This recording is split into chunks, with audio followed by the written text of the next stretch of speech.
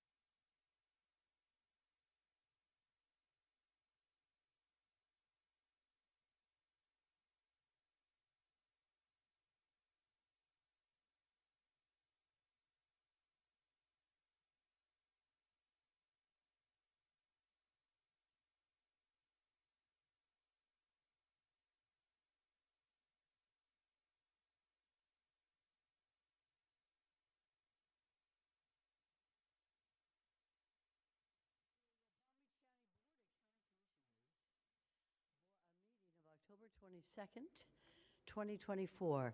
If I could have the Madam Clerk do the roll, please. Commissioner Barnett. Here. Commissioner Baxter. Here. Commissioner Bernard. Here.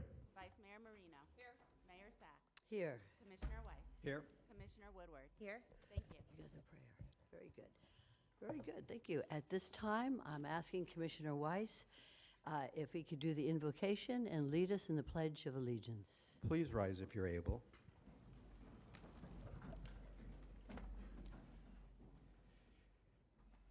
Dear God, we are thankful for this day that you have given us, for its blessings, its opportunities, its challenges.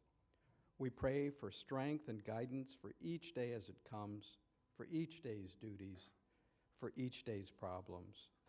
May we be challenged to give our best always, and may we be assured of your presence with us.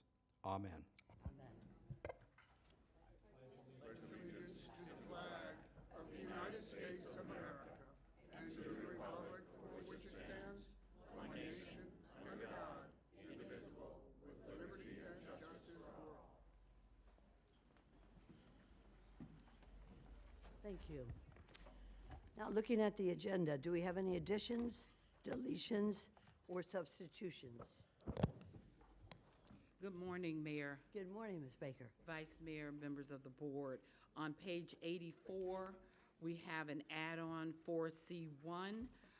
This particular one is the county's living wage ordinance, and it's being revised to provide for the definition of a number of things and also to bring us in line with the most recently passed legislation. In addition, on page 93, we have 5C2, revised motion, and staff recommends the motion to approve, authorize, dealing with Vanderbilt University. On page 98, we also have a resolution asking the board for temporary waiver of building permit fees. That concludes our additions, deletions, and substitutions. Very good. Thank you so much. If I could have an adoption of the agenda as, thank you, I have a first and I have a second. All those for, anybody opposed? See that it passes unanimously, 7-0. Now, looking at the consent agenda, starts on page 12 and goes to 81. Does any commissioner wish to pull anything from the consent agenda at this time? Vice Mayor Marino, you're recognized. I would like to pull item 3G2 from the consent agenda, please. Very good. Any other commissioner like to pull anything from the consent agenda at this time? Very good. The mayor would like to pull 3E9 and 3E10 from the consent agenda. And I would like to reorder the agenda at this time to reflect that 5C2 will be called first on the regular agenda. Now we're going to move on to public hearings. Mayor, Yes, can I get the motion to adopt the consent agenda as amended? very good. That's a good idea. Let's have, is there a first to approve it? Very good. Commissioner Baxter, and a second by Commissioner Barnett. Are those for? Anybody opposed? See that it passes unanimously, 7-0. Now we're going to move on to the public hearings, which are on page. Mayor, did you do the motion for the reorder? No, I did not. Okay, but that's let's a do good that idea next. also. Let's have the motion. I'm going to have Commissioner Baxter first, and a second by Commissioner Weiss to approve the reorder of the agenda. If I have any opposition, otherwise everybody is for it. See that it passes unanimously, 7-0. Very good. Now, we're going to move on. Mayor, Yes. did you indicate that you're doing the pulled items on the regular agenda? Correct. Okay. Okay, very good. So now we're going to go on to the public hearings on page 82. If we could all refer to that at this time. Okay. Looking at 4A1, Facilities Development and Operations. Does anybody wish to have a staff report at this time? Madam Mayor, Or can I should- make yes. make a motion to receive and file proof of publication? Very good. Have a second. All those for, anybody opposed? See that it passes unanimously, 7-0. Mayor, could I have the second on that stated for the record, It please? was Commissioner Weiss. Very good. We have to get you a higher seat. Not easy to see everybody. Okay, and that would include 4A, 1, and 4B1. If I could, do we need to have a staff report on this at this time? I think would be included. Very good. Okay. And that would also include 4A1. Now we're on 4B1. No, we have to do 4A1. We did. When do we do? We haven't. Okay. If I could have a staff report then on 4. Commissioner Baxter. Sorry, Mayor. Didn't you wanted to put 5C2 first? Yes, but we're on public hearing right now. And That's then for you the want to do agenda. for the regular agenda? It's a reorder of the agenda. Okay. So we're going back to 4A1. I believe that we already approved this, but no? Okay. No, we did not approve it. Okay, so we're going to have a discussion on it at this time. Ms. Baker?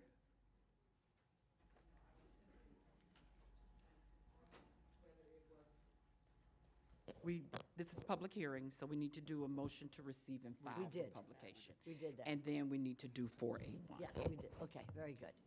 Good morning. I have some lights on. Ms. Baker, you've spoken. Vice Mayor Marino, have you spoken, or would you like to speak? I just have a question. We pulled three items from consent, and when do you plan to? At the end of the agenda. That's why we reordered the agenda. Well, we reordered because you pulled something forward. You didn't, normally when we pull items from consent, we hear them right after we. That's correct. That's So correct. we're not doing that today. No, it's not. It's Okay. correct. Okay, moving right along. If we could have, is it me? You go right ahead. Good morning, Mayor, Vice Mayor, Morning. and Commissioners. It's Samia Jala, Director of Facilities Development and Operations.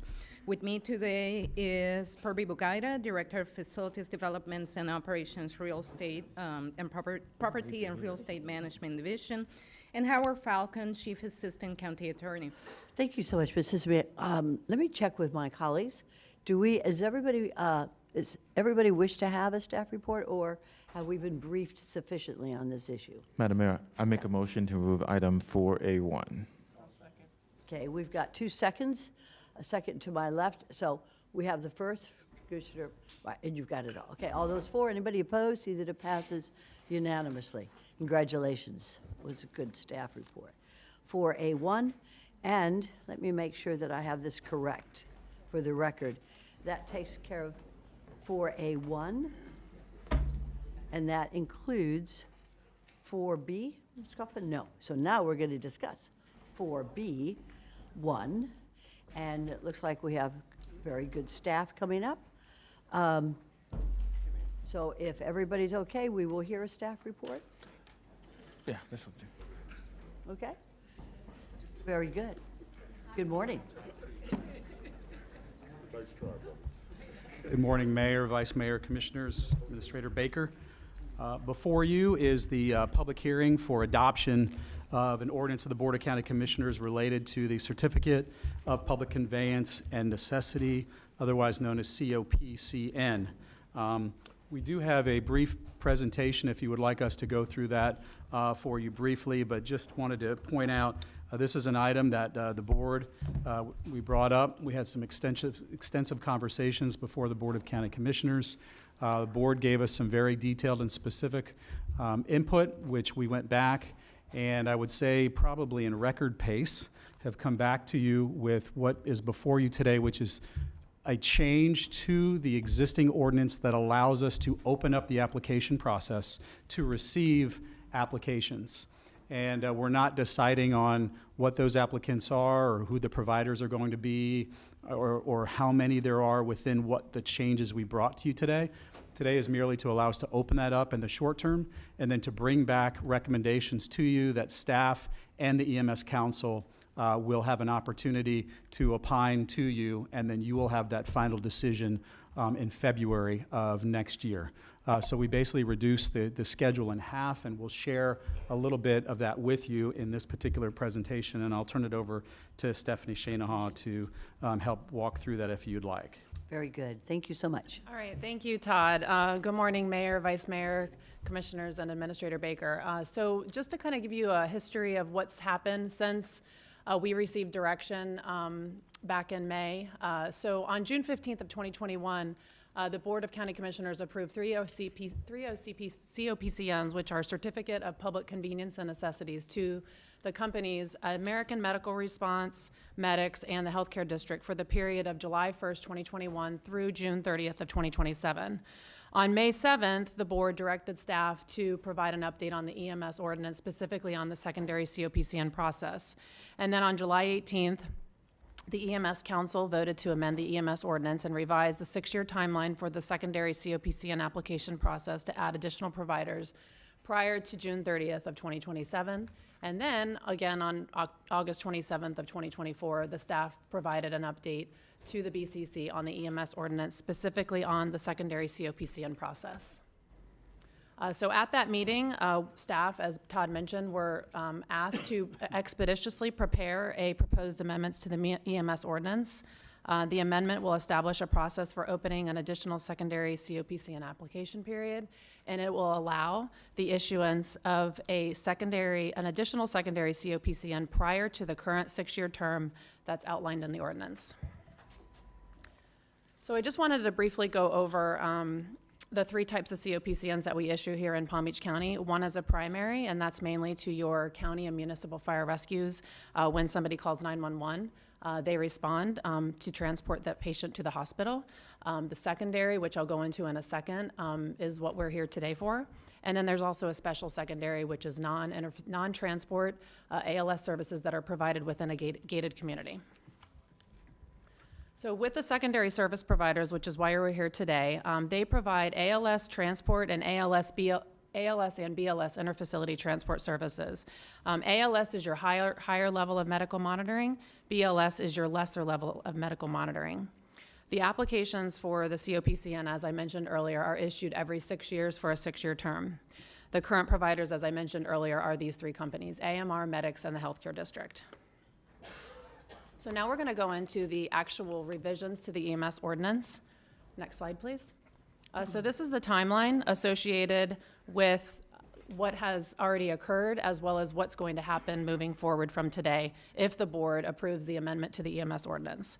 So on September 19th, the EMS ordinance was reviewed by the EMS Council. Then it was also reviewed and approved by the League of Cities.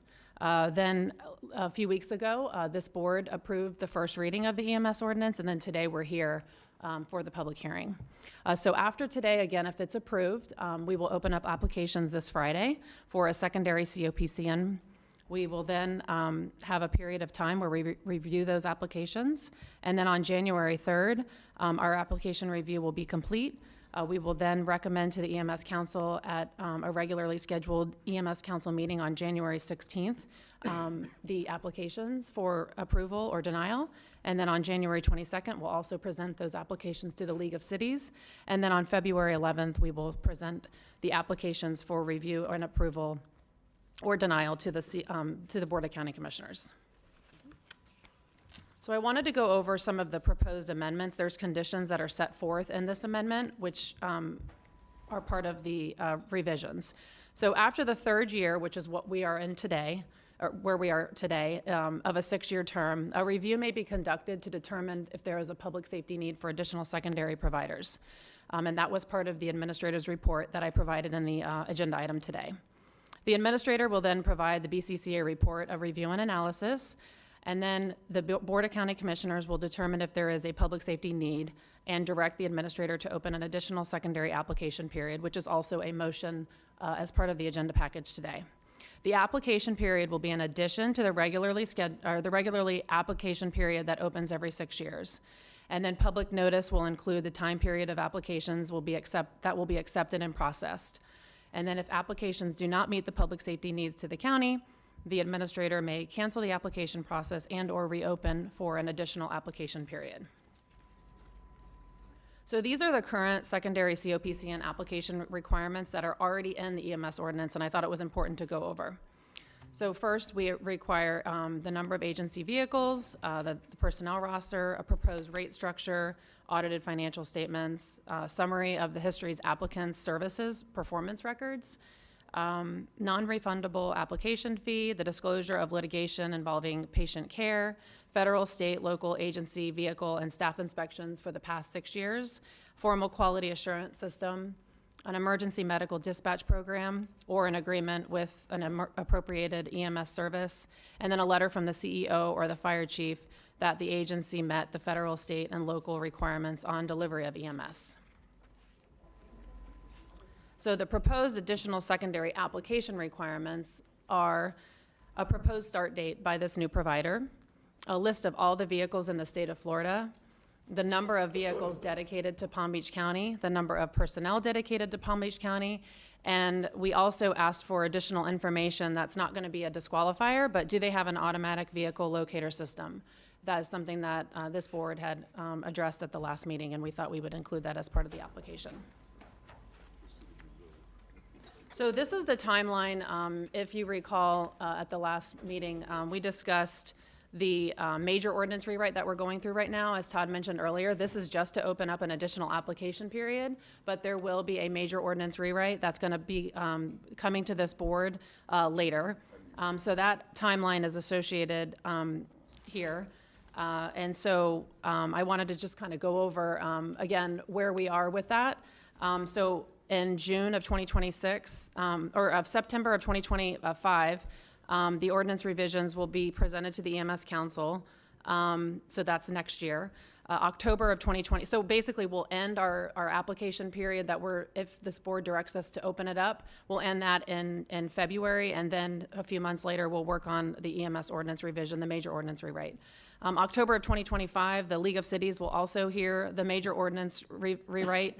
In November of 2025, we'll then brief the board on these changes. We'll then have a first reading in December of 2025, and then we'll take it to the board as a public hearing in January of 2026. And then, as part of the 6-year timeline, we'll then open up those applications again in June of 2026. That's for the AMR, Medics, and Healthcare District. Those applications, or those COPCNs will expire, and they'll have to reapply again. So that process is outlined here. And then so there's dates associated with that. I don't need to go into too much detail, but those will be awarded January of 2027. The board will approve new COPCNs. And just to be clear, any applications that are approved by the board under the new ordinance that we're bringing forward to you would also have to go under this same application and review period on the expiration of the existing ones that we have as well. So they will all line up to the 6 years going forward at that time as well. Thank you, Todd. Very good. So this slide just shows that the EMS Council and the League of Cities unanimously recommended approval of the EMS ordinance revisions that you're seeing today. And with that, that concludes my presentation. I'd be more than happy to answer any questions. Okay, very good. We have a couple of questions. I'm going to start with Vice Mayor Marino. Obviously, this was personal. Hate it when that happens, but I do appreciate you taking the time to do this. I do also want to make it clear that this is only, what we're doing today is only for a 3-year period. And so whatever we do today will still, in 3 years from now, have a more grand process. Correct.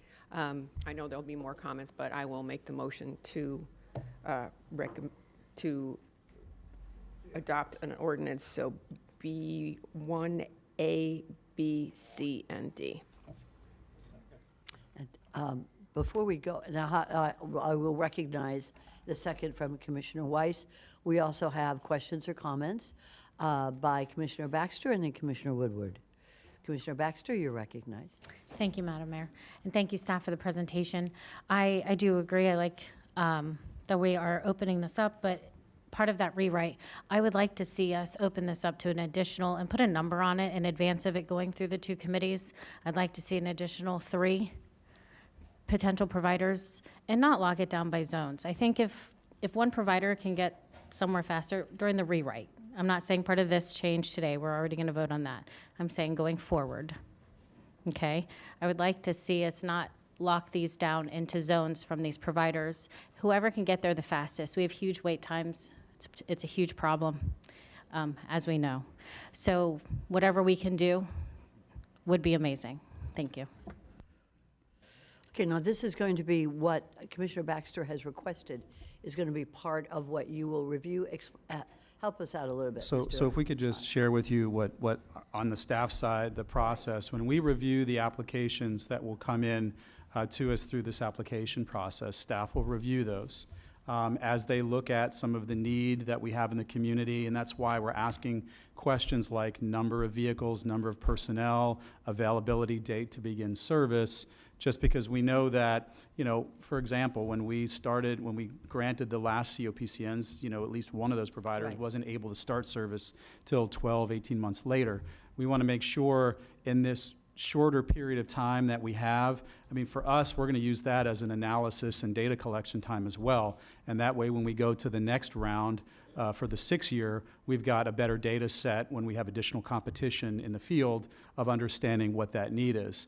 I think, you know, we haven't specifically set a number of applications that we'll bring back just because we don't know how many we're going to get in. We might get 1, we may get 2, we may get 10.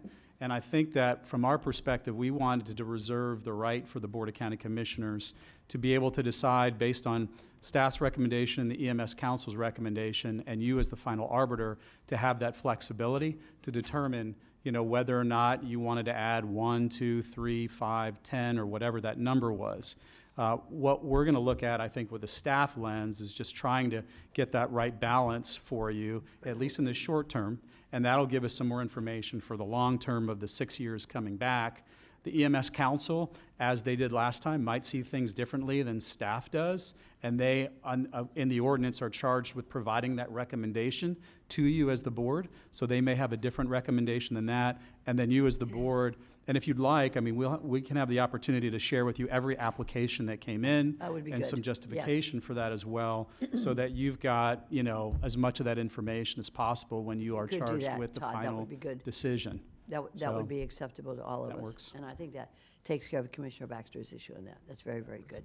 Thank you. Commissioner Woodward, you're recognized. Thank you, Mayor. Yes, I agree with the process that you have at this point for the applications because we're moving this very quickly. I just wanted to clarify on the ordinance revision. You have on here September 2025. It goes to the EMS Council, then the League of Cities, and the BCC. Will there be an opportunity for us to workshop before it gets to the September of next year? Because I know many of us have a lot of opinions on the future ordinance, and I would appreciate us being able to workshop that before it even goes to the EMS Council. We can definitely add that in, yes. Okay, thank you. Very good. Thank you, Commissioner Woodward. Commissioner Weiss. Yeah, just quickly, because I just want to make sure I'm clear. Do we have zones today? No. Was there a plan to create zones? No, and we did look at that as we were reviewing a number of different issues, and particularly on the long-term one, but that's not a plan that we have. So to Commissioner Baxter's point, she's correct. That's something that we've opined as well and agree with her on that. Okay, thanks. I think we had zones years ago, possibly. And so this is always a conversation that we can put in the mix, and I'm glad we've added that. All right, we have a first, we have a second. I think we're ready for the vote unless there's any other issues or questions or comments. So I am going to take, and you have the first and the second. All those for, anybody opposed? See that it passes unanimously, 7-0. Very good. Thank you Thank very you very much. much for that Thank you. excellent presentation.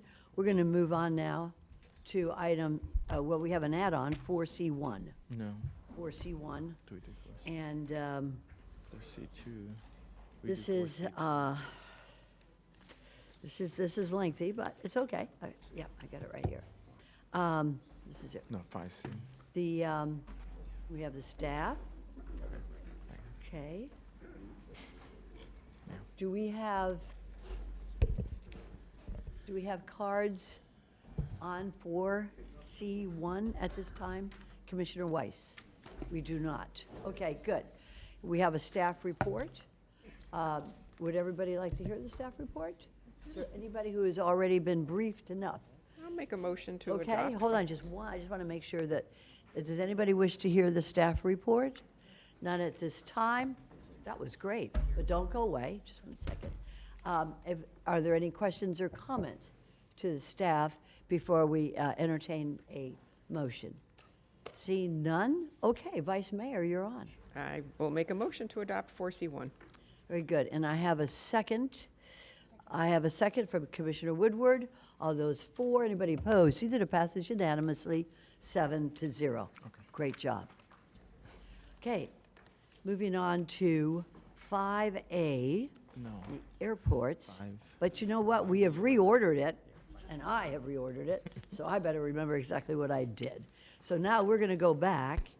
Let me find, it's Vanderbilt, by the way, in case you were wondering, but let me find the number for the record. Madam Mayor, do you Yes. want to do the ones we pulled from consent before we do 5C1, No, I think or I'd you want rather to do go them right first? on to Vanderbilt. Vanderbilt and first? That's how All we right. did the reorder. If you have the number for me, 5C2, faster than Madam. I can. 5C2, Madam Mayor. I'm sorry, say it again. 5C2. 5C2. Yes. 93. Very good. Here it is. 5C2. All right. And that is, let's make sure. Ms.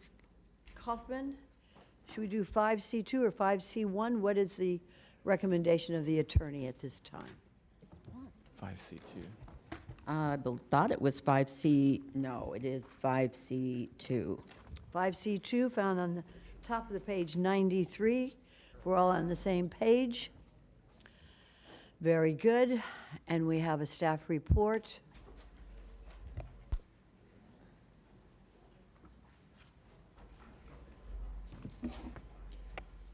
Yes, we do, and we will. Good morning, Isami. Good morning, my Morning, apologies. We were dealing with Quite some all right. logistics. That's quite all right. You got it? Can you click to Herbie? Okay, good morning officially again. Mayor, Vice Mayor, and Commissioners. It's Samia Jala, Director for Facilities Development and Operations and Assistant County Administrator. With me today is Purvi Bugaida, Director of FDO's Property and Real Estate Management Division, and Howard Falcon, Chief Assistant County Attorney. This item relates to the development and conveyance agreement with Vanderbilt Education Florida, LLC. Allow us first to provide you some background, and I'm going to try to do this as expeditiously as possible because we have some ground to cover. On July 17, 2024, this board directed staff to meet with Vanderbilt University representatives and to coordinate a presentation with them to be given during the August 20th, 2024 BCC board regular meeting. Staff met with Vanderbilt representatives on July 24, 2024, and coordinated the presentation as directed. That presentation took place on August 20th, 2024, and they brought to this board a presentation titled Vanderbilt in Palm Beach County, as supported by an economic impact study entitled The Potential Economic Impact of Vanderbilt University in West Palm Beach. Following the presentation by Vanderbilt and discussion by the board, staff was directed to negotiate the potential conveyance of the properties, which are the county real estate holdings on an area that is commonly referred to as Government Hill. And that conveyance was to be, or is to be, meant for the planning, development, design, permitting, construction, operation, and maintenance of an educational campus to be developed by Vanderbilt. And the idea was to be able to bring to this board a final agreement to be considered during the August 8, 2024 meeting. In negotiating the agreement with Vanderbilt, the board directed staff to use as a base document the agreement previously prepared for a similar purpose with the University of Florida. And we were further directed to provide the board a report on September 17. We sent our first draft to Vanderbilt on August 29, and following board direction, we tried to align with the University of Florida agreement. However, there were three key differences that guided our drafting process. Number one, the inherent differences between University of Florida and Vanderbilt. The former is public, the later is private. The statutory provisions controlling the corresponding agreements, it will be Florida Statute Section 12538 for University of Florida, public entity, and Florida Statutes 125045 for Vanderbilt. And lastly, the direction provided by the board during the August 20th meeting.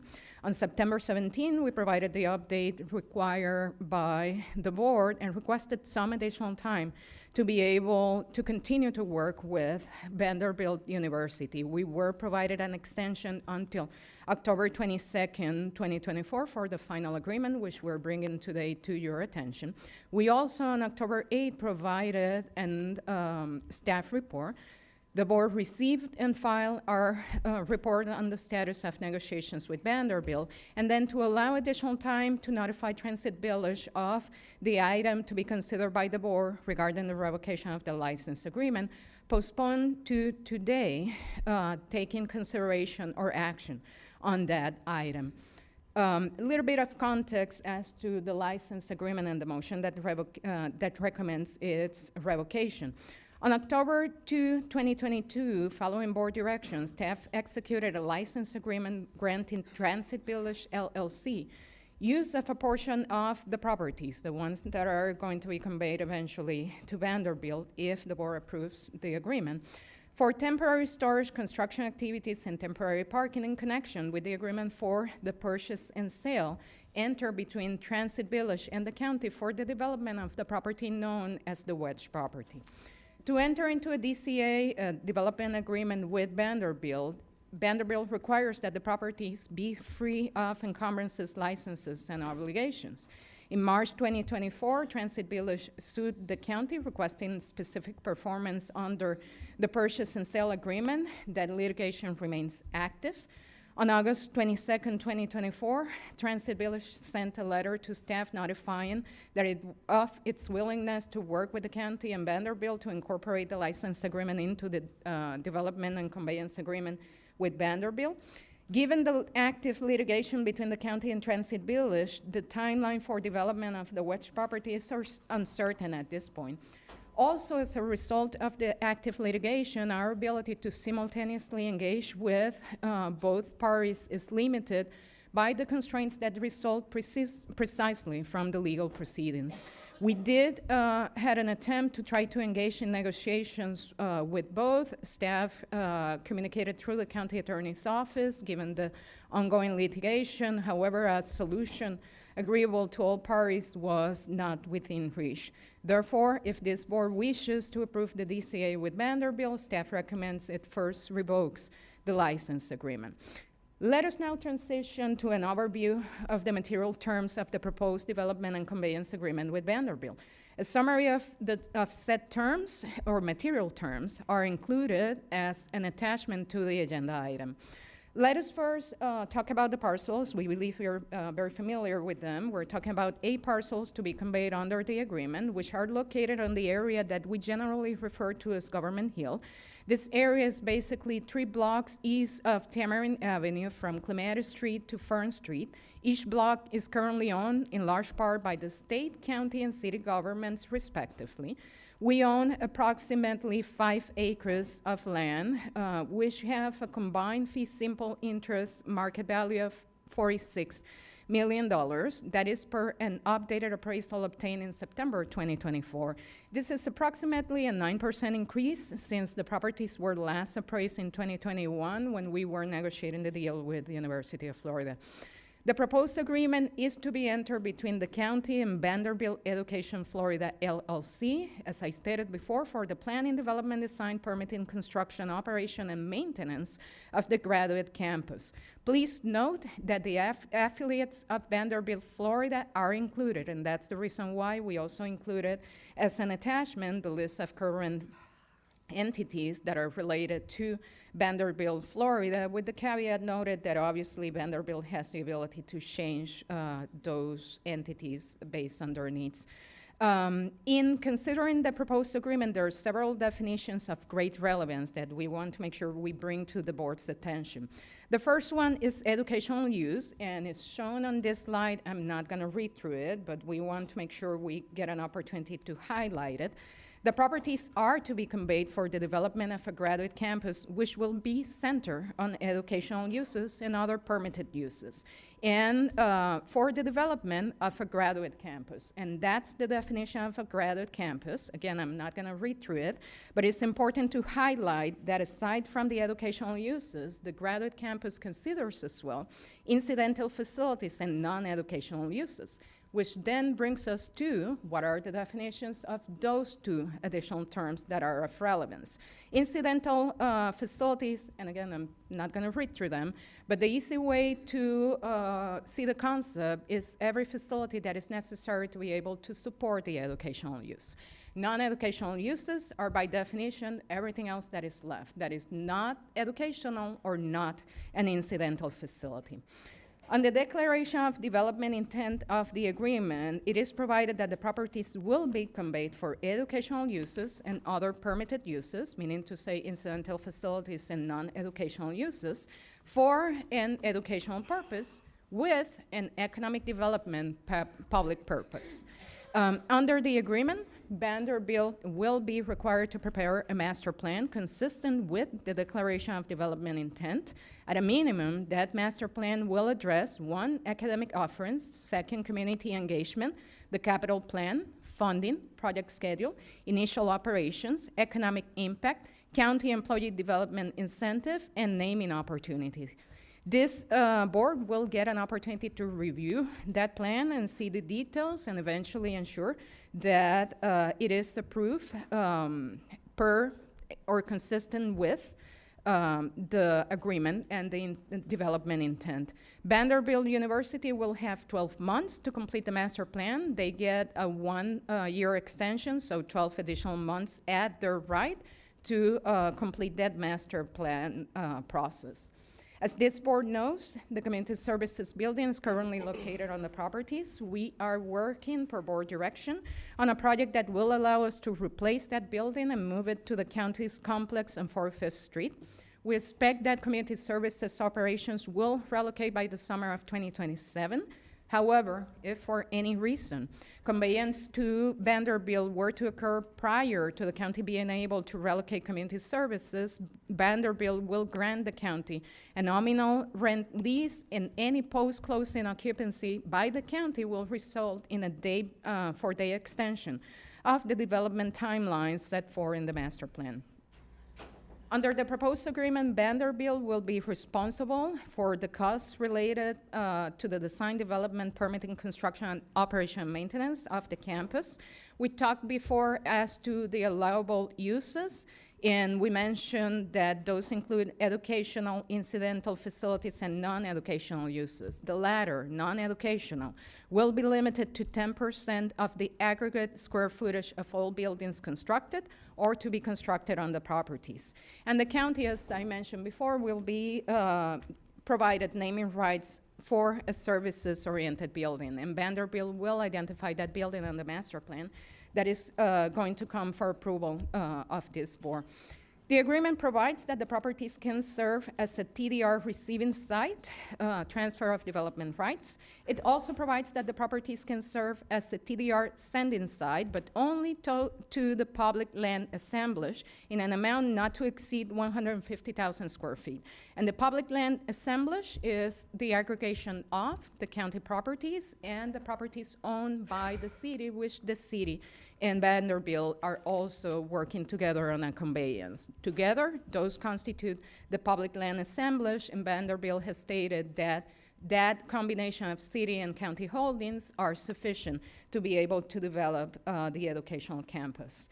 Transit operations were a material consideration given the county's presence in the downtown area. Therefore, the agreement provides that Vanderbilt will implement a series of programs as detailed in the DCA towards the goal of reducing single occupant trips. As it relates to housing on the graduate campus, it will be limited to students, faculty, staff, and or employees of Vanderbilt, Florida, its affiliates, or any other higher educational institutions located in Palm Beach County. Travel and leisure facilities will not be allowed, neither will be outpatient, public-facing medical facilities. Vanderbilt, Florida will be required to obtain approval from the county, meaning this board, in the event that its development activities towards the construction of the graduate campus exceed the maximum development potential, inclusive of TDR receiving potential as detailed in the agreement. Under the agreement, Vanderbilt will have the right to pursue, at its cost, the abandonment of the alley that bisects the properties and of Avernia Street between Sapodilla Avenue and Tamarind Avenue.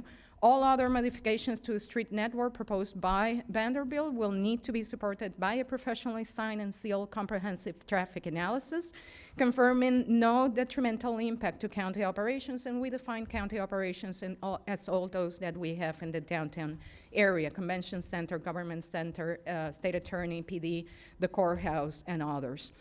Although the county shall have the right, I shall say, as it relates to those modifications, to oppose the proposed modifications if they were to impact county operations.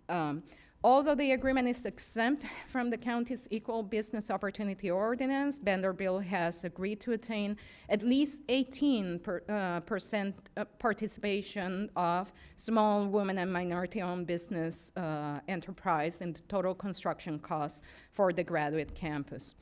Vanderbilt may seek to enter into development partnerships to construct all portions of the graduate campus. I should say that this concept is similar to the public and private partnership that we had under University of Florida. There it was called P3, Vanderbilt being private is called development partnerships. But at the base level, it's exactly or a very similar concept. Vanderbilt will have 4 years from the effective date of the agreement to obtain the required permits and approvals to commence construction of Phase 1 of the campus. Phase 1 is defined as the first-in-time portion of construction on the campus that shall entail at least 100,000 square feet of construction. And that construction process needs to start by year 5 after the agreement is approved, if so the board wishes to approve. Regarding conveyance of the properties, the same will be done at no cost to Vanderbilt, Florida. The county will release mineral rights interests in the properties and the city's holdings. Vanderbilt will be responsible for the cost of conducting due diligence to satisfy itself as to the condition of the properties.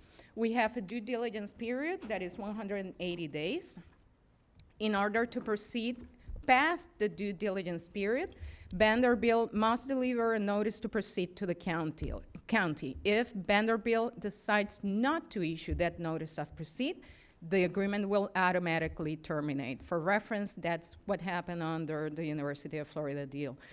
The properties will be subject to several restrictions that will constitute a covenant running with the land. A use restriction indicating that the properties shall be used for educational uses in the form of the graduate campus and other permitted uses under the agreement. County approval will be required if Vanderbilt desires to lease the properties to another educational organization not affiliated with Vanderbilt, Florida.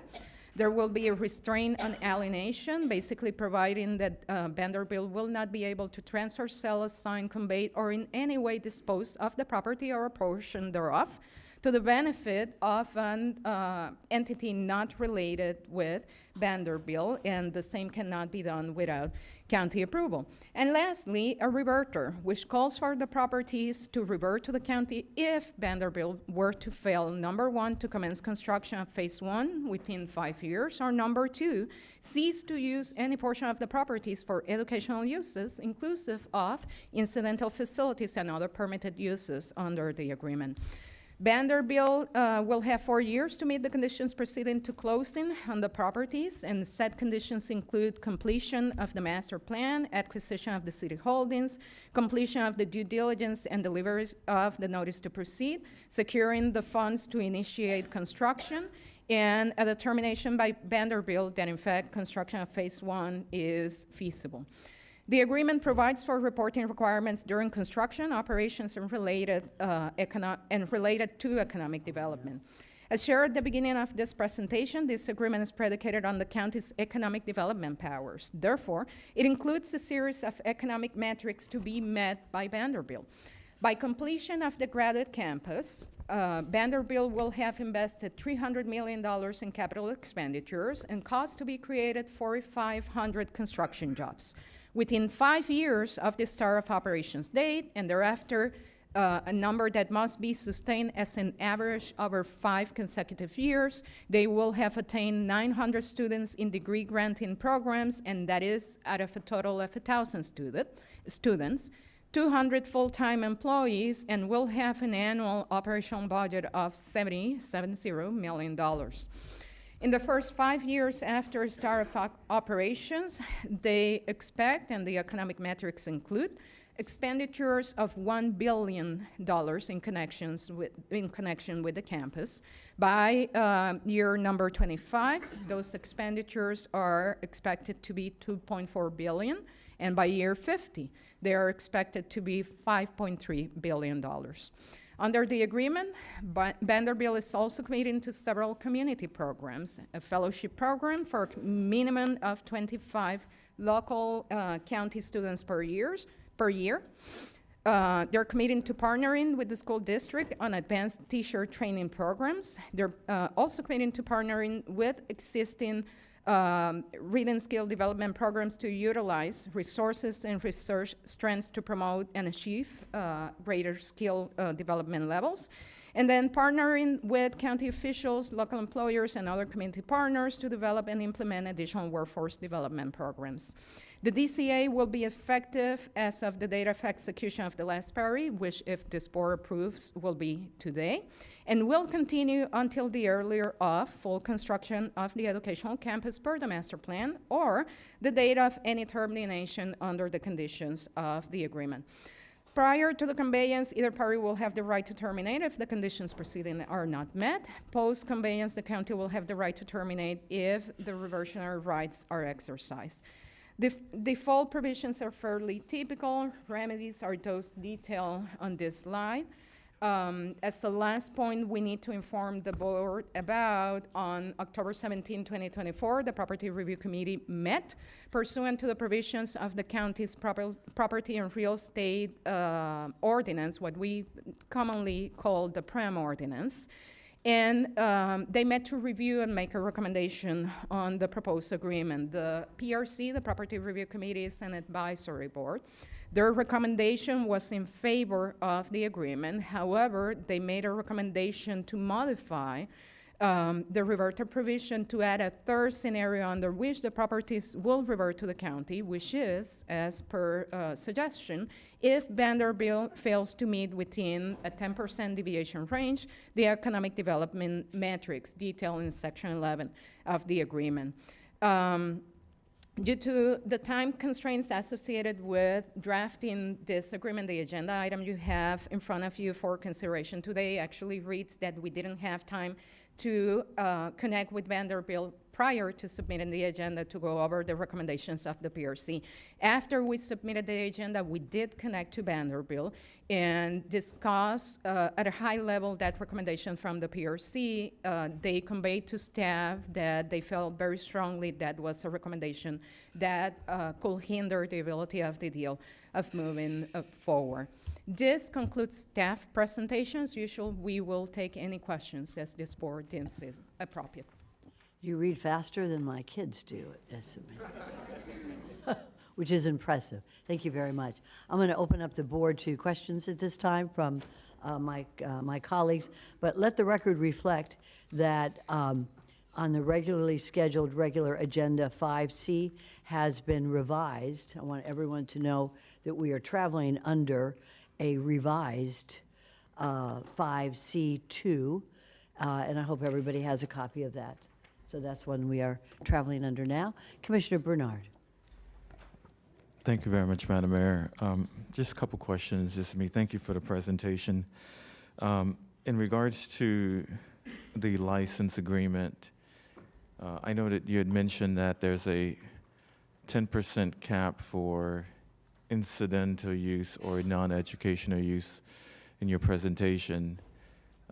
If we've revoked the licensing agreement and Vanderbilt enters into a licensing agreement with Transit Village, would the 10% cap be violated by them agreeing to enter into that future licensing agreement? We will need to agree to language with Vanderbilt University to make it very, very clear that that proposed use is a non-educational use and shall be temporary in nature. That will be staff's recommendation to make sure that it doesn't count against the 10%, but at the same time that it doesn't become a permanent use in the campus. So if we're making a motion today, can we, I guess I'll ask the county attorney's office, can we include it in our motion that if they enter into a licensing agreement that the county has reviewed, that wouldn't violate the 10% incidental use and non-educational use? Can we do that as a board today? Certainly, that's something we were discussing with them, and we were prepared to do. How to handle that today, I'm not quite sure about. I mean, we'd really need to include language in the document itself in order to do it. And we were prepared to do that. We were discussing it with them. We just ran out of time, and we couldn't get it all together in time, unfortunately. Would you? I also have Commissioner Weiss who may want to opine on that. Could we leave that question open for now as we further discuss this? Thank you. I've got a couple more questions. Oh, of course you can. Go right ahead. Isabel, you had mentioned there's a plan for the community services to move to that future location on 45th Street in the summer of 2027. Can you provide us just a brief update on the status of the community services building? Yes, we certainly, Commissioner. We are fully engaged in design process. We have already initiated the permitting process. This board approved a contract with the construction manager. So that's where our timeline is coming from. We certainly are hoping for a smooth permitting process throughout, which will allow us then to move to the CMR, the construction manager at risk, bidding the trades and starting construction. Our goal is to be in operations, complete construction, spring of 2027, which then allowing for our colleagues from community services to move into the new building brings us to summer 2027, which is what is included in the agreement. But do we need some approvals from the city of West Palm Beach as we're moving along with? That is the case. They are the permitting authority. Well, we have the mayor here, so Mayor, if you can. So we We want to put definitely. him on the spot, Commissioner Bernard, but I think, was your question answered Yes, it sufficiently is. So, without pulling up? just one more question. Okay, Just you go one more right ahead. question. However, stay tuned over there, first row. Another question, you had mentioned the maximum development potential. Can you kind of like go over that real quick for me, if you don't mind, please? Certainly. Going back to the University of Florida agreement, which the board directed us to model this agreement after, that agreement had a provision that stated that the sites could not, meaning the properties, could not be used as a sending or receiving site for transfer of development rights. When we were engaged in negotiations with Vanderbilt, their representatives stated that they wanted flexibility and they wanted the ability to receive and to send TDRs to make sure that they could, to quote them to a point, provide the county the best campus that it could receive. We had direction from the board to try to reach an agreement in all areas possible, so we proposed a compromise. County staff proposed a compromise, and that compromise was to allow Vanderbilt University to receive TDRs on the properties, county properties, and without restrictions. So if you need to bring additional development capacity, do so. But as it relates to sending TDRs, we recommended putting a cap on the TDRs, on the amount they could transfer if they intended in the future to pursue any type of transfer or turning the properties into a sending site. That cap is 150,000 square feet based on the agreement. And then we tied that to the reverter clause. So we actually added language in the reverter clause that basically reads, Vanderbilt University is allowed to transfer up to 150,000 square feet of development rights only to public land assemblage. So only to properties within, which were before owned by either the city or the county. And if Vanderbilt decides to transfer, they are required to keep a log of every TDR that was transferred. If reversionary rights down the road, we hope never, but if reversionary rights were to be activated and triggered, then Vanderbilt will need to compensate the county for the amount of TDRs that were transferred. In a nutshell, that's what the agreement provides. Okay, just one real quick follow-up, right Madam ahead, Mayor. go ahead. And you had mentioned that this still is not really subject to the equal business opportunity. And however, you mentioned that as part of the agreement, Vanderbilt's agreed to an 18% small and minority business. Is that correct? That is correct. That clause mirrors with, at their request, what they had agreed to with the city. Please keep in mind that the campus extends or will extend over county and city holdings. So our colleagues from Vanderbilt throughout our exchanges had a request to, where possible, try to align the two. Okay, and so- in this Good. case, Okay, they good. asked for that. Perfect. Thank you very much, Madam Mayor. Very good. Good questions. Okay. I believe that Commissioner Baxter and then Commissioner Weiss. Thank you, Madam Mayor. I just wanted to thank staff for putting this all together. And I've recently received, and I don't like being blindsided last minute, so I'll say with that, the add delete. Could you go over this real quick? I guess the Property Review Committee that added or is trying to add a reverter clause. Would you explain that a little bit? So let me first address the add delete. Due to the limited time that we had to put this item together, the meeting of the PRC was scheduled for October 17. And we had to schedule it on October 17 because it was not until October 16 that we finalized the agreement. So we were moving along the way as fast as we could. Meeting took place on 17, and then we submitted a revised agenda item. That is just for context as to the timeline. The PRC is an advisory board. It's an advisory board that was created by this Board of County Commissioners via ordinance in 2009-2010. They met on last Thursday, on the 17th.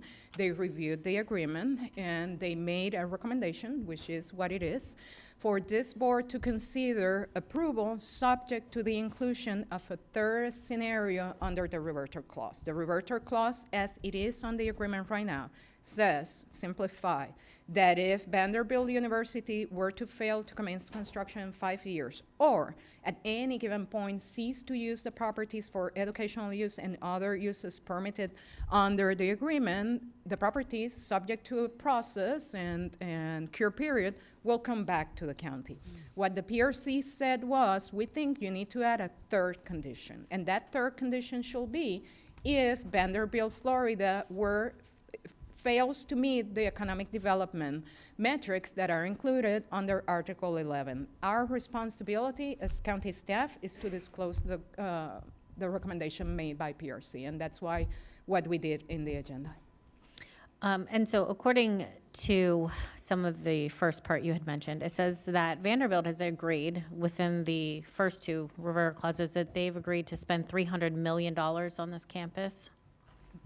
The metrics provide under the agreement that they, by the end of construction of the campus, will have spent $300 million in capital improvements. And after 5 year after completion of the graduate campus, they've agreed to, it would be at $1 billion expended by Vanderbilt? Indirect expenditures, so that actually measures, I'm gonna call it, I am not an economist, but the ripple effect of the investment throughout the community. And then after 25 years, 2.4 billion? That's, yes, And after 50 years, it would be 5.3 billion. yes. And on top of all of this money, they're guaranteed to have to spend, because it's part of a reverter clause. We're now wanting to ask them to add a third reverter clause? That was the recommendation from the PRC, to add a third scenario in the reverter clause. I think that's a bit of an overreach, but I would love to hear what my other colleagues think. Thank you, Commissioner Baxter. Commissioner Weiss. Thank you, Mayor. I just, following up on Commissioner Bernard's question, and I know you're sort of operating on the fly right now, Mr. Falcon, but in regards to this the license language and the use, the temporary use, is that something maybe we could add into the when they come back with their master plan? Would that be an appropriate time on when you could put that language in there?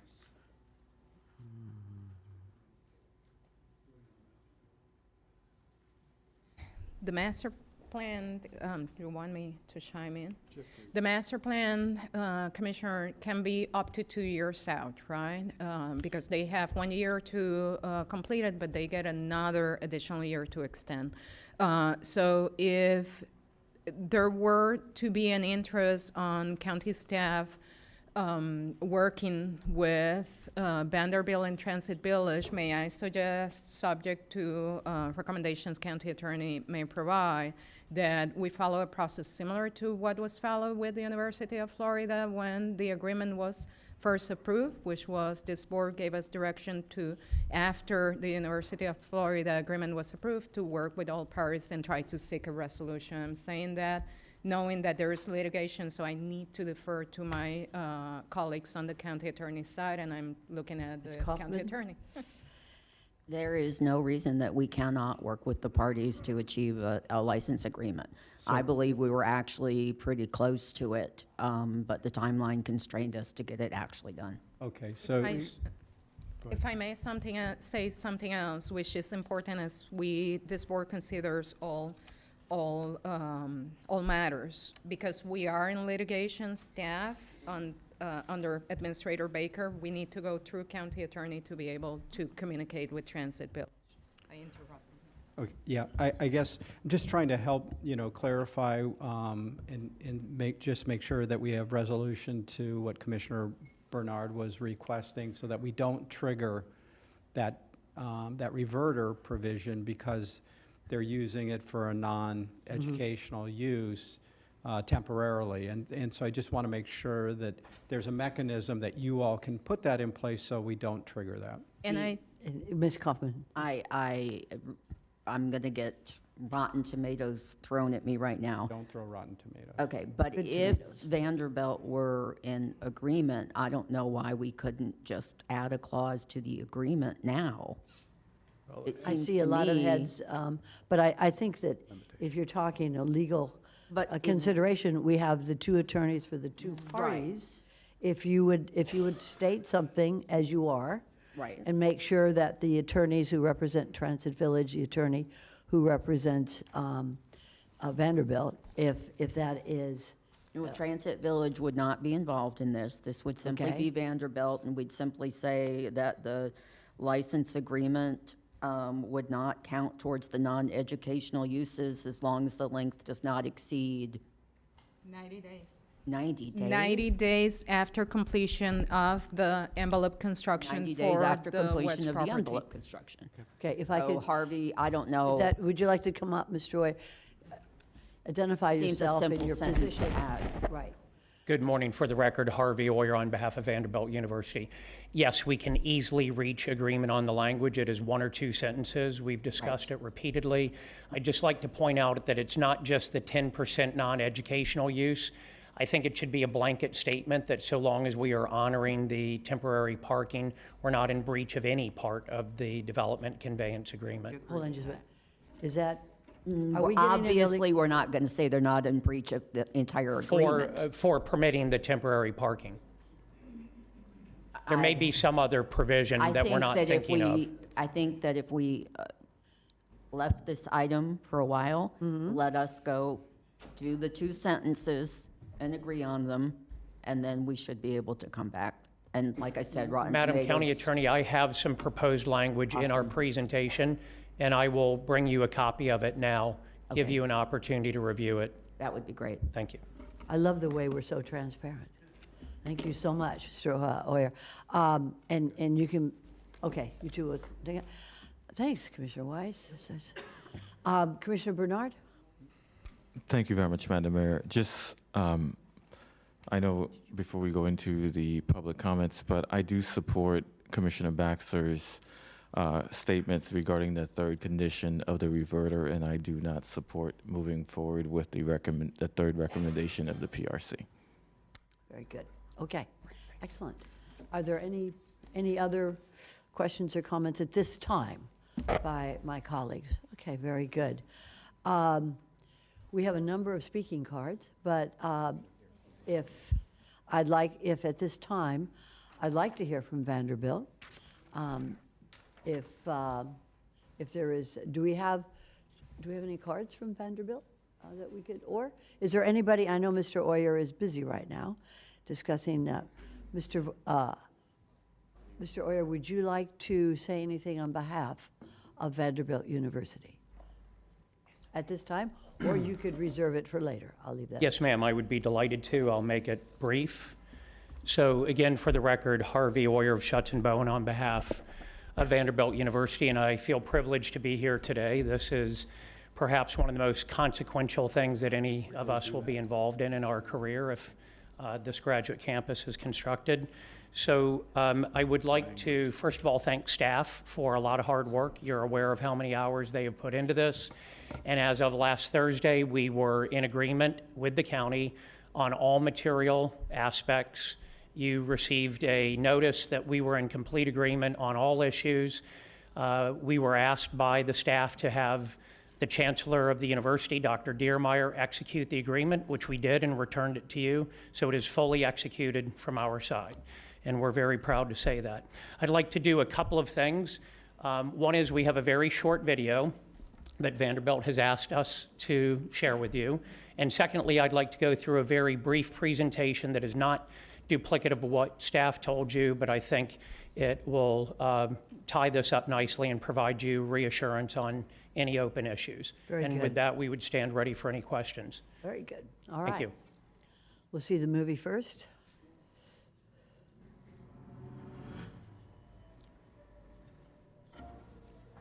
It has for 150 years. This bench has seen excellence in generations of colleagues because they all embrace one superpower: growth. Growth that transforms a setback into a spark of inspiration. Growth that finds the flame of curiosity in the blank canvas. Growth that allows us to approach the mic, to speak boldly into the mic, and of course, to drop the mic. Mic check. In the heart of Nashville's vibrant rhythm, we drop our own tune. And our symphony carries the song worldwide. So, what excellence will this bench see in the next 150 years? In the next 150 years? In the next 150 years? Only one way to find out.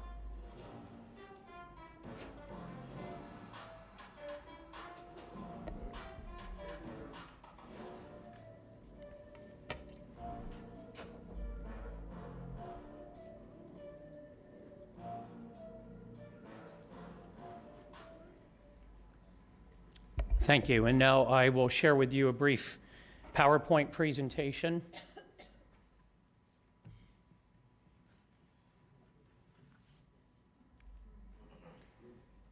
And most of these metrics you're aware of, but I'd like the record to reflect that we have the unique opportunity to invite one of the world's great research institutions to our community. They are the 10th ranked public or private university in the nation for research funding. They are the 6th highest university in the United States in commercializing their research and development, ranking ahead of both Stanford and MIT. And these are the programs they propose to bring to our community. Why is this important to everyone in this room and everyone in the county? Well, we do an outstanding job, as you know, recruiting and retaining businesses in Palm Beach County. But if we look forward into the future, ladies and gentlemen, the jobs of today are not the jobs of tomorrow. The rapid evolution that we see in technology, data analytics, quantum computing, artificial intelligence tells us that the jobs that we will have here 20 years from now for our children will look very different. Are we laying the appropriate infrastructure so that we can be competitive? And I don't mean competitive with Tampa and Fort Lauderdale. I mean competitive with Beijing and Taiwan. And in order to do that, we need to act proactively and affirmatively now, not wait until the world has changed. And I'm very proud of everyone in this room because you have all recognized that, acknowledged it, and are proactively engaging with Vanderbilt, instructing your staff. Your staff has been extraordinary. They've worked nights and weekends for 2 months to bring you an agreement today that allows all of us and our children and our grandchildren and generations in posterity to embrace this opportunity. It is truly a generational change for Palm Beach County. As I said at the outset, perhaps the most consequential thing that most of us will ever be involved in. And there is a reason we're doing it, not just because they're a great university, but because this lays the groundwork for our future, for our children's future. So all of those jobs that we are told will exist in 20 or 30 years, that is what Vanderbilt proposes to incorporate in their curriculum here as one of not only our nation's, but the world's top research universities. And if you look at the commonalities of great cities in the world, they all have multiple great universities. They all have an outstanding research university. It is the pipeline to attract people, smart people to your community, businesses to your community, and grow those businesses in your community. So let's briefly talk about the economic impact. This has been shared with you. You all have this, but the numbers are extraordinary. And I share this with you for a reason, because we are asking you to donate at no cost $46 million of taxpayer-owned land. And you, as responsible stewards, have challenged us, what is the return on investment to our taxpayers to contribute $46 million of land? And I want to briefly share what those are, both in one-time expenses and recurring annual benefit to our community. So in the middle, you see the spending from the university, which I'm going to go over in a minute, the faculty, the staff, the students, the visitors. But what's interesting is the ripple effect, which is hard to measure. But if you look at the great research universities in the world and the incubation of businesses and ideas, the commercialization of their research and development around them, it is an enormous ripple or echo effect, and that is what we are hoping to achieve here. So the actual hard construction costs are big numbers. Those have been shared with you. In fact, part of them are guaranteed in the agreement with you, so we are in default if we don't perform those. The ongoing operational expenses at a minimum of $70 million a year to operate the university are big numbers. The total economic impact, as Commissioner Baxter, I think, just went through, are really big numbers, bigger than any other use to which we could put this property. There is no other use that could go on your 5 acres that would ever have this type of economic impact.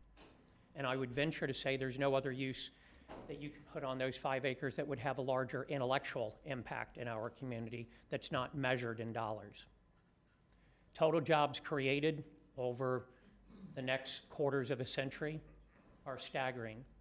In addition to the economic impacts, at your request, we have agreed to share a number of non-monetary benefits to our community, to our K through 12 children, our literacy programs, our workforce development, so that we are retraining all people for these jobs of the future, not just the master's and PhD level people that will take these jobs of the future, but the people that don't have that education that will need to pivot and learn new job skills. So we endeavor to teach all of them. Creating an urban lab here, similar to the one in Nashville, that is a number of academic disciplines that come together and mix them all up, and they generate incredible ideas, modeled very much after the Media Lab at MIT. A number of universities have undertaken this. You put a number of academic disciplines together and see how many new ideas they can germinate. There are regional benefits far beyond Palm Beach County. The talent attraction will bring the smartest people in our nation and our world to our community, which again is additive to us, to our intellectual capital. Our workforce development we've discussed. And now let me talk about the return on investment. Several of you challenged us, what is the return on investment to our taxpayers? So I've broken it down for you in 2 different slides. The first slide reflects the return on investment to the taxpayer of the guaranteed money that Vanderbilt has to spend out of their wallet in accordance with the agreement that you're about to vote on. So if we do not do what's on this slide, we are in default of the agreement with you. These are guaranteed dollars. A minimum of $300 million spent on capital improvements. We plan to spend more, but a guarantee of $300 million, which after we build the buildings, you've had a $5.50 return on your $1 of land investment. 5 years after we open, which is actually 10 years from today, Vanderbilt has agreed and is required to spend at least $1 billion out of their own pocket, which would give you an ROI of 21x in 10 years. Be the greatest investment Warren Buffett had ever made in his career. A 21x in 10 years is what is guaranteed to all of us. And you can see after 25 and 50 years, so these are the guarantees that if none of the ripple effect were to ever occur, none of the echo effect occurs, this is a guarantee to the taxpayers of Palm Beach County. Now let's look at if we applied what we mutually agree the expectations are for the long-term economic benefits to that same $46 million contribution. I won't read this to you, but you can go year by year and see what the returns are, and they are in the thousands of percentage points. In fact, in the tens of thousands of percentage points for 5 acres that other than an antiquated community services department that you were going to rebuild at some point in the future anyway, generates no taxes, no intellectual capital, no new jobs. So I think it is absolutely the best decision that you could make, and I commend you for doing this, to convert land that, while it has value, it can have so much more value by us working together. I would like to, that concludes the presentation, but since the issue came up, the proposed language, and hopefully I bought Denise enough time to review it, and it doesn't need to be identical to this, but something similar. We would like to be sure that if we were to accommodate Transit Village by granting them temporary parking so that your Palm-Tran bus drivers continue to have a place to park and the users of Tri-Rail continue to have a place to park, that we're not held in default of our agreement with you in an effort to try to assist the county and Transit Village in solving this problem. So we need language, something similar to this, and I agree with Denise, it's simple enough that we could vote on it today, if that's your prerogative. And the final part that I wanted to discuss with you Absolutely. is this PRC recommendation that occurred last Thursday that the staff didn't have time to incorporate because it literally was handed down an hour or two before I think your staff report went out. That would result in an absurd result. Let me share with you what that would be. The remedy of a reverter, if someday in the future we do not meet one of these projected economic goals. So let me take, for example, in year 25, we mutually hope that there will be at least a $7 billion impact. But under this reverter theory that was put forward by the PRC, if we were at $6 billion in year 25, you would be forced to exercise a reverter, tell 1,000 students to go home, fire 200 faculty, tell all the kids from underprivileged neighborhoods that are in the Vanderbilt Fellows Program that they're out of the program, and get the keys back to a university that you've never wanted to own. Just to make it more complicated, you would actually have to pay us because there is a depreciated buyout of the improvements. That is a crazy remedy, ladies and gentlemen. You have a whole lot of remedies available to you in this agreement. Your staff did an excellent job of negotiating it. You have every remedy available at law and equity.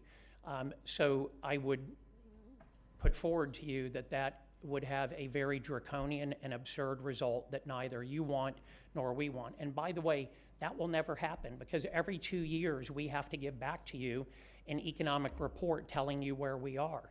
And at 10 years, we have to do a complete look back. And should we have not lived up to or exceeded those economic goals, we are required to work with you to figure out why we are not doing that and change and do something differently. So there is a constant feedback loop already incorporated into this agreement. So we'll never get to that point, but I would submit to you that that is a really bad idea. The reverter is an extraordinary remedy, and you have it already in the 2 instances if we fail to build and if we fail to be an institution of higher education. So with that, Madam Mayor and Commissioners, thank you for the opportunity to present. We stand ready for your questions, and I am joined by a host of community leaders and the entire Vanderbilt team, should you have questions for them. Very good. Since this is such a substantial contract, I'd like to ask my colleagues if anybody here has a question to Mr. Oyer at this time, knowing that you can always bring it up later. Commissioner Weiss. Thank you, Mayor. Thank you, Mr. Oyer. Appreciate your presentation, all you've done. One of the items in the contract has to do, and that is, I want to say it's item 11.3.2C, page 29 of our item. And that has to do with the Urban Lab and your willingness to help provide research and consulting to community partners and so forth, which I know you all do an excellent job in Nashville.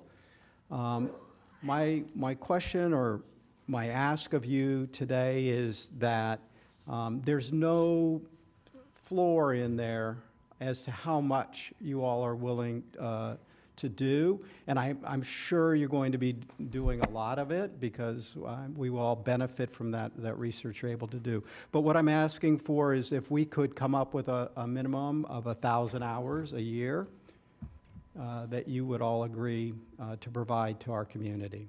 We certainly agree to that. We'll exceed that. I'm sure you will, but I wanted to make sure I asked for it. Thank you. Thank you, Commissioner Weiss. Commissioner Baxter, and then Vice Mayor Marino. Thank you, Mayor. Not really a question. I want to thank you, Harvey, for putting this together, explaining it to us, going over these numbers. I want to say I think we'd be remiss to not do everything we can. I mean, the opportunities here are endless for our county, for the community. What an amazing project, and thank you for working through this with us. Thank you for the opportunity. Thank you, Commissioner Baxter. Vice Mayor Marino, you're recognized. Thank you. Looking at the statement here, is there a way to somehow add the word temporary to this? Oh, you're talking, excuse me, Vice Mayor, you're talking about the statement that Yes, was brought up the before the slide right lawyers. there. We're going to review that with the lawyers at the end of our discussion right now. Right now, we're going to leave the legalese to the very end. We'll let the attorneys speak transparently about that. So if you could hold on to your question, I'd appreciate it so that we can let the lawyers work it out. Do you, okay, Commissioner. I have one more. I'm not done. Oh, you're going to do as many as you want. Thank Go right you. ahead. I appreciate that. And then Commissioner When Barnett. we're talking about your reporting back to the county, is that being is that independent audit for those reports? I don't believe it is. I don't recall. Esme might. I think it's a report back to us. I think it needs to be supported by a third-party study, but I don't think it is, quote, audited. Thank you. Commissioner Barnett, you're recognized. Thank you, Mayor. I just also want to thank staff, Ismay, and I've heard repeatedly how you've burnt the midnight oil trying to get this deal done, even at the very last minute. I'm grateful to you and all of your staff, and to Harvey, the Chancellor, the Vice Chancellor, everyone at Vanderbilt. And I have to echo what Commissioner Baxter and Commissioner Bernard said about the recommendation of the PRC. I think that's extreme and something I can't support. That third reverter clause is definitely not something I would approve of. I love the project. I will vote to support this project, but not with that recommendation from the PRC. And I think even staff is not in agreement with the recommendation of the PRC, which is my understanding. Harvey, I wanted to ask you, when you came to my office, I know we've talked about it repeatedly, and Commissioner Wise may have addressed this earlier with regards to the partnerships that you've developed with our community, local elected officials, the meetings that you've had with not just the entire county, but more specifically my district. You mentioned the ripple effect in your side show, and I want to make sure those ripples trickle down into Green Acres and Palm Springs, my district. Can you talk a little bit about the meetings that you've already had with some of our local elected leaders and community partners that you mentioned in more detail, please? Thank you. Yes, sir. And I'm going to defer that to Vice Chancellor Nathan Green, who is the one that had most of those meetings. Good morning, sir. Could you identify yourself and your Morning. position? My name is Nathan Green. I'm Vice Chancellor of Government Community Relations at Vanderbilt University. And Commissioner, to your point, we, for the last really 6 months, starting April 1, have been kind of going around meeting with community leaders, trying to find, first of all, our place and where we naturally fit in this community. Our role will be different here than it is in Nashville. But that doesn't mean it can't be any less impactful. We want to be impactful, but we want to find our place. So that means we've been pretty much everywhere, but we got a lot more work to do. I must say that probably in the last 2 weeks, we've been a little bit more focused on making sure that this agreement was finalized in its appropriate way. We haven't done as many community meetings in the last week to 10 days. But next week, we're going to hit the ground running. We've got some other opportunities, and I've already talked to and reached out to Laura about some additional stuff in your district. Remember what the Chancellor Diemeyer said when he was here earlier in the year, and that is, you know, our campus may be in downtown West Palm Beach, but we want a countywide impact. So, you know, we've been west, we've been north, we've been south, we've been all over this county, and we intend to live up to that commitment. And a lot of our community partners and a lot of the community engagement that we will do will have that in mind. You know, we want partners that have a presence maybe in different parts of the county, that we can then increase that impact, not just in a downtown area, but all across the county. But we want to find our place. and partners that we use, partners that are integral to us on workforce development in Nashville may not be the same essential partners down here for workforce development. It may be another entity. And a good example is when we were in Belle Glade, and we were talking to a number of community leaders, and the Boys and Girls Clubs kept coming up every single time. So we left the meeting and said, hey, we need to sit down and talk to the Boys and Girls Clubs. Our role in Nashville is a little different with them. They're a great partner there. That can be an even bigger partner. That's what we're in the process of determining. And what we'd love to do in the same spirit of this agreement that the staff worked so hard on is to come back to you guys on a regular basis. We intend to announce these as we finalize these. We want this to be, we want to show some momentum. We're talking to our other higher education institutions about partnerships. And so we're looking forward to in the coming months and in the beginning of the next year to announce some of these and what they mean and who the partners are. And I'm glad to come back and share that information with you. This is a partnership. And we need to be transparent and fair with one another and focused, but also intentional on being impactful. And that's where we are in Nashville. We're not going to change our values when we come down here. Thank you very much. Thank you, Mayor. Appreciate it. Thank you. Commissioner Commissioner Barnett, you're not done. Thank you very much, Vice Chancellor. And I also wanted to congratulate you. Since we heard from you last, Vanderbilt had quite an impressive victory over Alabama. No football. I have to now. go there. And we've done since we've begun these discussions, we've done quite well. So you guys are clearly our good luck charm. And I'm going to steal from Harvey when he came to my office yesterday. Once we do bring Vandy to West Palm Beach and make you part of our family, Vanderbilt will automatically become the second best college football team in the state. Unfortunately, that's true. Florida and Florida State are not having good years, are they? That's okay. I Mayor? knew we'd get into football somehow, I tell you. Commissioner Woodward, you're recognized. Thank you. Thank you, Harvey, or Mr. Oyer, for your presentation. You mentioned something that triggered a question I hadn't thought to ask before now, so I apologize for putting you on the spot. But you mentioned part of our return on investment with the capital expenditures were taxes, and I was curious, does that mean that your properties will go onto the tax rolls? No, it's a not-for-profit like most universities. So while it won't be on the tax roll, none of those numbers assumed property taxes being paid. Okay, thank you. Isabel? Mayor, thank you for giving me Sure. the opportunity. I would like to share something to Commissioner Barnett's question. The agreement includes something that we negotiated with Vanderbilt that is called Community Stakeholders Committee. And it's basically a commitment for Vanderbilt to convene a community committee to advise them, and is advisory in nature, and it's also voluntary in nature, but it will give an opportunity to each municipality and the county to sit down with them and provide input into the process. So just wanted to share that is part of the agreement. Thank you, Mayor, for giving me the opportunity. So in other words, 39 municipalities plus the county will have the opportunity to form a committee, to choose folks to be on this committee, to work with Vanderbilt in this private public partnership in sharing the wealth of research and education from Vanderbilt for the people of Palm Beach That is correct, County. Madam Mayor, and thank you, Esme, for the Excellent. reminder. But we are required in the agreement, Commissioner Barnett, to have all 39 municipalities give them the opportunity to appoint a representative to an ongoing Vanderbilt committee where they will meet on a regular basis. The cities are not obligated to, but they will all have the opportunity to. Excellent. Thank you very much. Thank you for bringing that up, Isami. Now we are ready to start on our cards.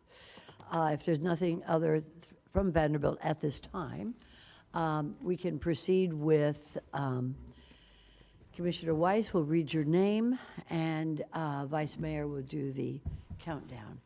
So Commissioner Weiss, you're on. Thank you, Mayor. We'll start off with the Honorable Mayor Keith James, followed by Nicole Basil, followed by Kelly Smallridge. Very much. You don't have to work it right now. Go ahead, Mayor. we're not going to put the timer on for you. Okay, thank Though I do know mayors tend to talk a lot, so we'll be watching you. Good morning, Madam Mayor Sachs, Honorable County Commissioners, County Administrator. I'm happy to be before you again to discuss the opportunity we have before us. I'm here today because we continue standing at a junction of possibility, one that could profoundly impact Palm Beach County. Last time I was before you, I spoke about the ripple effect that welcoming Vanderbilt University would create. Mr. Warrior also alluded to that. A legacy that will benefit our community for generations to come. Today, I want to reinforce the critical nature of our choices and why supporting Vanderbilt by donating land is so crucial at this point in time. Let's discuss the value of partnership. Any successful investment begins by cultivating partnerships that benefit both the present and the future. Vanderbilt's arrival in our county is no different. The value Vanderbilt brings cannot be measured solely in financial terms. As the leaders of Palm Beach County, we must avoid framing this as just another transaction.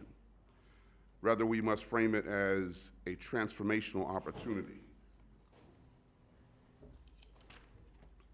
As the mayor of the great city of West Palm Beach, I supported the city's decision to donate city land because we recognize that this was an investment in our future, an investment that will yield far more than any short-term financial gain. Second point is the return on that investment. You've seen a number of numbers. Indeed, there are a number of guarantees in the agreement itself. I do want to revisit that long-term impact. Vanderbilt's programs in artificial intelligence, data science, and business are not just educational offerings. They are the foundation upon which tomorrow's workforce will be built. The Innovation Hub Vanderbilt proposes will create an ecosystem of collaboration, bringing our local entrepreneurs together with cutting-edge academic research. This is about job creation and economic prosperity for our entire region. We must be cautious about framing this moment as anything less than an investment in our children and our grandchildren and generations to come. This is not just about revenue today. It is about building a lasting legacy of innovation, education, and opportunity. And lastly, the importance of alignment.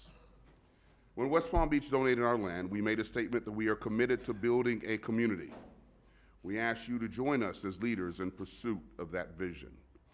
Vanderbilt is attracting more than just students. They are bringing with them resources, connections, and a strong commitment to community development. A nominal fee on land use pales in comparison to the immense value Vanderbilt's presence will provide to our community. And I want to emphasize that in West Palm Beach, we ensure that this project carries no risk to the land or taxpayers, as you are doing with the agreement before you. The land will remain under the city's control. Your land will remain under your control if this project does not succeed. The decision here before us is simple. Invest in the future without creating barriers for the institution that will be the engine behind it. And as I close, ladies and gentlemen, picture the future we can create together, where Palm Beach County becomes a hub for innovation and education, where our children and grandchildren have access to world-class opportunities right here at home. Imagine a future where underserved communities are uplifted through initiatives like the STARS Network, guiding students as early as middle school towards a higher education, giving them the chance to achieve their highest potential. Consider the economic growth, the new businesses, and thriving workforce that will result from a partnership with Vanderbilt. This really is our chance to create something truly, truly remarkable. Let us not allow short-term benefits to overshadow the transformative power of this partnership. We owe it to our mutual constituents and residents, both current and future, to fully support Vanderbilt's investment without unneeded financial burden. So today, I urge you to join me in leaving this community better than when we inherited. Together, we can ensure that Palm Beach County remains and becomes an even brighter beacon of opportunity for all. Thank you. Thank you so much, Mayor. Appreciate it. Nicole? Mr. Weiss?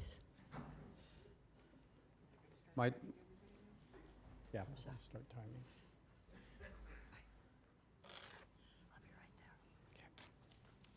Good morning. Distinguished members of the Palm Beach County Commission. My name is Dr. Nicole Basil. I have been a resident business owner and parent in Palm Beach County for the last 20 years, and I might add, a non-alumni supporter of the Vanderbilt project. Today, I stand before you to advocate for a transformative partnership between Vanderbilt University and Palm Beach County, the establishment of a Vanderbilt University Business School in West Palm Beach. This strategic move will contribute significantly to the economic growth and intellectual vibrancy of our region. I know firsthand that Vanderbilt is a partner who swiftly acts on its opportunities and promises, and this is why I support the DCA with Vanderbilt. A very recent example of their swift moving is the opening of the Roberts Academy and Center for Dyslexia on the Vanderbilt campus within 18 months of the initial discussion and donations for the project. This was an amazing feat, and these children are already in class. Palm Beach County is a thriving metropolis and offers a unique blend of business opportunities, cultural richness, and a high quality of life. Its proximity to corporations, financial institutions, and research centers such as UF Scripps makes it an ideal location for a world-class business school. South Florida has rapidly transformed into a cultural and business center, and our access to world-class education must parallel this growth. A Vanderbilt Business School in West Palm Beach would provide our students with unparalleled access to internships, networking opportunities, and real-world experiences. It would also attract top faculty and researchers, fostering a dynamic and innovative learning environment. Moreover, the school could serve as an engine for economic development, attracting new businesses, creating jobs, and grow the region's reputation as a hub for entrepreneurship and innovation. As a local business owner who has faced challenges finding qualified MBAs and data analysts in Palm Beach County, I can attest to the critical need for a top-tier business school in our region. Oops, I guess I'm done. In conclusion, I urge you to support the creation of the Vanderbilt University Business School in West Palm Beach. Thank you very much. Thank you, Kelly Smallridge. And I'll just point out, we have another lectern, so folks can use both of them, followed by Joelle Flores and Tracy Rollins.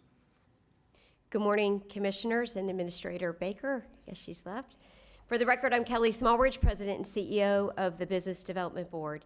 You all know that I am a firm believer that at the core of America's healthiest economies is a strong educational system, not a strong economic development board. Simply put, education is the currency of economic development. Today's vote to partner with Vanderbilt University for the establishment of a second campus represents a bold step forward, a step that positions our county to be more competitive in innovation, research, and technology. As Mr. Oyer pointed out, by facilitating the location of such a prestigious university, we are laying the foundation for industries of tomorrow, because quite frankly, the ones that we are recruiting and retaining today will change dramatically in the next several years. As many of you know, and with the county's assistance, the Business Development Board is in the process of courting a major employer, around 2,000 jobs, to Palm Beach County, in competition with 3 other states. As recent as this morning, the company expressed a concern about attracting talent in the area of artificial intelligence. In addition to reaching out to Palm Beach State College and Florida Atlantic University, I also reached out to Nathan Green. At 6:30 this morning, Nathan Green connected with this potential relocation project, and the two of them are going to speak, and it made that company very happy that Vanderbilt was so receptive. So already Vanderbilt is sitting on our side of the table, helping Palm Beach County recruit and retain businesses. This is about adding a critical asset to our toolkit to ensuring that our local businesses can innovate and that we can continue to attract and retain new ones. The way you've engaged with this opportunity, listening to the community and balancing concerns, is commendable. Thank you for being such a great economic development partner and always fighting to bring jobs for Palm Beach County residents. Thank you. You're recognized, Mr. Flores. Good morning, Mayor Sachs and Commissioners. My name is Joel Flores, and I had the honor of serving as mayor of the city of Green Acres for 8 years. and I'm here to express my strongest support for bringing Vanderbilt University to Palm Beach County. This is not just an opportunity to enhance higher education, it's an investment in the future of our community, especially the Hispanic community, which makes up a significant part of our population. By welcoming Vanderbilt University, we are laying the foundation for the next 100 years. The presence of world-class institutions will create a pathways for families and students who may not have had the access to such opportunities before. Vanderbilt's commitment to diversity and educational excellence ensures that students from underrepresented communities can thrive and contribute to the workforce of tomorrow. This initiative represents a powerful opportunity to create a sustainable change through education, workforce preparation, and community development. It will provide the skills and knowledge needed for the future jobs and ensuring our young people have the opportunity to succeed without having to leave Palm Beach County. Bringing Vanderbilt University here isn't just about economic development. It's about ensuring all parts of our community, including those that have historically been underserved, have the resources to flourish for generations to come.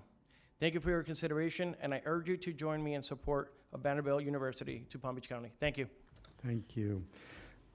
Tracy, and then it will be followed by Laura Finfrock, and then Michelle Jacobs. Thank you. Good morning, Good Mayor, morning. Vice Mayor, and Commissioners. I'm Tracy Rollins. I'm an attorney, but I'm here today in my capacity as the Chair-elect of the Palm Beach North Chamber of Commerce. We represent over 800 businesses from West Palm Beach to Tequesta, and we want to express our strong and enthusiastic support for the Vanderbilt project. Vanderbilt's focus on emerging industries, fintech, quantum computing, artificial intelligence, all of that aligns with our economy and in the coming decades. Their $300 million investment in capital costs, as we've heard, their $70 million in annual operating expenses, all translates to a tremendous economic impact, creating thousands of high-quality jobs. To the Chamber, this is more than an educational initiative. It's an investment in Palm Beach County's future and the local businesses and workforce that the Chamber represents. We strongly urge you to support this transformative opportunity, and we thank you for your leadership in making Palm Beach County a hub for innovation and growth. Thank you so much, you. ma'am. Good morning, you're recognized. Thank you. Hi, I'm Laura Finfrock. I'm supporting the approval of the donation of land for Vanderbilt. I'm currently a parent of a student at Vanderbilt, so I'm just learning about all the fantastic things that Vanderbilt's doing over the years. I'm also an alumni. I met my husband through a mutual friend. My husband's an alumni, his parents. We have about 11 or 12 family members that are affiliated with Vanderbilt. So what brought me here is just to talk about how this transformed my life. I was from a rural area in Kentucky, not Palm Beach County, but went to Vanderbilt basically when it was easier to get into Vanderbilt. And had a Pell Grant, financial aid from Vanderbilt, work study, various things were put together. And just the opportunities, the connections, the partnerships, they're real. It's not just words on a slideshow. But basically what brought me to Palm Beach County was my husband expanded the business to Belle Glade. So I got the wonderful opportunity to meet a lot of the Belle Glade community, volunteer opportunities, connect with real people with real problems. And I'm really excited to see Vanderbilt connect and build those bridges, those human connections with these ongoing meetings and ongoing dialogue. I think Vanderbilt will solve problems that exist in the world. These things that happen in the Glades just a few hours from here, they exist in China, they exist in India. Vanderbilt will attract world-class students that are going to do amazing things that I can't even imagine. And they're going to do this here in Palm Beach County, and it's going to change the world. So I'm in support of the donation of land, and everyone here, thank you so much for this opportunity. Thank you. Michelle Jacobs, and then be followed by Dennis Grady and Christina Lambert. Good morning, you're recognized. Thank you. Good morning, Mayor, Vice Mayor, Commissioners, County Administrator Baker, Michelle Jacobs, President and CEO for the Economic Council of Palm Beach County. I am here on behalf of our members who are the top thought and business leaders throughout Palm Beach County, and we overwhelmingly and unanimously support this relationship between Palm Beach County and the DCA with Vanderbilt. Many of you travel with us as we do benchmarking trips across the country, and several of our last trips, we've studied education. We just came back from Dallas last week. Many of you were able to travel with us. And what's striking and very apparent is communities that have vibrant and diverse higher educational communities are a vibrant community. And for us, we already have great institutions, but the addition of Vanderbilt University, not a satellite campus, but an additional main campus, could be game-changing, will be game-changing for Palm Beach County and for our region. So with that, I just want to remind you that we are here, the business community is here to support you. We appreciate the hard work that Palm Beach County staff put in trying to get this moving forward so quickly. It's an exciting time for Palm Beach County and for the city of West Palm Beach as we emerge. We are a leader not only within Florida, but within the country and the world. And as we continue to do partnerships like this, we're going to continue to evolve and grow our community. So with that, I want to say thank you, and I appreciate your support and overwhelmingly supporting Vanderbilt. Thank you. Mr. Grady. Good morning, Madam Mayor and Commissioners. I'm Dennis Grady, CEO of the Chamber of Commerce of the Palm Beaches, which has strongly endorsed the proposed Vanderbilt University initiative for Palm Beach County. We have been fortunate to have a county commission that is visionary and willing to seize opportunity when it arises. You can position Palm Beach County above not only other communities in Florida, but also those around the globe. The deal with Vanderbilt is an excellent return on investment, and with your support, we will be able to compete with financial cities around the world. I urge you to support this once-in-a-lifetime opportunity. Thank you, Madam Mayor and Commissioners. Good to see you, Mr. Grady. Thank you, sir. Christina Lambert, followed by Brian Seymour, followed by Ben, looks like Gerber. Good morning, you're recognized. Thank you. Good morning, Madam Mayor, Commissioners, Madam Administrator and staff. Christina Lambert, City of West Palm Beach City Commissioner. It's an honor to be before you again this morning speaking about the opportunity to bring Vanderbilt University to our community. I spent the better part of last week with many of you on the dais, your county administrator, your deputy administrators in Dallas, as Michelle just mentioned, with the Economic Council and with 70 members of our community, many of which who are with us in these chambers today. And while we were there, we heard from local leaders on many important topics spanning from transportation, infrastructure, arts and culture, government, real estate, and chambers of commerce. But we spent an entire day and parts of another day learning Dallas's best practices in education.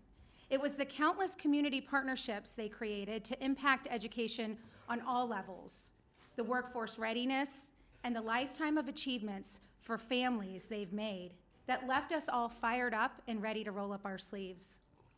One of the things that struck many of us during these sessions in Dallas was that these programs had been put in place decades before.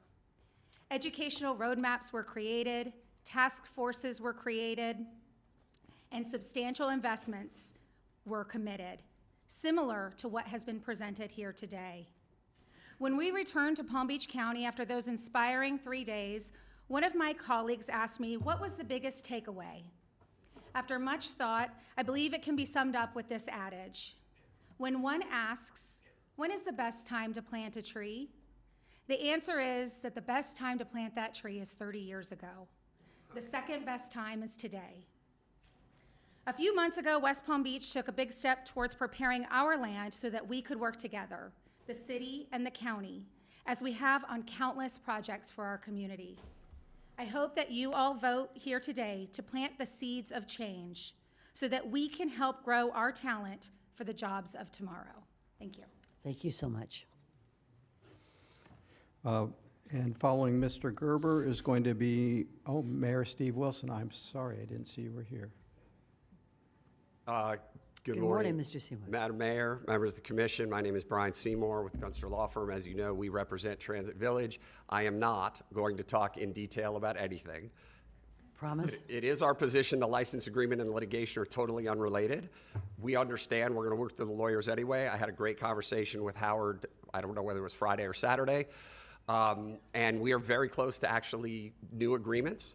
We are happy for this to get approved tonight. We will work in good faith with the county, and we will also make sure that we're clear in our agreement with the county as well as our agreement with Vanderbilt, which we're almost ready to sign, that it is temporary in nature based on what staff said this morning. So we look forward to this. We're very excited about Vanderbilt, as we've said over time here. So we do hope this gets approved, and we will work in good faith with staff to resolve the license issues. Very much appreciated. Thank you so much. There's a light on. Commissioner Woodward, did you have a question for Mr. Seymour? I did. Thank you, Mr. Seymour. I'm sure you know none of us have really been able to have discussions with your client. I'm happy to hear what you just said, that you are in agreement with this moving forward, and that should this vote pass today, we wouldn't expect any problems with the licensing moving forward. We actually sent over a draft back yesterday. I think we got it Saturday. We turned and sent back yesterday with a few changes, really just to sort of clarify and update to current circumstances. I think we're very close, and we will get it done. If they want to meet with me, I'll work my schedule. We'll make it happen. Thank you very much. We'd appreciate that. Thank you, Commissioner. Sir, you're recognized. State your name. Hi, I'm Ben Gerber, speaking on behalf of Transit Village. To reiterate what Brian said, we are very much in support of the Vanderbilt project, and we are ready, willing, and able to finalize the license agreement negotiations. We had reached out recognizing the potential for this conflict and issue way back when, as was shown in Isami's presentation. And as of the last board meeting, we had also separately reached out to express our desire to get this resolved and done. And when we got the documents over the weekend, we all worked in good faith to try to resolve it. So rest assured, we will not be an impediment to this process, and we look forward to getting it done. Excellent. Thank you, sir. Mayor Wilson, followed by Alexandria Ayala, followed by, looks like Mila Risen. Well, good morning, Madam Mayor, Good morning, Mayor. Vice Mayor, and to all the commissioners in their respectable place. We call you Friends of the Glaze. And to a special hello to my commissioner, representing District 6, Commissioner Baxter. To the county administrator, thank you, Ms. Baker, you and your staff for what you guys do. Thank all of you for what you've done, what you're doing, and the things that you will continue to do to make Palm Beach County the place where everybody want to live, work, and raise their families. Well, in fact, we often brag about how Palm Beach County is one of the fastest growing counties in the state, if not the country.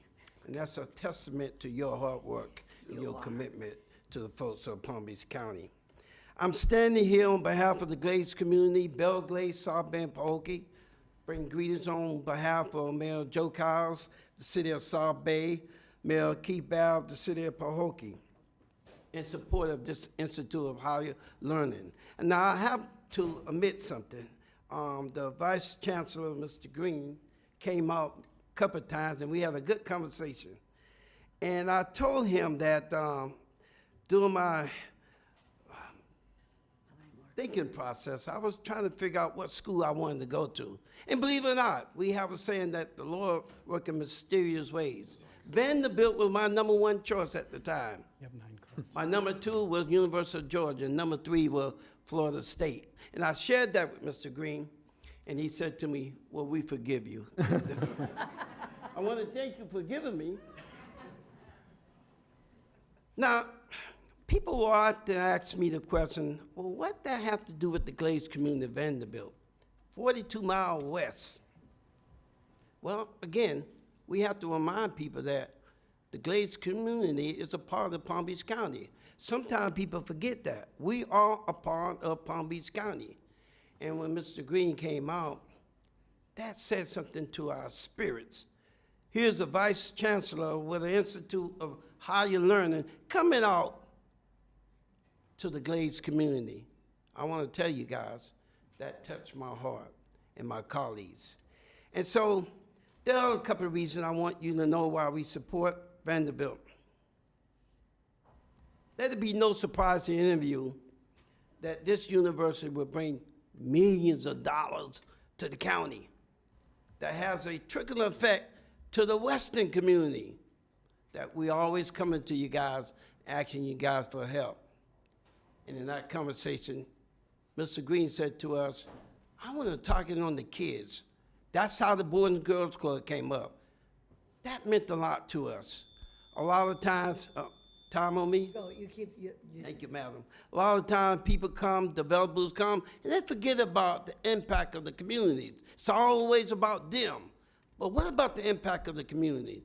And I want to say this Institute of Higher Learning, that was the first thing they said. And I close by saying this. We must realize that our competition today is not South Florida. For years, that's been the conversation. But it comes across the nation and the globe. We're competing with other counties across the world, tech centers across the nation. And last but not least, if approved, our communities as a whole will look back at this decision, and all of you and in this room will have made history for Vanderbilt University to come into Palm Beach County. Thank you all so much. Mayor, let me just say, just hold on, Mayor, just 1 second. I just want to emphasize the fact that the Vice Chancellor went out to your area. Yes. And spoke to you, sir, about helping the kids out there with coding, with all the issues that are so important in AI for the future of the people that you represent as mayor. And I do appreciate you coming here this morning and telling us that, because that is so important to all of us. Because there's a lot of resources that they may not have, especially with regard to AI and coding, that's so important to the economy of the area that you represent. So I want to thank you, Mayor, for coming forward today. Thank you, sir. Thank you all so much. Alexandra Ayala, Mila Risen, followed by Scott, that's in the wrong stack, followed by Patrick Franklin. Good morning, and thank you, Mayor Sachs, Commissioners, Administrator Baker. It's great to be here with you this morning and have the opportunity to speak about what this would mean for education and opportunities in Palm Beach County. As a member of the school board, I was incredibly excited to hear that we were continuing forward in discussions for an opportunity like this to come our way. While we are blessed to have outstanding academic institutions in Palm Beach County, this addition is certainly welcome. And I want to thank Vice Chancellor Green for, as it's been stated, reaching out to me, setting up a meeting, and discussing the needs of our district and our future. We have many programs in the school district of Palm Beach County that align with careers and the future of technology in terms of workforce development and the careers of the future. But this opportunity is particularly important because what happens is we have a lot of students go to a university elsewhere and not return.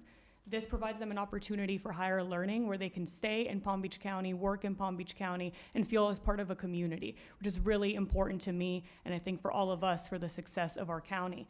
And I think that from learning the history I've learned of working with our government, Palm Beach County has always been at its best when private, public, and the community are together involved in something. And that's what this is. This has been a culmination of many hours of work, years of thoughts of coming together to make this happen.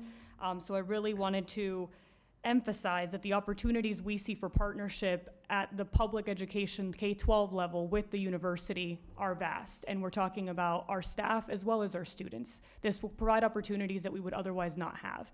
As has been stated, when we're competing with other major cities for talent, this is something that we sometimes are lacking. And we have an opportunity to remedy that right now, to have outstanding research institutions as part of our portfolio of what we offer. So I thank you for your vision and for the time that has gone in by county staff and everybody here into developing a plan for this proposal. And I encourage you to support this today, and thank you again. Thank you. Mila, are you here? Oh, there you are. And Patrick Franklin, followed by Izzy Erkan. Go ahead. Good morning, Commissioners. My name is Mila Risen, and I am an alumni of Vanderbilt and very excited to be here today. Just looking back on my Vanderbilt days, which was long, long ago at this point, it seems like, but it was a wonderful time, and really what it instilled in me, in addition to the financial side of or the academic side and focusing on so much of what was going on with the academics, it was also just instilling in me the importance of the community. And at that time, I learned a lot about community awareness, community action, but also Vanderbilt taught me about community impact, which is what can we do with the resources to just not get out in the community, but the impact that we could have.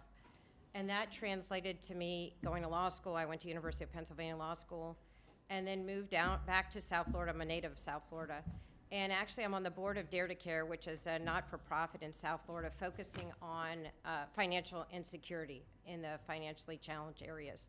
And it has been a real pleasure that Vanderbilt, a lot of the alumni of Vanderbilt, as well as Vanderbilt itself, has been very involved with Dare to Care. And we actually have set up a book drive, a diaper drive, in a financially challenged area in Broward County, where they're very involved in helping the community down there. So I think that speaks volumes. It didn't surprise me at all that the Vice Chancellor had gone to all areas of Palm Beach County. That's very typical of what's happened with Vanderbilt in the Nashville community, that you hear about the university and everything the university is doing, but all around the university, they're extremely involved in the community outside, because I've been addressing a lot of the health equity issues with people with the Vanderbilt community. In addition to all of the community stuff, there is also the importance of their ability to focus on trending. And we've heard that today with everything, but I think this is the key takeaway is Vanderbilt has always been excellent in focusing on trends, current trends and future trends. I was a human development major years ago, and everyone thought, what was that? And today it's one of their biggest majors. AI and data science, you can't go into a boardroom in the country without hearing about that. And it just goes to show where they're at and where their thinking is.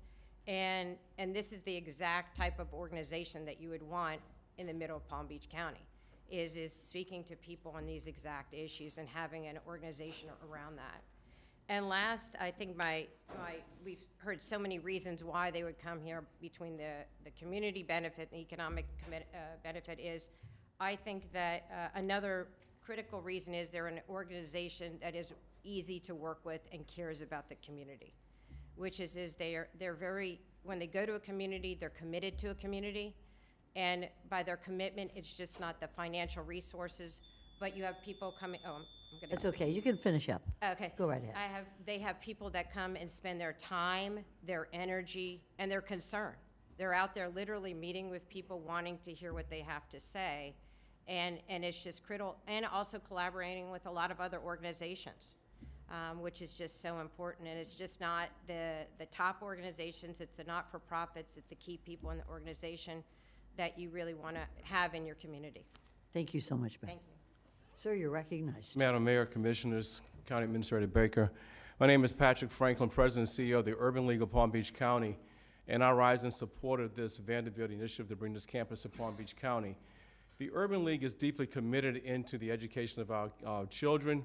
We have invested heavily into STEM and STEAM programs in middle school, and I really look forward to Vanderbilt coming here to offer our kids the opportunity to see the future and to understand what the future will look like here in a local environment where they don't have to go across country to some other place to understand and learn AI and other technical capabilities in education. Also, questions were raised about community development. One of the things that I've spoken with Nathan and others from Vanderbilt over this last couple of months is community development within Palm Beach County. The Urban League of Nashville is deeply involved with Vanderbilt in Nashville and have been for many years. And I have spoken with my counterpart in Nashville as recently as last week to talk about the details of the programs that they work with Vanderbilt. And he was extremely excited to see that they were coming here to West Palm Beach. I expect and I intend to work with Vanderbilt to bring those same type of workforce programs that they're doing with the Urban League of Nashville here to Palm Beach County as we open up different avenues to expand the workforce here in Palm Beach County. I think it's a great endeavor for us to look forward to. And on a personal note, I just want to express my connection to Vanderbilt. My oldest daughter was the first African-American child from Atlantic High School to go to Vanderbilt and graduate from Vanderbilt. So I sent my dollars there, and I hope that you will also Bet you send our did. dollars to help bring Vanderbilt here. Thank you. Bet you did. Congratulations, sir, on your daughter. Sir, you're recognized. Good morning, Madam Mayor, and to the rest of the board. My name is Izzy Urkon, and I'm a 2015 graduate of the College of Arts and Sciences at Vandy. I'm a native South Floridian and a current judicial law clerk to a federal judge in town. I'm speaking on my individual capacity, and I'm here to voice my support in favor of bringing my alma mater to this community.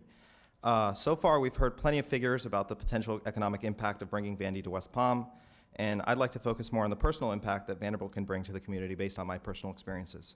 A little bit about myself. I was born in Boca Raton to Turkish and Peruvian immigrants. I'm a first-generation college graduate, and I left South Florida to go to Nashville from 2015 to 2019. I was your classic liberal arts major, majored in 3 completely different things, went to law school, and came back right after to work for a law firm in town and now for a judge. And my career opportunities have come in large part because of the brand recognition of having graduated from Vanderbilt.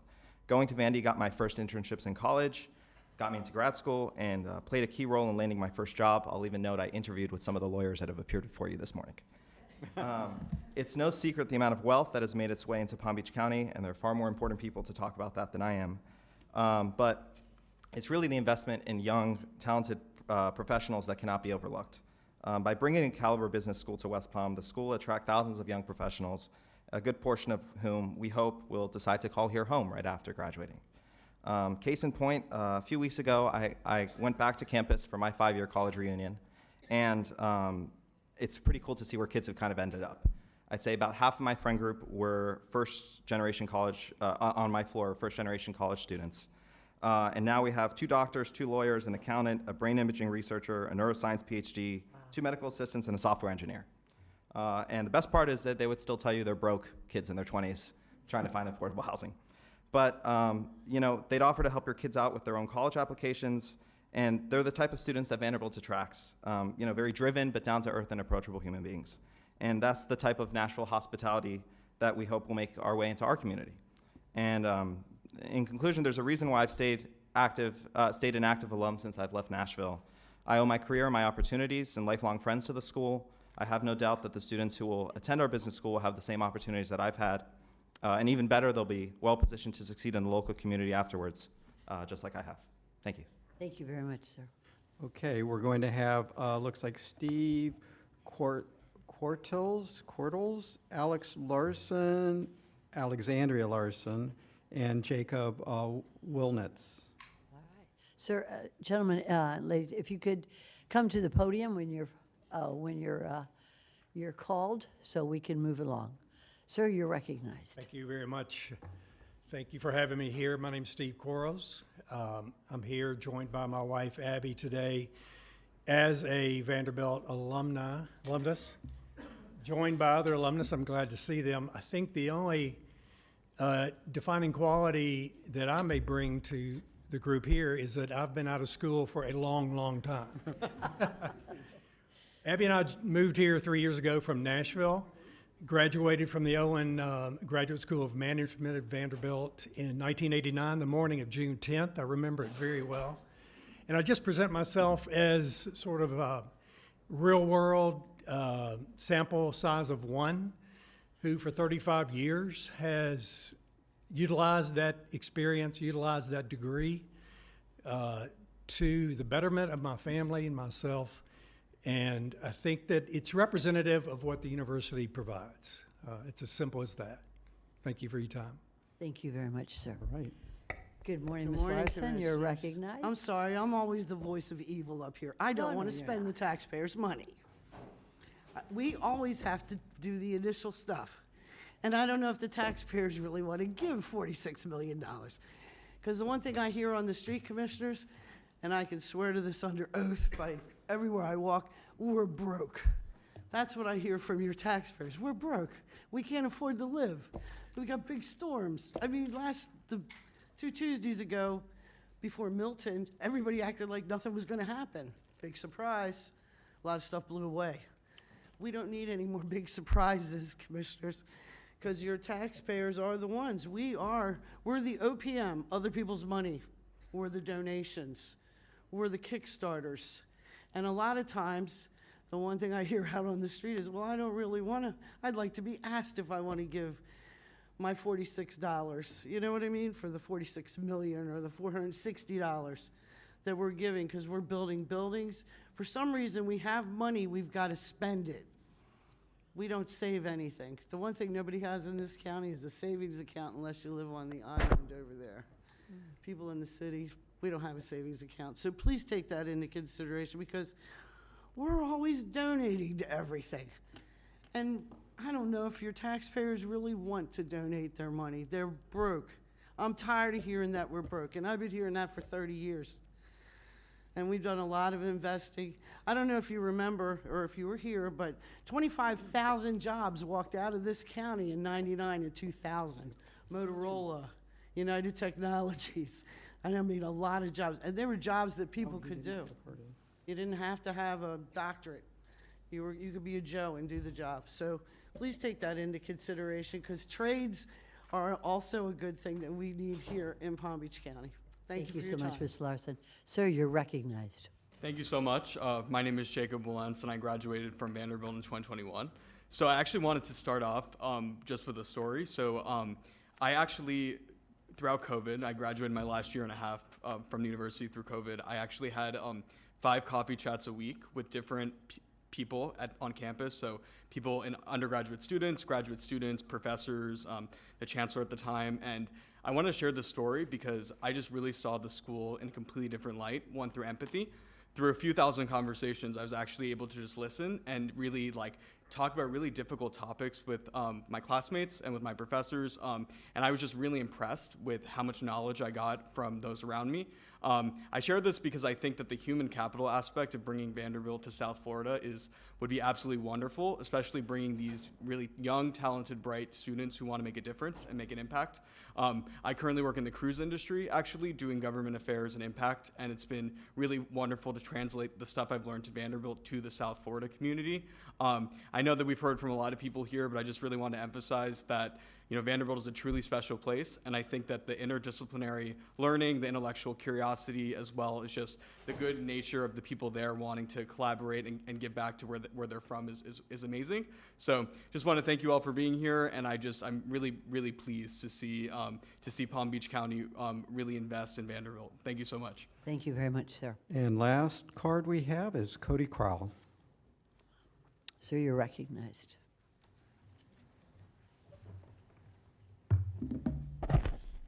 Thank you, Mayor Sachs, distinguished commissioners. Good morning. My name's Cody Kroll. I'm a Palm Beach County resident. I'm a father of 2. I'm a Vanderbilt graduate. I'm a partner at Frisbee Group, and we invest in communities where we can make both a social and economic impact. I wanted to just say thank you to all the commissioners, the staff, the city, all of you that came here today, because this is not a normal thing around the country. We normally are not collaborating. We're normally not having these positive conversations. But what we're doing today is setting the groundwork for the future of Palm Beach County. In the last 5 years, we've been undergoing this incredible wealth in migration, and we go through all the positives, but we also have a lot of headwinds. We have infrastructure, we talk about traffic, we have education, we have healthcare, and today we're tackling the future. So I thank you all. I will leave you with one quote, that vision without action is merely a dream. Action without vision is passing time, but vision with action can change the world, and you're changing the world today. So thank you so much. Thank you for staying here in Palm Beach County, too. Thank you, sir. All right, we have no more cards. And thank you all for staying and giving us your comments. Does Vanderbilt wish to say anything at this time? If not, I'm going to refer to my colleagues. Commissioner Weiss? Thank you, Mayor. A couple things that were brought up. I want to first address comment was made regarding, this is a donation. We're giving land away. And my view on that is it ends up that we are transferring land to, with this, to Vanderbilt University, but it's not a donation. It's an investment. It's an investment in our community, because this is going to exist far longer than we are going to be on this earth. And the impact that it has, or will have, I believe, and as the mayor of West Palm Beach said, it's going to be transformational. If you look, and I've said this before, you look at any great community, any great city, anywhere in the world, and that is the hallmark of it, is their education, including higher education. And I see the future here is very bright. I believe that what Vanderbilt is offering is something, quite frankly, that in value is, I don't think we can calculate. And so I am looking forward to having, and it's interesting, we've heard from the other higher education institutions in our community. They're not, you would think maybe competition, they might not want to support something like this, but that's not been the case. They are supportive. So that shows that both Vanderbilt and Mr. Green have gone out and talked to the community, and I believe we're going to have a real partnership there. And I think, and I think as commissioners, when we're talking about public assets, I think we all are very protective of those assets because we know that they're limited. They're not an endless supply. But I believe that the work that the staff has done and Vanderbilt has put in place for protections of those interests. And thank you, ISSME, thank you to your staff. I know you all worked incredibly long and hard hours on this. I also want to really thank my colleague, Commissioner Bernard, because you, I believe, were really the catalyst for helping bring this to us. In addition to members of the community, it was your leadership. So I really do appreciate that. I would like to, as the district commissioner who represents this area, and I hope I don't want to overstep my bounds, Commissioner Bernard, but I would like to make the motion if you would give me that honor. Excuse me, Commissioner Weiss, and I respect the fact that this is your district, but I would like to have a few other comments first, and then we're going to make the motion. I'm looking at the attorney. I mean, okay, if you. Is that okay? However you want to handle it, Mayor. Thank you, I We'll let it appreciate roll. I appreciate it. Okay. And I appreciate your comments. You are the district commissioner, and this is certainly something that impacts your district Well, it's going to directly. impact the entire region. It's correct. Much Thank you, bigger sir. than just District 2, the city of West Palm Beach, or Palm Beach County, quite frankly. Commissioner Woodward, you're Thank you, Mayor.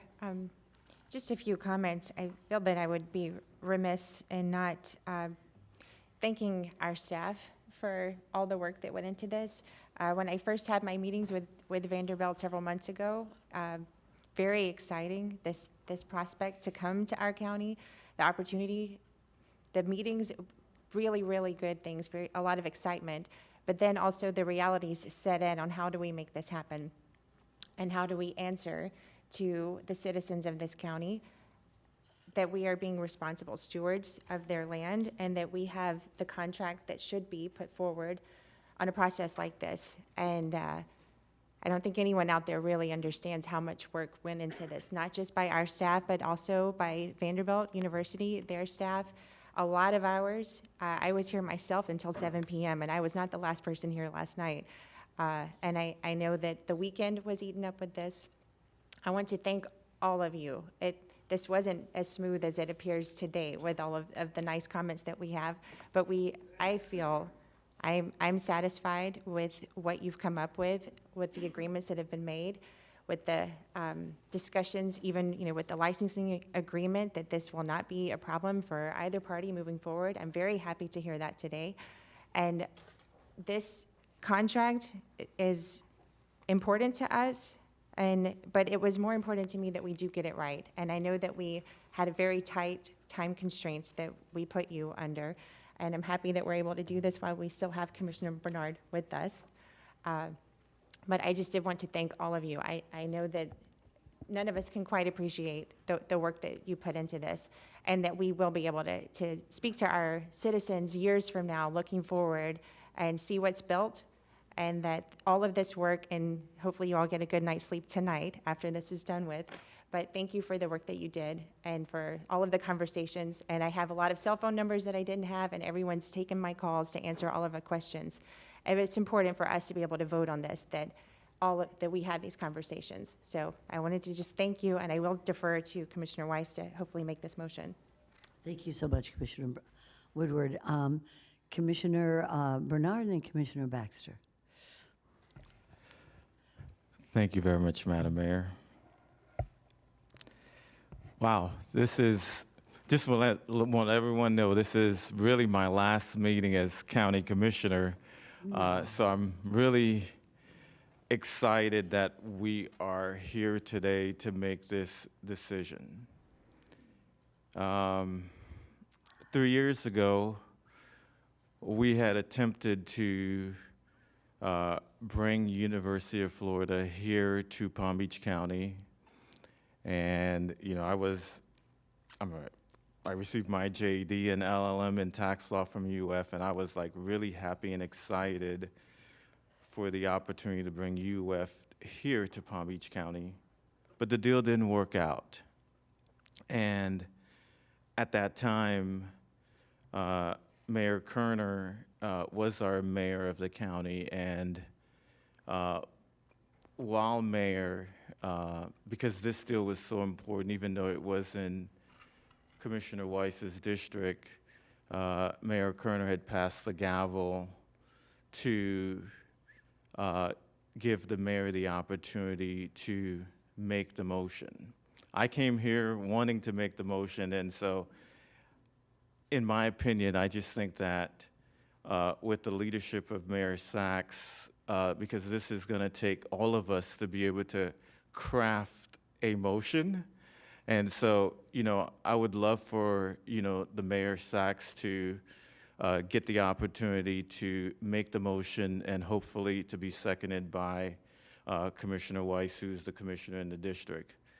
But this is a historic opportunity for all of us who are on this board, Commissioner Barnett, Baxter, myself, Commissioner Marino, Mayor Sachs, Commissioner Weiss, and Commissioner Woodward.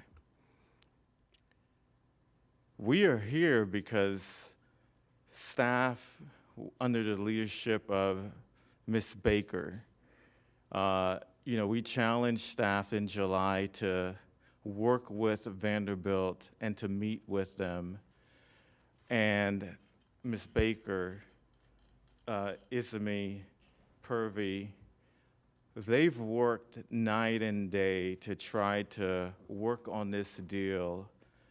And this is really hard work from county administration to work on a deal and meeting with Vanderbilt.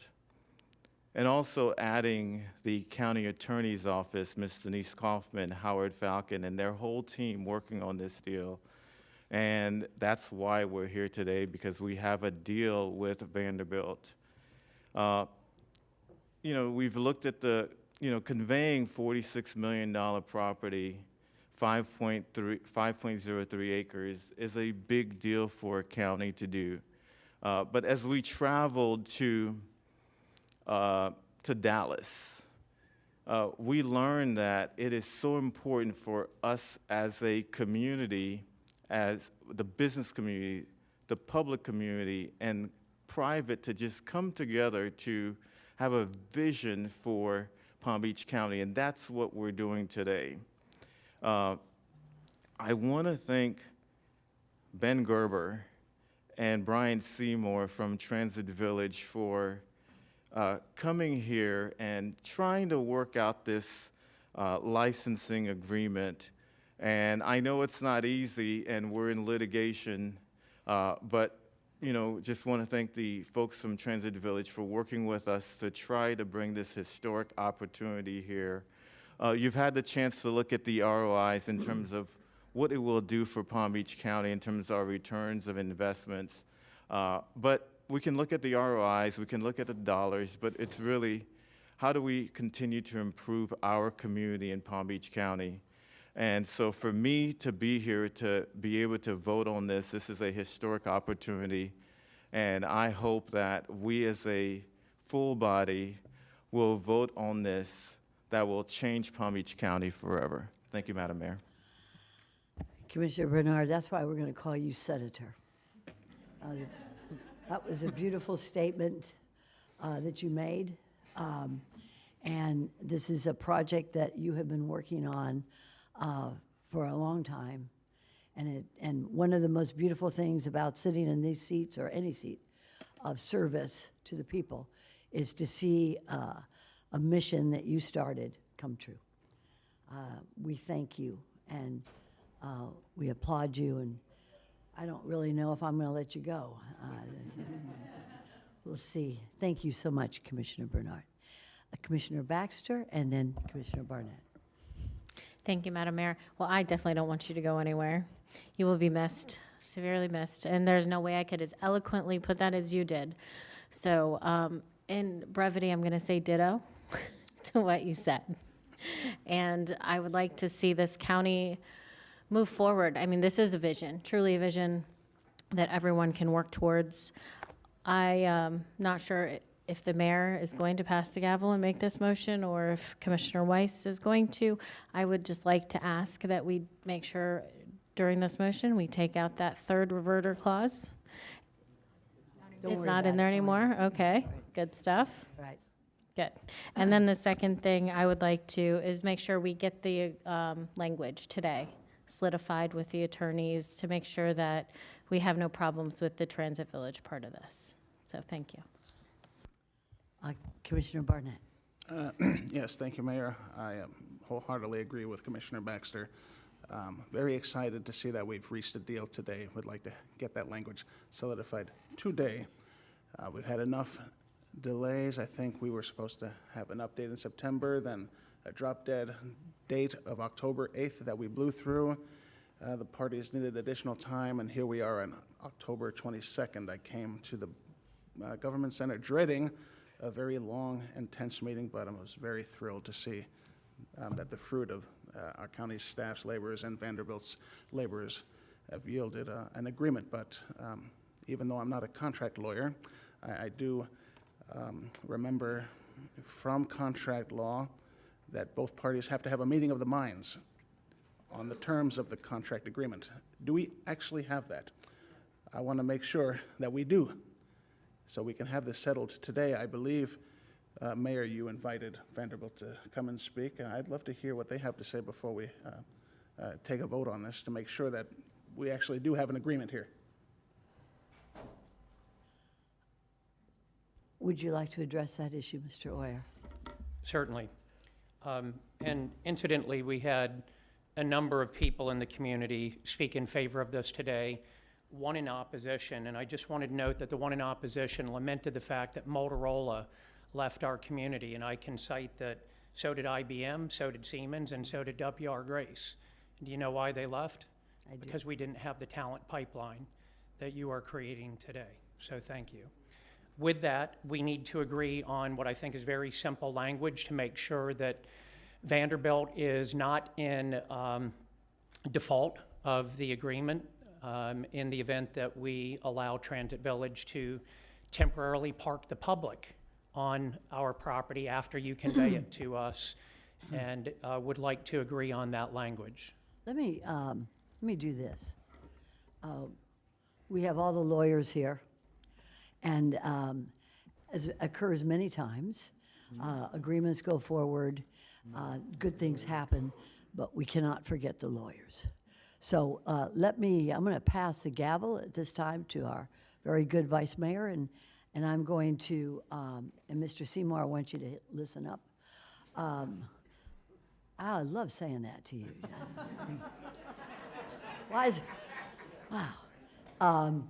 Because I'm going to make the motion at this time, and I want you to listen to it and see if we all, especially the people on this dais, can agree to it. And here it is. I move that we approve the revised motion as stated on our agenda. It's 5C2, to approve this motion, subject to the agreement of the parties, to use reasonable efforts to create and agree on a license agreement required for Transit Village to have a temporary license agreement for parking. Is that agreeable to the parties at this time?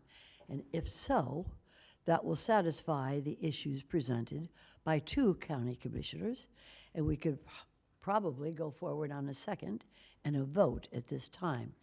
Is that agreeable to the 2 attorneys representing the 2 entities at So this time? I'd like some clarification. Sure. The agreement is for Vanderbilt to enter into an agreement with Transit Village, or is it for the county to enter into an agreement with Transit Both. Village? Let me have the attorney. And I love the words in here, reasonable efforts, because this is something that all lawyers need to do.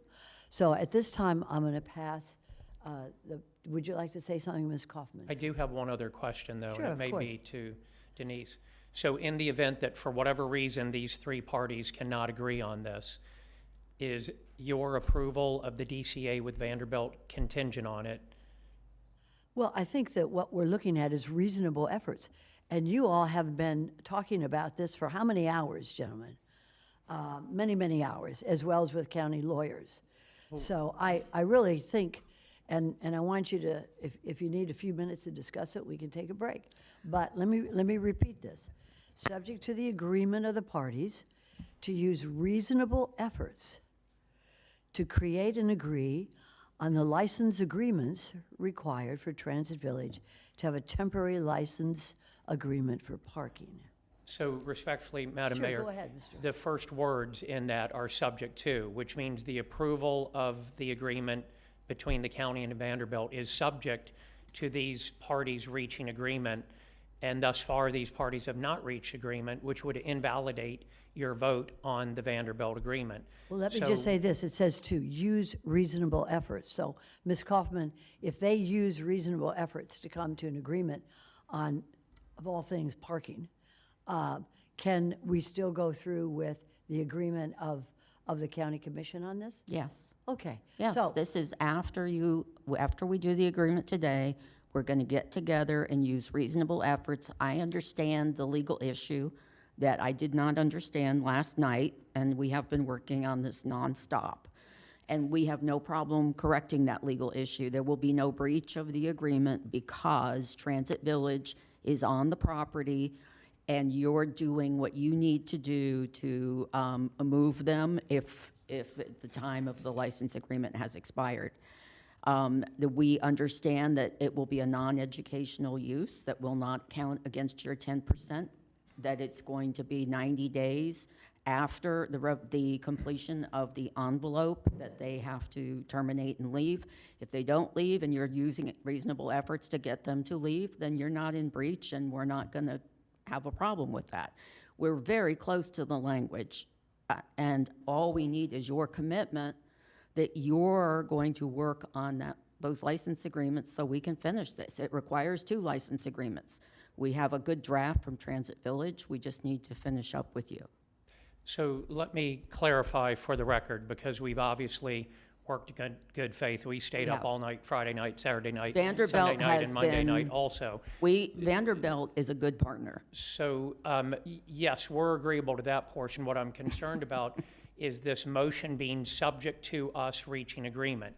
Should we not reach agreement, that would invalidate No. the DCA. And I no. want to be clear That's that not the true. DCA, if your prerogative to approve it today, I'm hopeful that you do, that is valid binding agreement between the county It and is. Vanderbilt, whether we can reach the side agreement or not. You're only, what it's subject to is reasonable efforts. So if you use reasonable efforts, and frankly, it will be Brian and me who determines whether you do reasonable efforts, and I don't think that's Don't going to say be a anything problem. Is Brian reasonable? No, Don't say, This is the Brian greatest just- day of my career. Seymour. no, Transit Village is not reasonable.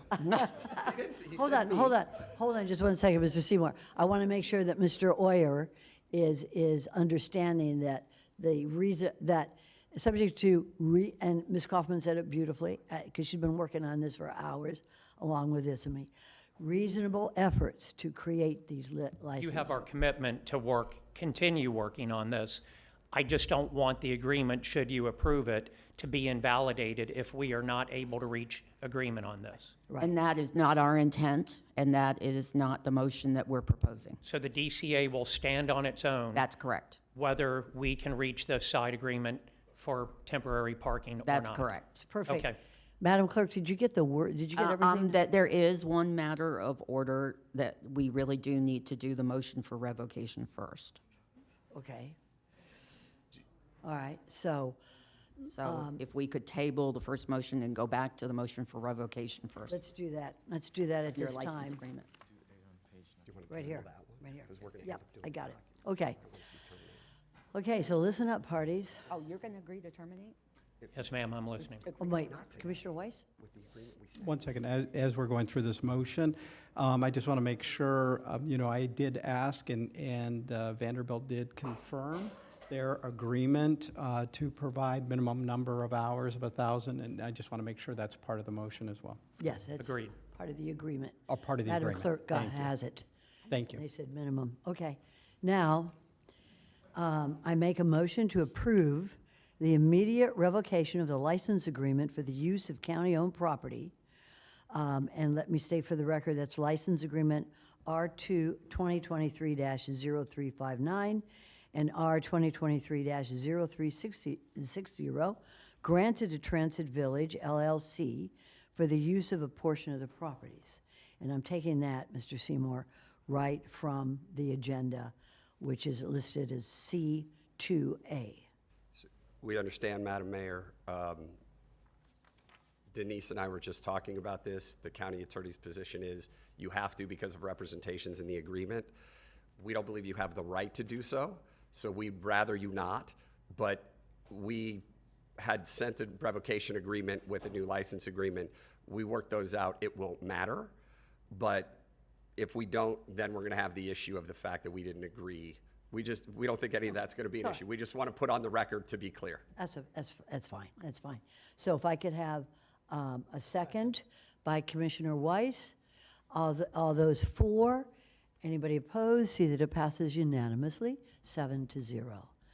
Now we're going to move forward with the second motion, and I'm going to restate it.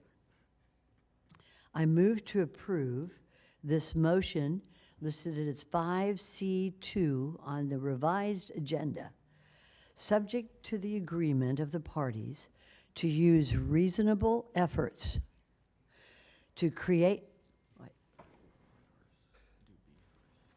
Authorize, okay, all right. Delete what I just said. All right, and if it's okay with the attorney, I'm going to, at this time, to move to authorize the mayor to execute a letter notifying Transit Village of the revocation of the license agreement. I have a second from Commissioner Weiss. All those for. Anybody opposed? See that it passes unanimously, 7-0. Now I'm going to move to approve this motion. By the way, I'm stating the same thing again. All right, I move to approve the motion as stated in the revised Agenda 5C2, subject to the agreement of the parties to use reasonable efforts to create and agree on the license agreements required for Transit Village to have a temporary license agreement for parking. Okay, and I have Commissioner, did you want to second it? Okay, Commissioner Weiss seconds it, along with a lot of other people here. All those for, anybody opposed, See that it passes unanimously, 7-0. Thank you. Congratulations. Mayor, commission, staff. This is a inflection. Wait, Yep. we haven't done C. All right. This is the big one. Okay. I'm going to read this right from the regular agenda, which is listed as 5C, 2C. I'd like to move to approve a development and conveyance agreement, which is the DCA that you were referring to, with Vanderbilt Education Florida, LLC, for the planning, development, design, permitting, construction, operation, and maintenance of an educational campus, parens graduate campus, which will include approximately 5.03 acres of county-owned property located in the city of West Palm Beach. Ms. Kaufman, I'm reading it exactly from the agenda. Let me add a couple things.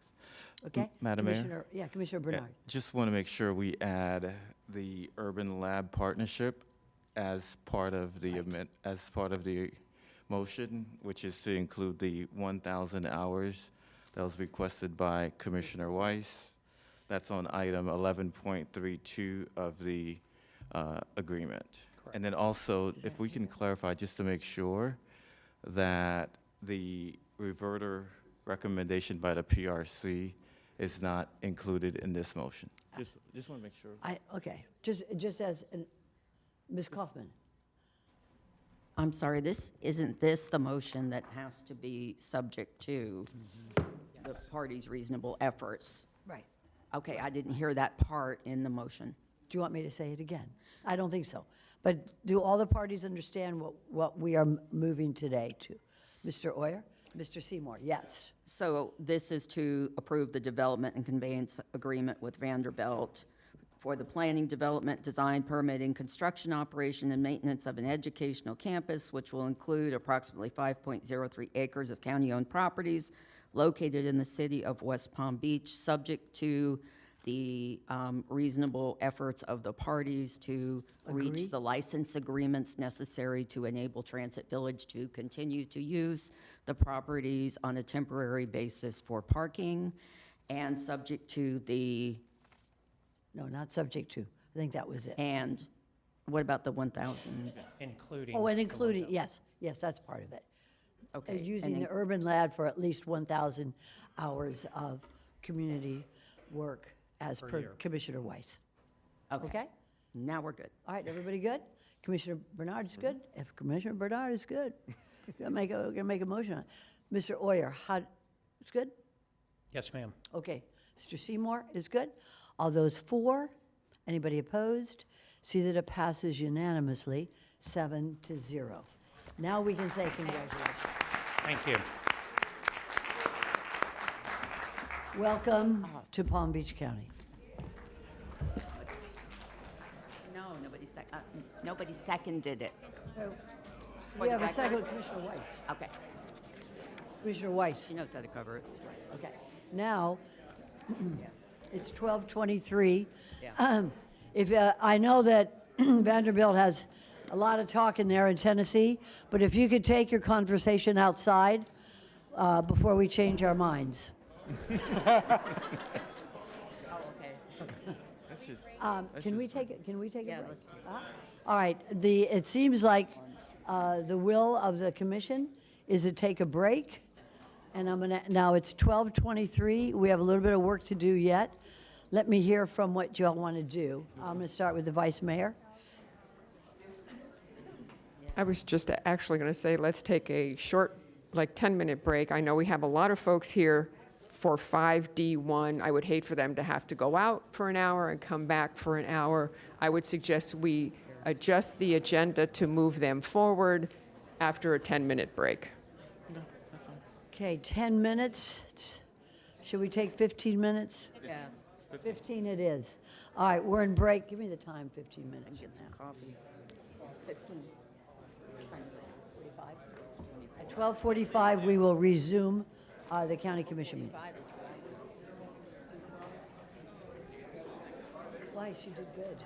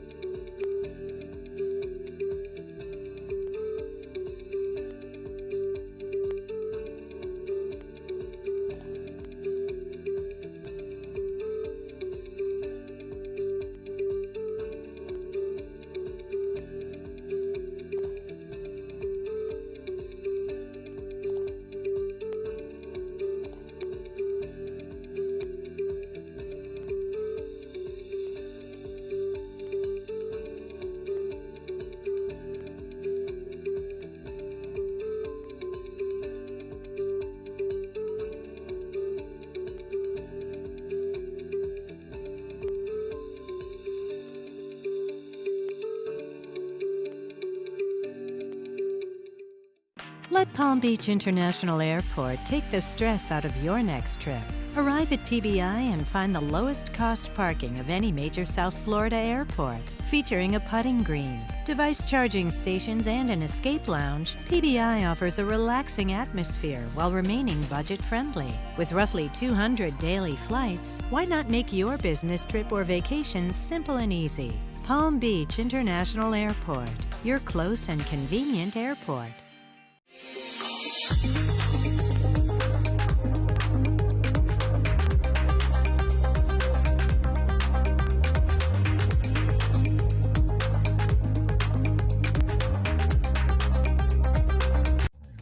Welcome to Palm Beach County's Community Bulletin Board. Stay tuned to find important information on county services including Palm Tran routes, road construction and closures, bids for county services, government employment, Crime Stoppers, PBC TV 20 programming, meet your commissioners, events and announcements, and much more.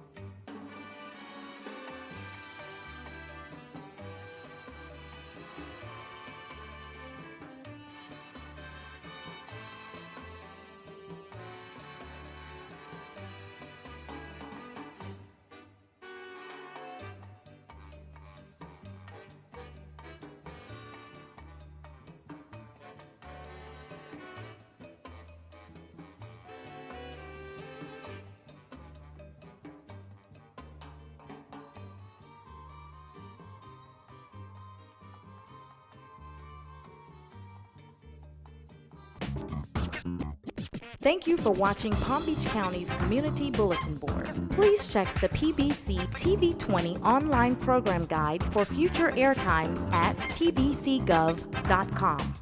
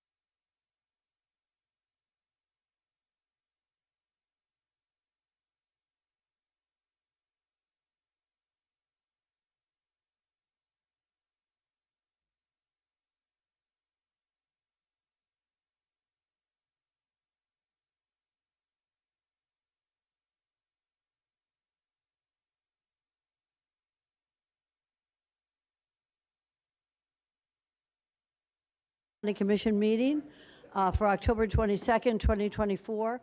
I'm going to redo the agenda again with everybody's permission. We have representatives from FEMA here, and I'd like to have them say a few words to us about the participation of the federal government to help the folks here in Palm Beach County. We need to get you folks out there in the trenches to help our people. So I'm going to have y'all just have a seat. And Mr. Bonlaren, you have the microphone. Hope you all don't mind if we take FEMA first. Of course not. Very good. Thank you. Go right ahead, sir. So this was going to be one of the brief comments under the administrator's comments to give you an update on where we are in response to some of our efforts regarding Hurricane Milton and some of the tornadoes. Mary's just prepared a couple of talk points, but we had our partners with us from the field who took some time out to be here with us in solidarity to show some of the support from both the state, federal government. I'll let Mary do some of the introductions and the updates for you. Thank you. Wonderful. Good afternoon. You recognize Mary. Thank you. Good afternoon, Mayor, Vice Mayor, Commissioners, Administrator Baker. I just wanted to recognize our partners that have been so important with us here working in the community. And I'll actually start this way because we go from local to state to federal partners. So Mason Kozak is our regional coordinator with the Florida Division of Emergency Management. We're happy to have him So with he's us. local. Yes, You're yes. Palm Beach Yes, ma'am. County. Yep, I cover Palm Beach all the way up to Indian River County. Very good. Thank you, sir. Yeah, and you know Stephanie Shanahan, Todd Von Laren. So I want to, Josephine. Give her She has a difficult name. And she's the External Affairs Director. She just actually came to Palm Beach County yesterday. She's External Affairs with FEMA. Well, from the federal? Yes. From the federal government. Very good. Thank you for coming here to help us. Thank you. And then I have to point out Valerie. Valerie has been with us since last Saturday at the EOC. She's assigned to our EOC for the next 30 days. So she's been working very closely with us in the community. She probably knows our streets better than some of our residents. They've been out there, and I just want to tell you all about what some of the actions that have been happening. So I wanted to recognize them while they're here. Thank you. Where are you from? What agency? FEMA. FEMA from the federal government? Very good. Thank Yes, you very they're much. Go both- right They're ahead. both from FEMA, so we appreciate their time here. So as you know, on Sunday, October 6th, the Division of Emergency Management began monitoring Hurricane Milton, and we participated in statewide, National Weather Service, and various conference calls. On Monday, October 7th, the Executive Policy Group held their first meeting, and that's when we issued a local state of emergency for Palm Beach County. We were also at that time placed under a flood watch as well as a tropical storm watch. On Tuesday, October 8th, the President signed an emergency declaration which included Palm Beach County, where we would be able to be reimbursed for Category B, which was our protective measures. On Wednesday, October 9th, the county was placed under a tropical storm warning and tornado watch. At that time, we began our protective measures. We went to a level 2 partial activation of the EOC and opened the Emergency Information Center. We also opened a special needs shelter, pet-friendly shelter, and 5 general population shelters. So as you all know, the evening of Wednesday, October 9th, several tornado warnings were issued for Palm Beach County because of Hurricane Milton. Multiple incidents, we were started to receive calls of multiple incidents of damage being recorded about 4:55 in the afternoon, impacting the areas of Loxahatchee Groves, Westlake, Wellington, and portions of unincorporated Palm Beach County. Initial reports by first responders recorded homes that were completely destroyed, overturned mobile homes, and a barn partially destroyed. Multiple cars were overturned with people inside and damaged as well. Multiple large downed trees caused flying debris and heavy structural damage. There were several missing roofs and multiple other buildings and with structural roof damage, as well as no electricity in the area. The first tornado-related 911 call came in at about approximately 4:55 on October 9th.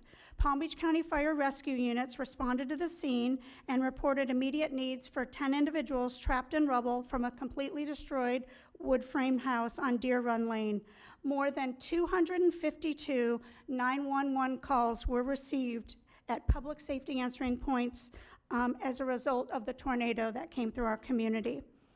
In all, 3 patients were transported as trauma and 4 others were transported, but there were no fatalities in Palm Beach County.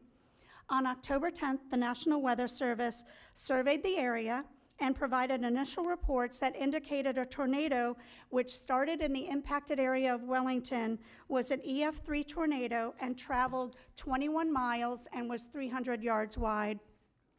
On October 11th, Palm Beach County was included in the Federal Disaster Declaration for individual assistance for our residents and for Category A, which includes debris removal, as well as the Category B protective measures. Our residents can apply for that individual assistance through the FEMA website at disasterassistance.gov. And then fast forward to October 16th, Palm Beach County received approval for the Blue Roof Program. This provides temporary roofing and roof protection until permanent repairs are made. Residents can register by calling 800-ROOF-BLUE or by searching Blue Roof on the web. This is an Army Corps of Engineer program. So I just want to tell you a little bit about the numbers of what happened in that time frame. Within the time frame that EOC was activated, we participated in over 50 different conference calls. We sheltered 948 residents and 29 pets through our shelter operations. The Emergency Information Center fielded over 825 calls to the Emergency Information Center. We had over 375,000 visits to our county website, people looking for Know Your Zone, traffic cameras, and the county homepage, as well as the hurricane page. We had 585,600 total individuals reached with Facebook, Instagram, and X. And we had over 13,000 impressions per post when we posted information to Nextdoor. We actually, post-incident, provided logistical support and coordination to the town of Loxahatchee Groves, where we got them access to 84 tarps, as well as the village of Wellington got access to 100 tarps. Our FEMA liaison arrived, as I said, Valerie Boulette. We appreciate Valerie being here on October 12th. And then we began We got in teams that are called Disaster Survivor Assistance Staff. These are individuals going door to door in the impacted area. They arrived on the ground on October 15th and began door to door within the acreage community. We started in the acreage because that impact in those homes are so widespread. To date, as of last night, they visited 807 homes, had 140 interactions with residents, and have registered 24 family members in the acreage alone. But in total, in Palm Beach County, we've had over 8,393 individuals register with FEMA. We have opened a multi-agency recovery operations center, which started on Saturday at Village Park Gym in Wellington. That is staffed by 16 local, state, and federal agencies, all there to provide resources and support to our community. As of date, we've had 111 visitors to the location through yesterday. So we will be looking at assessing that site as the days go on this week, and we're looking at a potential of movement of that location on Thursday to the Village of Royal Palm Beach David Farber Training Center in the Village of Royal Palm Beach. This will bring those local, state, and federal resources closer in to individuals in Loxahatchee Groves and the acreage. And also, surveys are being conducted tomorrow for the arrival of a FEMA mobile disaster recovery center. So we will be looking at having that mobile resource travel throughout the impacted area in the coming weeks. So that would be our status of where we are at this point. Thank you so much for that report. Thank you for all the work you've done. Do we have any questions or comments? Commissioner Baxter. Thank you, Madam Mayor. I would just like to say thank you for all your help for my residents. The community, District 6 was impacted, I would say, probably mostly throughout this whole process. So I can't thank you enough for getting everyone together and organized and people on the ground, knocking on doors, and really just being out there and putting this all together. So we're looking forward to continuing to work with the residents. And again, thank you. Thank you, Vice Mayor Marino. Thank you. As another district that was severely impacted by this with the Avenir community, Palm Beach Country Estates, Jupiter Farms, anything you can do to move it more centrally located will be greatly appreciated. Thank you. Thank you, Vice Mayor. Commissioner Weiss. Thank you. I just want to our state and our federal partners, on behalf of the citizens of Palm Beach County, just want to send our thanks to you all in helping us during this emergency. We like to think we can do it all on our own, but we know it's because of our partners that we're able to do that. So thank you very much, and please send our best regards to your staffs. Thank you very much. Commissioner Barnett. Thank you, Mayor, and I appreciate your report. I saw a map of the tornado touchdowns in the county and the paths they made. It looked as if almost no corner of the county was untouched. It's a miracle that we had no fatalities in our county, thank goodness. For that, our neighbors to the north in Port St. Lucie, we're not so lucky. I wanted to ask if you would talk about how your agency, your department, works to prepare our residents in our county in order to survive a storm like this so that we can be blessed enough not to have any fatalities. Thank you for bringing that up, and I appreciate that, because when we talk about disaster preparedness and education, we do that in an all hazards approach.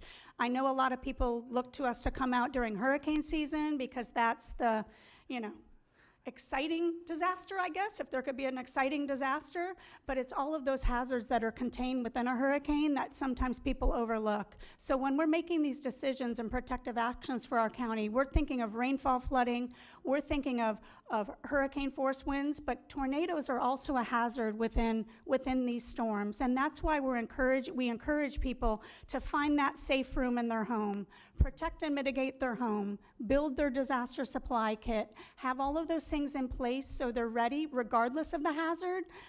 Their response will be equal. So, we encourage people to continue to do that, and that's our message, and we would really encourage our residents, if they haven't identified that safe place in their home, do so now, because this is a perfect example of how we can have one of those tornadoes that they see in the Midwest come through our community. So we need to be ready for that.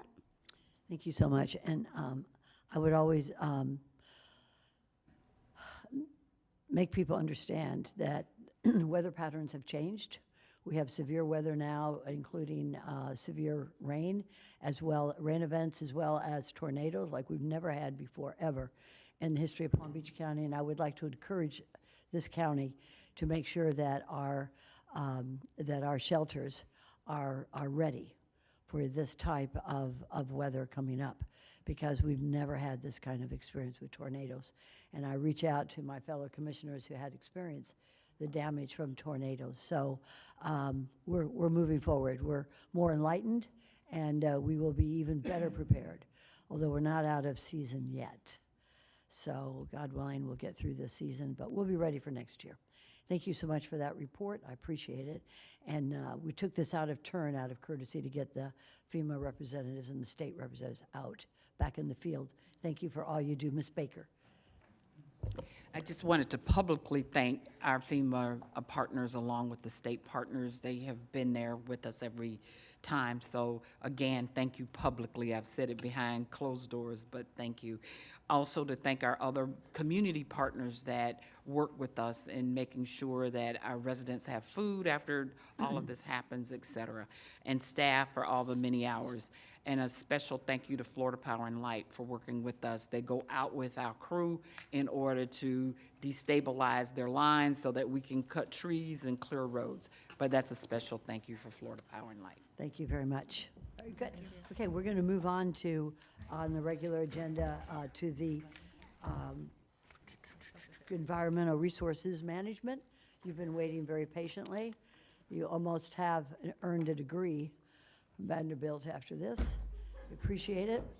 Come on up, and we have your paper here in front of us. So for the record, it's 5D1,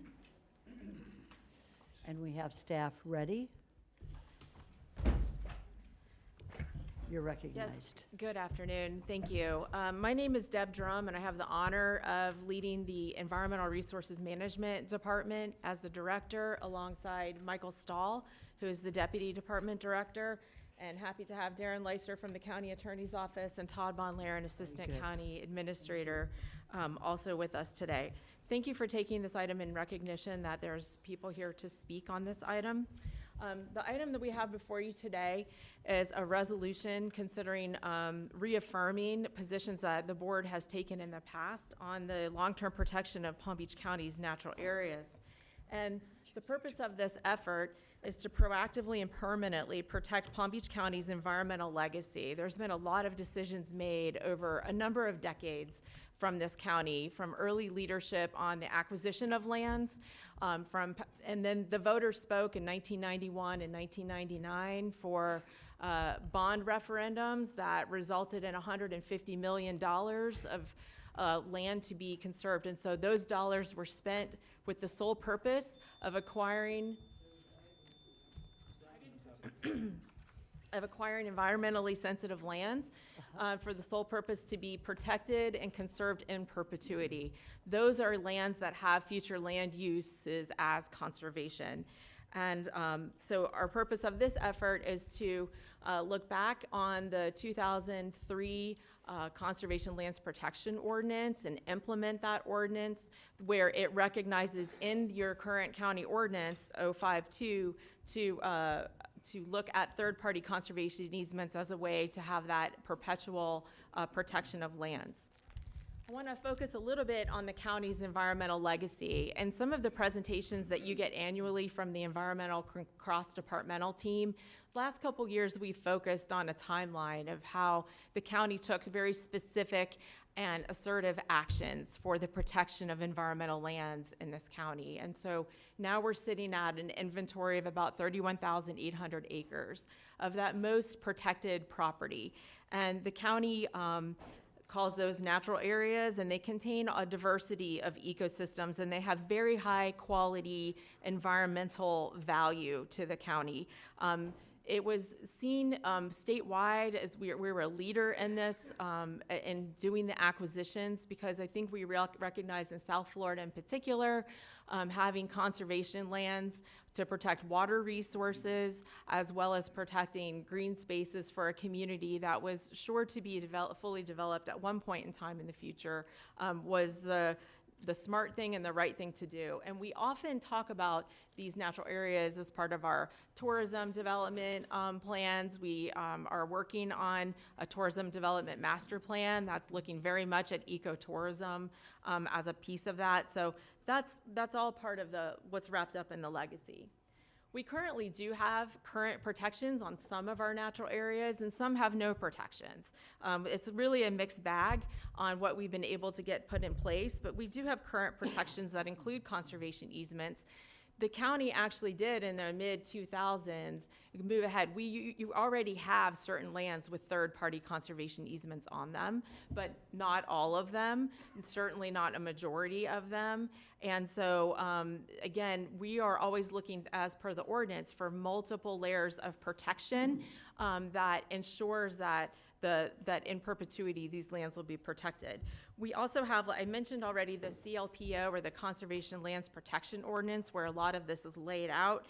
We have certain lands with grant restrictions. We have certain lands that have mitigation requirements on them, like Pine Glades. We have our comprehensive plan. So these are not all absolute, and not all of them are fully protected. The next two slides just shows you a map of where the conservation areas or the natural areas are in the county. We do have the opportunity when we were acquiring land was in the north part of the county. And so there is most of the natural areas that we protect are in the northern areas of the county. And that you can see those on the map. And I want to make really clear that the lands that we're talking about putting third-party conservation easements on, there's nothing except for that highest protection of land in the conservation natural areas that we have in the county. We're not talking about vacant parcels that would be considered. We're not talking about privately owned parcels that are regulated through the ULDC on tree preservation. It is not really affecting the development community in any way, because these lands were already and always set aside for conservation protection and bought with bond dollars. So they're already designated for conservation with the future land use as conservation, and what we're proposing makes that concrete. This is looking south of Southern Boulevard on those lands, so that completes the 31,800 acres that I'm talking about. So what is a conservation land trust? The one that you have conservation easements with currently, we do have a few of the properties have third-party held easements through the Nature Conservancy. That would be an example. But a land trust, or a land conservancy, is a private nonprofit organization, and it works with landowners like us to conserve lands through the acceptance and the defense of easements on those properties that are focused on preserving them in perpetuity for the conservation values. They can vary a lot in scope and scale, but all of them share a mission, and that is to work with landowners to protect and preserve these natural areas. The benefits of this are permanent protection, it's independent oversight, it creates public trust and accountability, which I will get to a little bit later in this presentation, and legal clarity. It removes any ambiguity with what these lands will be in the future. And so there will be no question as to whether or not these lands will be anything but natural areas moving forward. So I want to mention a little bit of who this willing partner is. We've gone a couple of decades, like why haven't we come to you in the last 20-some years with third-party conservation easements? We did approach we approached Nature Conservancy. We've had a lack of interest or a willingness to accept the risk associated that goes with holding a conservation easement. We have a willing partner in Conservation Florida. The president and CEO of Conservation Florida is here in the audience. Tracy Dean is with us today. And what Conservation Florida is a 501c3. It was founded in 1999 by David Carr, and it was originally founded as the Conservation Trust of Florida, or for Florida, and it got shortened a handful of years ago to Conservation Florida. David Carr's father, Archie Carr, was recognized as one of the foremost conservationists of the 20th century and is the founder of conservation biology. We all know him, us science geeks all know who that is. And since their formation, they've earned a reputation of integrity within the Florida environmental community and has become accredited by the prestigious Land Trust Accreditation Commission. And I want to talk a little bit about that because you have to be really careful. We just had a very big discussion about Vanderbilt and that long-term partnership. And so I do understand the need to be careful about vetting who your long-term partners are and understanding what that looks like. What the Land Trust Accreditation Commission does is their mission is to inspire excellence, to promote public trust and ensure permanence and conservation of open lands by recognizing land trust organizations that meet very rigorous quality standards and that strive for continuous improvement. And the tenets of their core values are integrity, accountability, service, and diversity, equity, and inclusion. And so to get accredited through this particular organization, you have to meet the very highest levels of integrity and responsibility, and to follow and to demonstrate that you're following the best practices, including a conflict of interest policy, independent decisions not being influenced by political or donor concerns, and confidentiality. So all of these are tenets that Conservation Florida had to demonstrate to this to the Land Trust Accreditation Commission in order to get that valued accreditation. Nature Conservancy is also one. The proposed actions before you today is to work with Conservation Florida to accept permanent conservation easements over county natural areas. And the first step would be to draft a template or a template conservation easement to be used for all county natural area properties. So today's action is a resolution approving this in concept. This is a reaffirmation of actions that the board has already taken through the Conservation Lands Protection Ordinance and through your ULDC, which has specific policies in the ULDC and the comp plan elements that encourages, you've already encouraged staff as a county, and it's in our policy to encourage conservation easements as a way to do this long-term protection of these highly valued areas. I think it's important to note that today is just really the beginning. It's the approval in concept, and it's a reaffirmation of policies that the board already has in place. Moving forward, we would bring every single conservation easement on every single individual property before the board, and you would have the opportunity at that point to look at each specific scenario for each property to then determine if you had any concerns or had any other conversations that you needed to have about those properties. So that separate conservation easement would be brought for each property back to the board. In preparing for this presentation and working with our county attorney, they said it was very important to bring up what I think is a somewhat triggering phrase in politics and in government, and that's binding future boards, because everybody hates that idea of binding future boards. But that can mean, that phrase can mean a lot of different things in a lot of different scenarios. So I just want to say, yes, this action would ensure permanent protection over the county's natural areas that don't currently have such protections. But that's exactly the point. That's exactly what was intended by the purchase of these properties. And so this action would solidify, put in concrete, that that's what these lands are going to be moving forward. That's the reason for which they were acquired. This action would be consistent with actions of previous boards where they have voted to have natural areas held by a third party or other such preservation obligations. And we currently have, as an example, there's much of our acreage has water management district conservation easements on them, and I've already mentioned the Nature Conservancy ones. There is no anticipated cost to the county on this. Conservation Florida has approached us as a willing conservation trust. Actually, they didn't really approach us. We sort of approached each other and looked at the opportunity. And they plan on doing fundraising to cover the costs associated with preparing and recording these easements and for the perpetual stewardship to make sure that that's protected. This could take a couple of years to roll this out, to get conservation easements established for all of our properties. But again, today is the bringing back a reaffirmation of what past boards have decided through ordinance, through the comp plan, through the ULDC, and that's why we're here today. Now, I want to be fair to say that we do have a demonstration of need. And so recently it got a lot of headlines, and this board was very much engaged in August of this past summer, where the FDEP had proposed amending the Jonathan Dickinson State Parks Management Plan to allow for the clearing of globally imperiled habitat and building of a golf course and other incompatible uses. And this was happening statewide. And our board took affirmative action to state very clearly that that was not acceptable to our county. And so we have been working on this. Our impetus for this was not the state park issue, because we have been considering this, and like our ordinance is from 2003. We knew third-party conservation easements were important a long time ago, decades ago. But it was an example of those scenarios that you think it will never happen here, or it would never be a consideration, that we're going to protect our natural areas. It's not always the case. And so this action became even more important to come forward to you, and I'm glad that we could be here today to talk about it.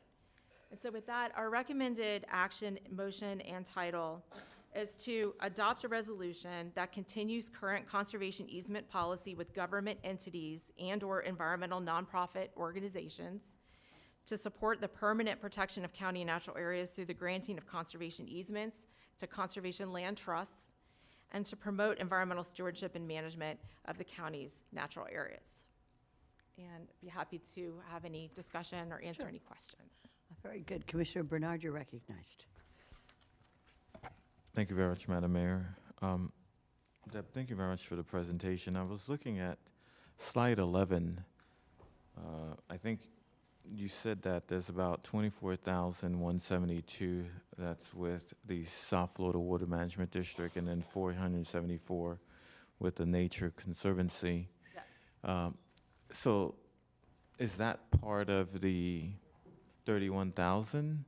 Or are we, because if we already have a conservation easement on about 24,500, are we adding another layer on top of the 24,500?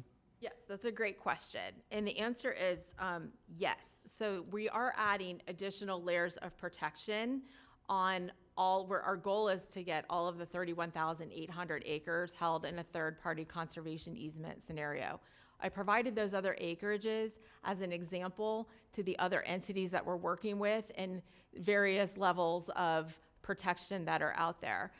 So yes, the intention is to add an additional layer of protection, and as per the ordinance, the quote from the ordinance is that the Board of County Commissioners has determined that the public interest is best served by these lands being preserved and managed as preserves or for conservation forever, and that the best means of ensuring permanent preservation is to provide multiple layers of protection for conservation lands through third-party conservation easements, deed restrictions, shared title, and a charter amendment. And then it continues.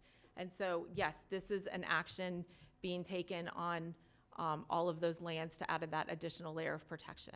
Okay, but we do have the layer of protection right now on the 24,500 acres. We have some of them, but again, I will say that as an example, the Water Management District Board is not the same board that was there 20 years ago. And so you could have changes in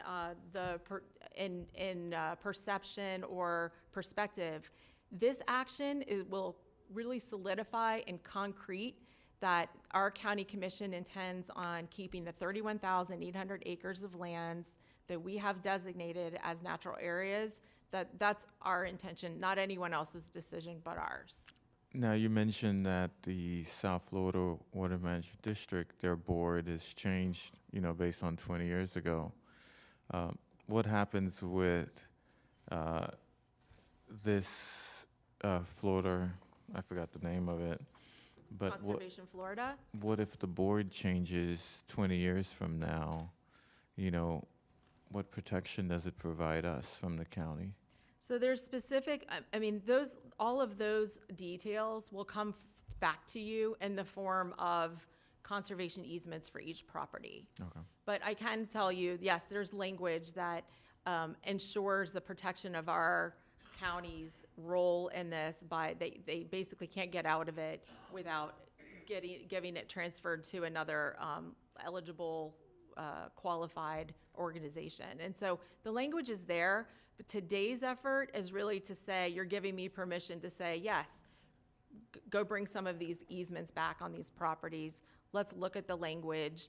This is a reaffirmation, the resolution that is a reaffirmation of the ordinance, the Conservation Lands Protection Ordinance, and the actions that the board has taken through the development and the adoption of the ULDC and the comp plan. It's all, everything that you're taking, the action that for the resolution today is consistent with all of those policies. And so I would like the opportunity to bring back to you the conservation easements with the specific language, and we can talk about all of those details when we have one in front of you. Okay, just follow up, Madam Mayor, You just go to, right just to ahead, make sure. Commissioner. So, at some point, just to make sure I understand it, whatever we decide today, each property would be brought back to this board, and the board would make that decision in terms of if they want to enter into the easement with Florida Conservative. Is that correct? Yes. And I guess I have another question in regards to what happens, let's say there's a property that we believe that that can be used for some public purpose in the future, and So that's exactly what this is. This is exactly what that is trying to prevent.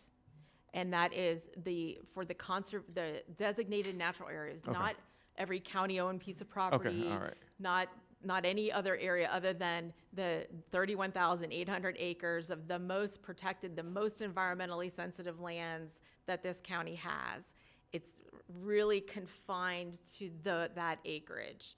And to say that, no, this is not going to be a affordable workforce housing project in the future. It would prevent that from happening. Okay, no, I just want to make sure that I understand that it's only those acres. It's only the 31,800 acres that you saw on the map that is comprised of the highest quality environmentally sensitive lands, the highest tier. And it's not anything that comes before you as the zoning board on, say, a property that you would have tree preserves or things like that. It is not that. Thank you. Thank you, Commissioner Weiss. Commissioner Bernard. Commissioner Weiss, you're recognized. Thank you.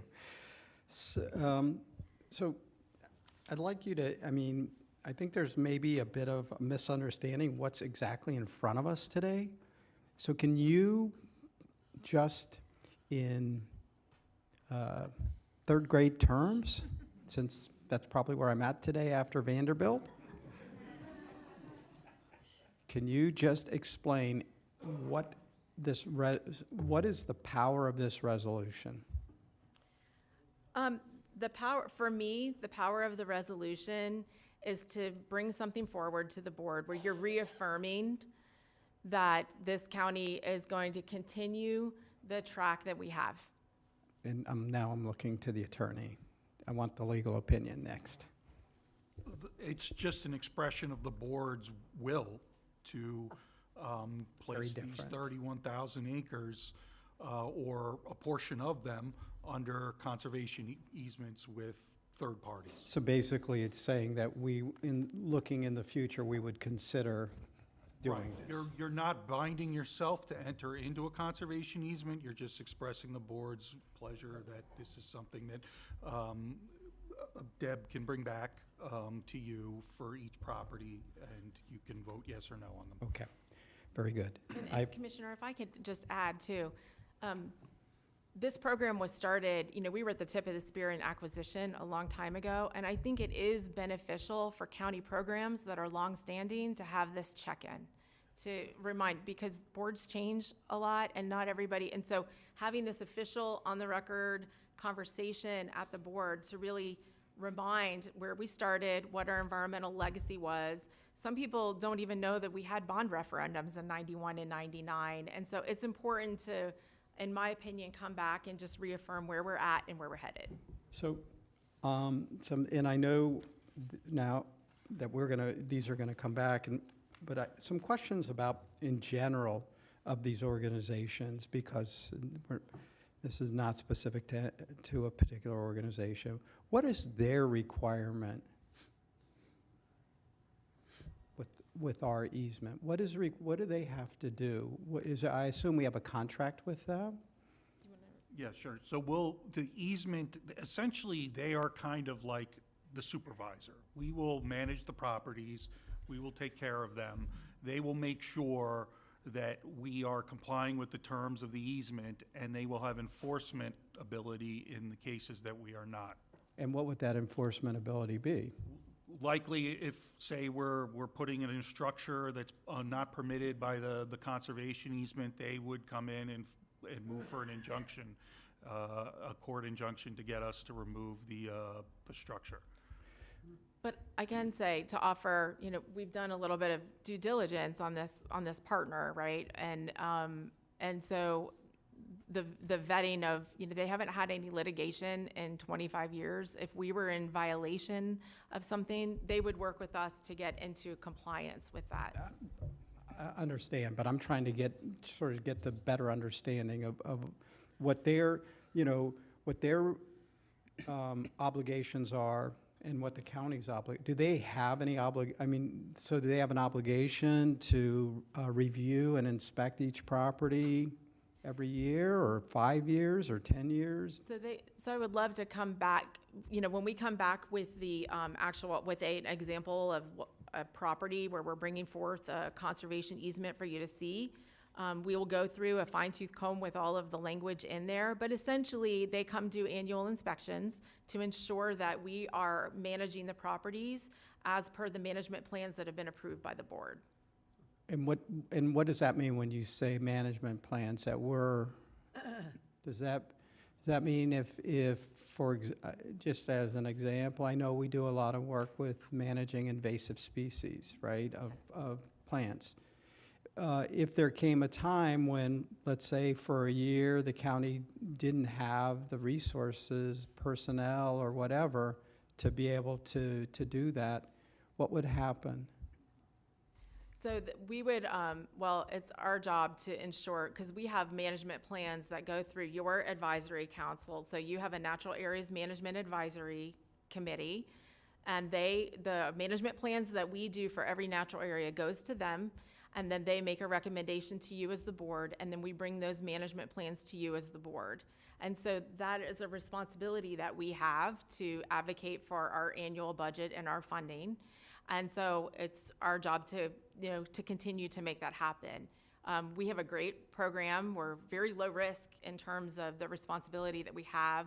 We are not looking to expand our natural areas inventory. We're not looking to, with very few exceptions, we don't have like large swaths of land available in the county that we want to acquire anymore. We're focused on management, and we have our management very efficiently done.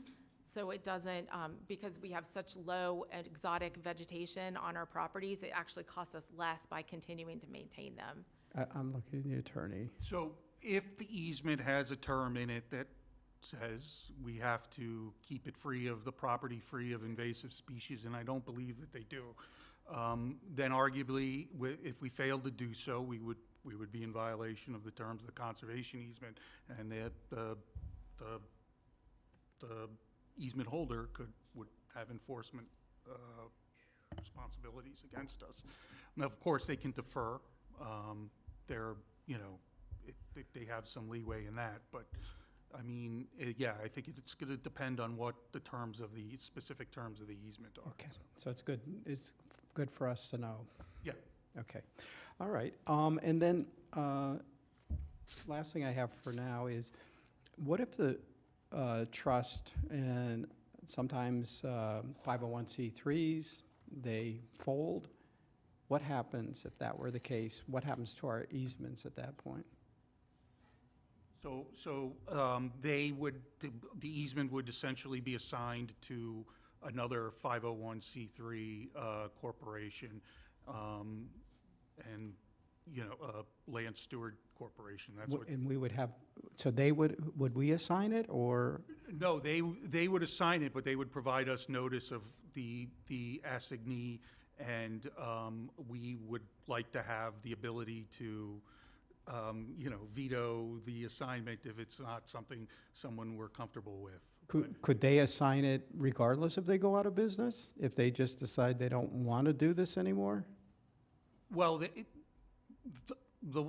we would have to look at the provision, but the way it is listed as of now, they are responsible in perpetuity. So I do not believe they would be able to assign it to another one so long as they are a viable entity. All right, those are my questions for now. Thank you. Thank you very much, Commissioner Weiss. Commissioner Woodward and then Commissioner Baxter. Thank you, Mayor. Just to piggyback on what Commissioner Weiss was asking on, if we were to say have a bad year and we don't have the finances that we do to take care of our lands and we were to fall behind on some of these projects just for upkeep, do they have the ability to assess us or fine us a financial amount? No. So what is their enforcement at that point? Their enforcement would be to take us to court and get a court order attempting to require us to comply with the terms of the easement, so. So when you bring us these agreements, each property, each of those different ones will have its own separate agreement? Yes, they'll each have their own conservation easement. Each property's conservation easement will come back to the board. You'll be able to review the legal description, the map. You'll be able to see the map of what's covered and review that language. And again, you have these already. I mean, this has not been an issue for us for 30 years because of our program and because of how we care for the natural areas. I'm not anticipating this is a high-risk responsibility. The real point here is really putting into cement the future plans for these conservation lands. So for this Conservation Florida is the organization that we're looking to enter into this agreement with. Do they have a board and how is it compiled? They do have a board, and do you want to come speak to how your board is identified? Sure, you come on up, be recognized. State your name and position. Hi, Commissioners. Tracy Dean. I'm the CEO of Conservation Florida. It's nice to see you all. Our board of directors is 100% philanthropic. So these are volunteers who are volunteering their time, their talent, and their treasure to a nonprofit mission. So, as a nonprofit, we are not fueled by politics. We're fueled by philanthropy. And I think that's the important point here. And as to today's decision, we are really grateful for the opportunity to work with you. And this is really empowering the county and Conservation Florida to explore this avenue more. And then I really look forward to answering more of your questions as we do that. But this has a lot of potential to do some pretty extraordinary things, and we're excited for the opportunity to explore that with you. How large is your board? How many members? I believe we have 11 today from across the state of Florida. They're just volunteers? They're Floridians, everyday Floridians from, Northwest Florida down to here at South Florida who care a lot about Florida and our natural wild places. And there's at least one representative from Palm Beach County or close? Not yet, but we are actively seeking a volunteer for our board of directors here in Palm Beach County. So the closest geographically to us would be? Okeechobee. Okay, Okeechobee County or? Yes. Okay. Thank you so much. Are there any questions or comments? Yes, Vice Mayor. Well, I think, being that most of these lands are in District 1, and they were purchased with bond dollars, I think it's important that we take every opportunity to add a layer of protection. There's been encroachments on county land already, not necessarily conservation land, but some park land and some people developing in parkland that we haven't actually policed. It happens because we have 2,400 square miles of property that, we oversee the unincorporated areas of that, I'm saying. To have an agency whose sole job is conservation is just an additional oversight. And I think as a board, we'd be remiss in not allowing this to happen. One of our jobs is the protection of our public trust. And the public trusted us when they said yes to the bond referendum to buy these properties. So given the nature of what a county does and all of the different requirements of the county and our 1,300-page budget, I think it would behoove us to have somebody who carries oversight that their sole job is to do that.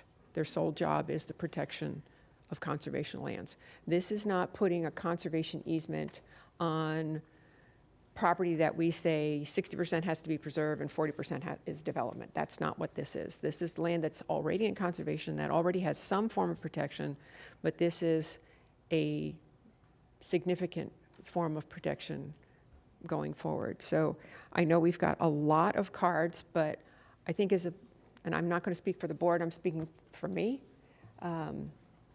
I think that if you all can get up and just say, yes, we would like this, you don't have to take the 2 minutes to do or 3 minutes to do that. We really know where you're all coming from, because I haven't gotten a single letter that said, I'm against this. Every single letter I got said, I'm for this. And we are not, as a county, I guess, Darren, the question would be, is there a reverter clause? Given what we just went through with Vandy, is there a point in time where No, okay. No, there's no. This is permanent, in perpetuity protection of these lands. Unless they are the breach and not us. Well, yes, but they're not, they're, I don't see them going into breach, and even if it is, it's still they still hold the easement unless, I don't know, they go into our property and actively damage it, which is not something. But again, we are not giving away county land. No. This is just a policing mechanism. We still own the fee simple to the land. We're granting a conservation easement over the land. And there will never be construction on any of these lands. This is not developable land. I mean, this will ensure that this land is not developable.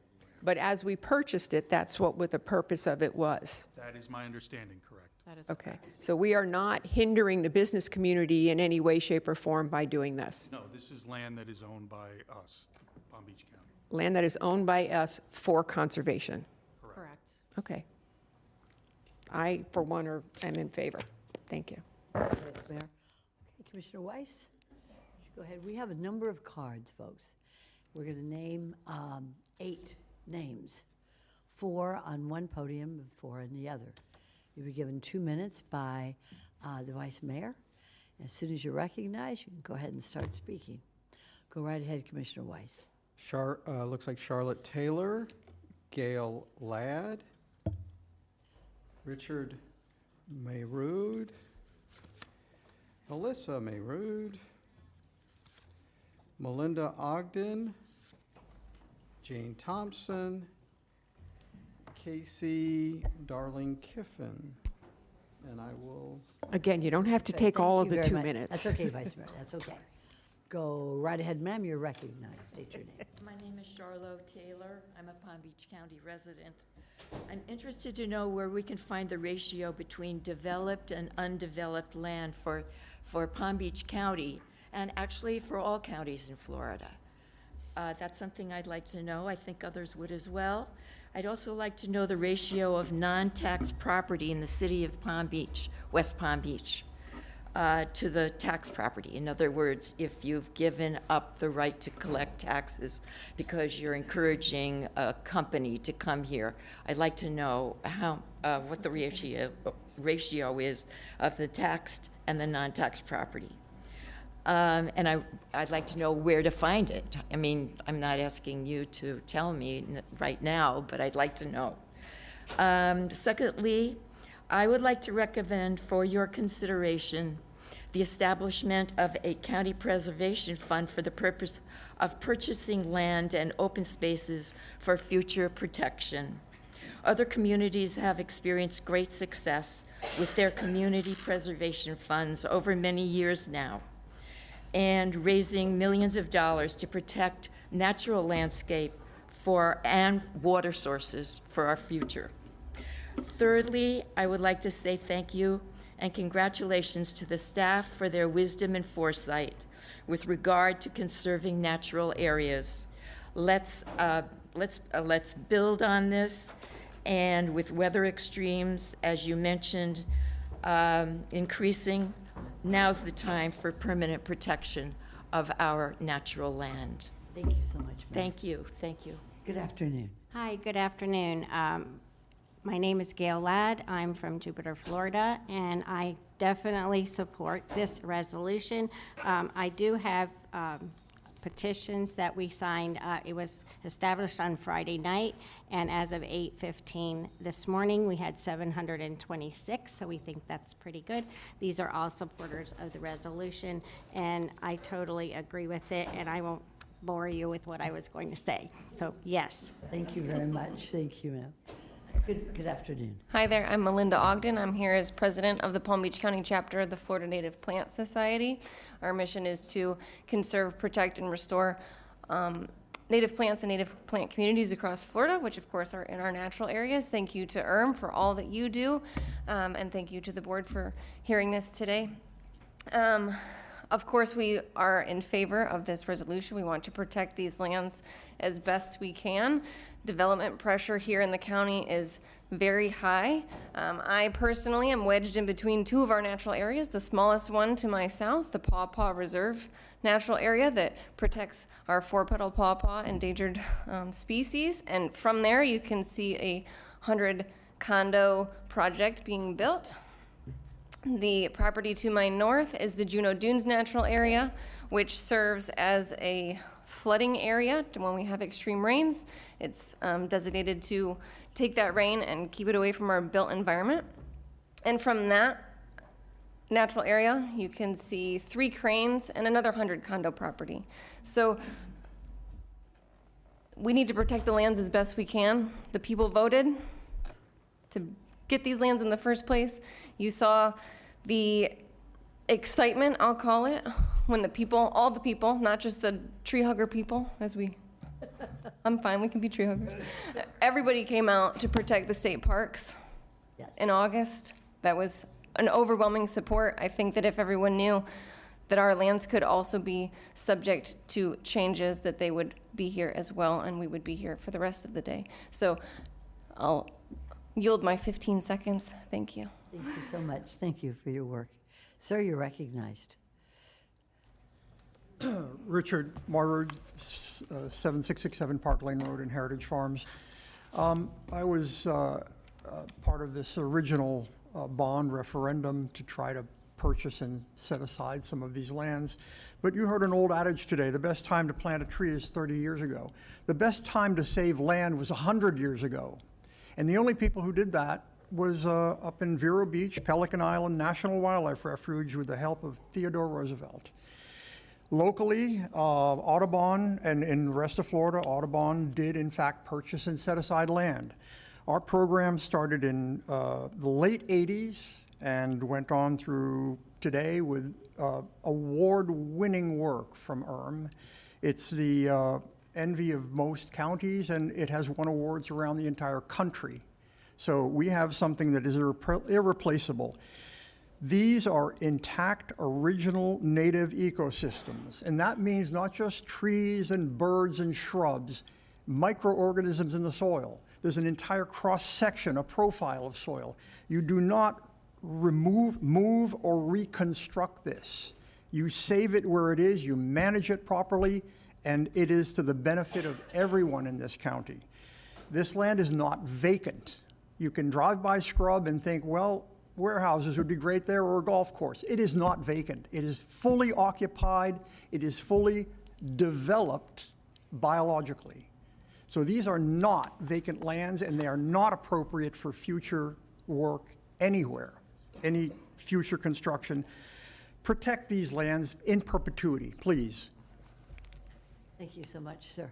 Ma'am, you're recognized. Hello, good afternoon. Melissa Magahi Moirud, 7713 Park Lane Road, Heritage Farms.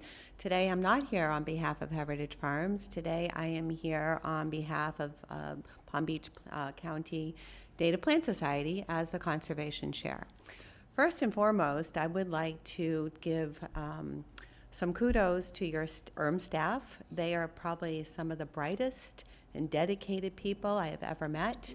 This is an excellent agenda item to be brought forth in light of what was almost happening in Jonathan Dickinson State Park, which is still not over yet. So let's get ahead of the ball. Let's make sure our state parks are protected. The other thing I wanted to make comment on is I was listening to the Vanderbilt University folks. I'm really excited. This is an exciting part. On the other end of the spectrum, progress goes in many different ways. That's one aspect of it. And my thoughts went to my two nephews, one who's a PhD graduate in nuclear physics from MIT, and the other who is a graduate of Harvard MIT in business and financing. They both spend their free time in natural areas, not necessarily here in Palm Beach, but in other parts of the country. Our natural areas are not just about the plants, even though I am the conservation chair, or about wildlife. They are about recharge, our watering, filtering our air, and also about rebooting our human soul. It's an important part of us as human beings, not just the environment, for all of us intact. So what I'm asking is that you go ahead and go along with this agenda item, promote this, and let's move forth in progress with the university and progress with our natural areas and keep them forever intact. Thank you. Thank you so much, ma'am. Ma'am, you're recognized. Thank you for the opportunity to comment today. My name is Casey Darling-Niffen. I am the Conservation Policy Director with the Florida Wildlife Federation. Our mission is to safeguard Florida's water, wildlife, and wild spaces by taking action today to prevent irreversible loss tomorrow. I'm here to speak in support of this board passing a resolution today for the permanent protection of Palm Beach County's natural areas through the granting of conservation easements to accredited land trusts. The Florida Wildlife Federation advocates for conservation land acquisition throughout the state. Conservation lands like Palm Beach County's natural areas provide critical habitat for wildlife, including numerous endangered species. They improve surrounding water and air quality, and they provide access for recreation that betters the lives of residents and visitors.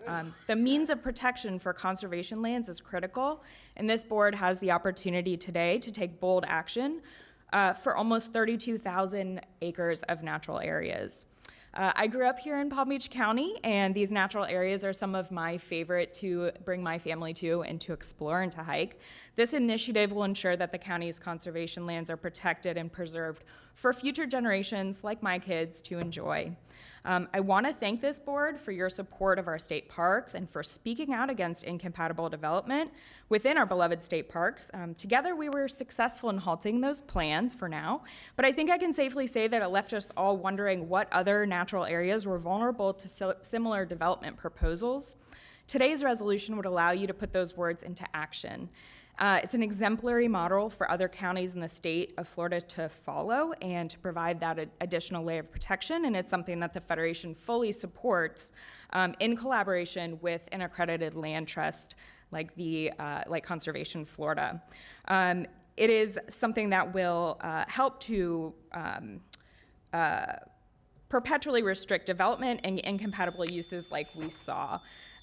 So really quick, I like to hike Frenchman's Forest. I went out there with my parents. They said, why didn't we ever do this when you were a kid? And I said, well, let's look up the history. It was something that they voted for in 1991. It opened in 2001. And that's something that they get to enjoy with their grandchildren now because of the work of past boards. And so doing this today will uphold the will of the voters and all of the work that went into protecting those lands from the constituents and from past boards. So thank you. I hope you approve this today. And thanks for the opportunity to comment. Thank you for your summary. Good afternoon, ma'am. You're recognized. Hi, good morning. Jane Thompson. I live in the western communities adjacent to the Loxahatchee Wildlife Refuge, right on the cusp within about 2 miles. I moved to Florida when I was 24 and started in North Miami, and it's 37 years later, as I've moved north, so has development at such a rapid pace. that it's frightening, actually, to think what I saw almost happen to the Jonathan Dickinson State Park, the development there.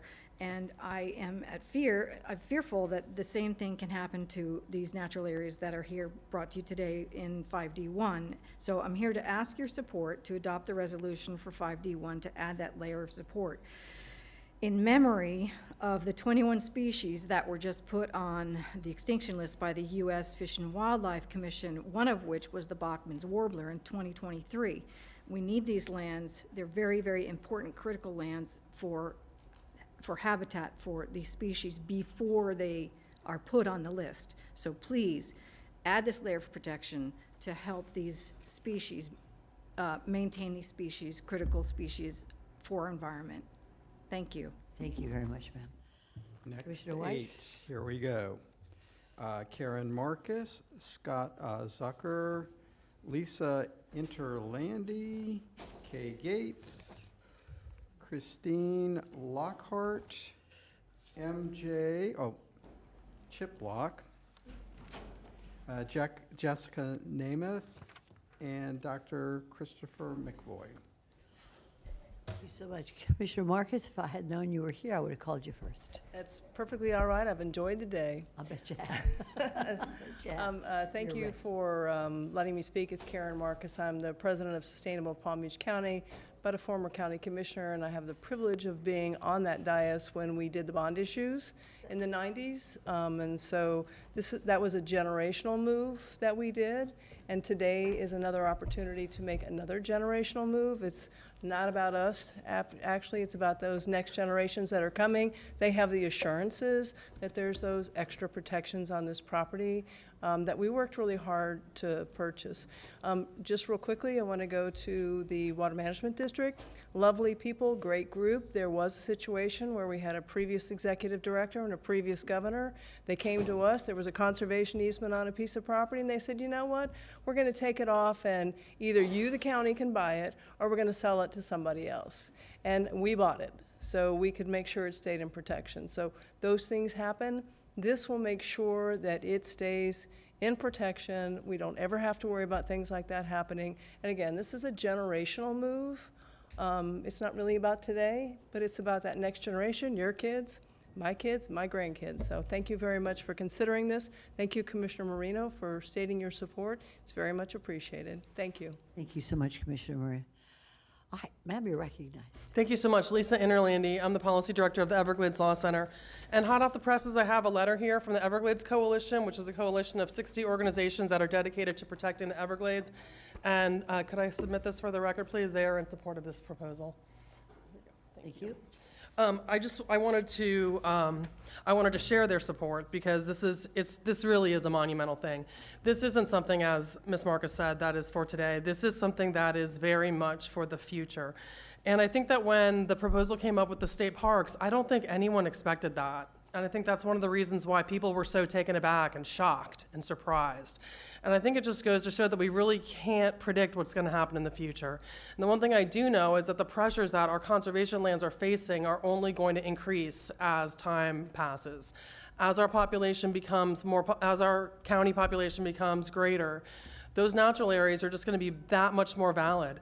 They're not making any more. We can't get any more. There's no more that we could buy even if we wanted to.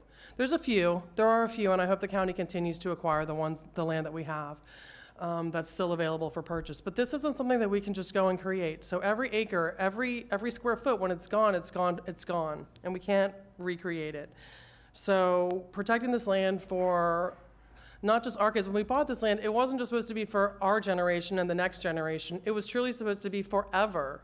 And when you think about the length of time that is, there's not enough protections in the world to really protect it forever, but we're doing the best we can, and I really appreciate the county going forward with this, if you do. And I understand that there are still questions with it, but this is just a resolution directing staff to move forward with this. A lot of details have to be determined when the conservation easement is drafted. We hope that we have an opportunity to review that, and we absolutely support this, and we thank you all for considering it. Thank you so much. Sir, you're recognized. Scott Zucker, I'm the president of Audubon Everglades, which is the local Audubon chapter in Palm Beach County. So we've been an Adopt a Natural Area Partner since the beginning of the program. We just this past month, we had tours at 4 of your natural areas. And I think we had a total of 65 people on those tours for the people going to look for birds, basically. And I myself was at Palm Beach, Royal Palm Beach Pines just the other day walking, which is because I live in Wellington, so that's kind of the area that I go to often. But what I really wanted to bring up was this seems to be a no-brainer. I mean, the more protection we can put on these lands, the more likely we are to preserve them for the future. And I wanted to address something Commissioner Bernard brought up, and I had the same thoughts when 24,000 plus acres are in currently somewhat protected with South Florida Water Management District. But then I remembered in 2018 when South Florida Water Management District wanted to break the lease with Loxahatchee National Wildlife Refuge and take over 140,000 acres. And it was only because their time ran out and Governor DeSantis came in, totally threw out that board, that we reached an agreement. So they could change their minds about this 24,000 acres anytime they want. And so it is imperative that we protect this property. Thank you very much. Thank you, sir. Ma'am, you're recognized. Christine Lockhart, unincorporated Boynton Beach. Thank you for taking the time before lunch to meet with this agenda item. And I'm glad to see a lot of the support here today, the wonderful presentations by Palm Beach County ERM. I had the pleasure of serving on the Conservation Lands Acquisition Selection Committee back in the day, and there was concern even back then that that conservation easements were extremely important to have however many levels of protection to preserve them in perpetuity, because there were the risk that's been mentioned that you have support so far by previous speakers. These are important not only as buffers to other public conservation lands, but as mentioned before, it's important for water quality, replenishing the aquifer, and also deterring saltwater intrusion that happens not just on our coastal communities, but also further inland, since we have such a limestone substrate. Thank you so much for considering this. Affirming this and approving this item will also help to affirm that the County Commission Board respects those that did vote for the 1991 and 1999 referenda, and that to show that their votes do count and that you respect those votes. So, and also want to encourage you, I don't know if you want to bother doing a show of hands, how many of you have been to a Palm Beach County natural area in the past year? So that would be fantastic. Thank you so much. I understand that they're going to have some fun things going on for Halloween. It's also great for mental health. I take my mentees out there and they find it very calming in stressful times. Thank you so much. Thank you so much, ma'am. Sir, you're recognized. Chip Block, former mayor of Jupiter Inlet Colony, If I know you were there, I would have called you already. Good to see you. Former chairman of your Water Resources Task Force, and currently on the board of Sustainable Palm Beach County. Madam Mayor, Madam Vice Mayor, commissioners, and most importantly, Administrator Baker, my buddy. I'm also very much in support of this. I think the additional protection is needed, especially given what just occurred. Palm Beach County, Jonathan Dickinson, Palm Beach County has a proud tradition of conservation. Along with Martin County, our northern neighbor, I think this is a very good idea. When it was first broached, I looked up Conservation Florida. Encourage you to do that as well. They have a website. I think you'll be very impressed with their board. Their board is business people, farmers. It's not just us tree huggers. So it's a bunch of very reputable people. And basically, Commissioner or Vice Mayor Marino said it all for me. I encourage you to have a double victory today for the county by approving the Vanderbilt program and additional protection for our natural lands. Thank you very much. Thank you very much, sir. Ma'am, you're recognized. Hello, my name is Jessica Namath, and I'm an almost 4-decade-long resident in northern Palm Beach County, Tequesta, Florida, where we have the Jackson Riverfront Pines Park that we love there. I've served on many boards and volunteer my time in all of our natural spaces and areas, and was the former chair of Tequesta's Environmental Advisory Committee, where I worked closely with and was able to give out stickers of our native animals to children at our food trucks that we had, and worked closely in the community, and they were thrilled to have the maps to see all of these spaces. So I was well positioned at a time when our parks came under threat. I quickly started a Facebook group that has garnered nearly 50,000 people. And we all saw that Floridians love our wild spaces, our wild Florida. You know, as has been mentioned, we were taken aback by the fact that these things could even happen. And I would say that as residents, we're probably more concerned about the future boards of our local government than the Board of Conservation Florida in the future, because the decisions, unfortunately, that have been made recently have been concerning. I've driven to Hernando County and spoken out with regards to the Withlacoochee Forest, the land swap they've considered there. I've spoken in Orlando, and unfortunately, it doesn't seem like local government is hearing us. So you have the opportunity to really be a leader and show people that you did hear us. So thank you, Commissioner Marino, again, for speaking out, because Floridians want to hear that our government officials know and understand that we love and appreciate our natural areas, our wild Florida, and what space that we have to go out and enjoy just the wilderness that's left. So thank you. Please vote in favor of this. Thank you. Thank you so much, ma'am. And good afternoon. Good to see you again. Hi, I'm Kay Gates. I've been long associated with the Sierra Club. And of course, the Sierra Club is very much in support of this referendum, this motion. I want to share some personal comments. And Commissioner Bernard, this would be a wonderful part of your legacy for Palm Beach County, to put this layer of protection on these natural areas. My husband and I moved to the county in the fall of 1998 after we retired from working and raising children. In the fall of 1999 was the first time we had an opportunity to vote.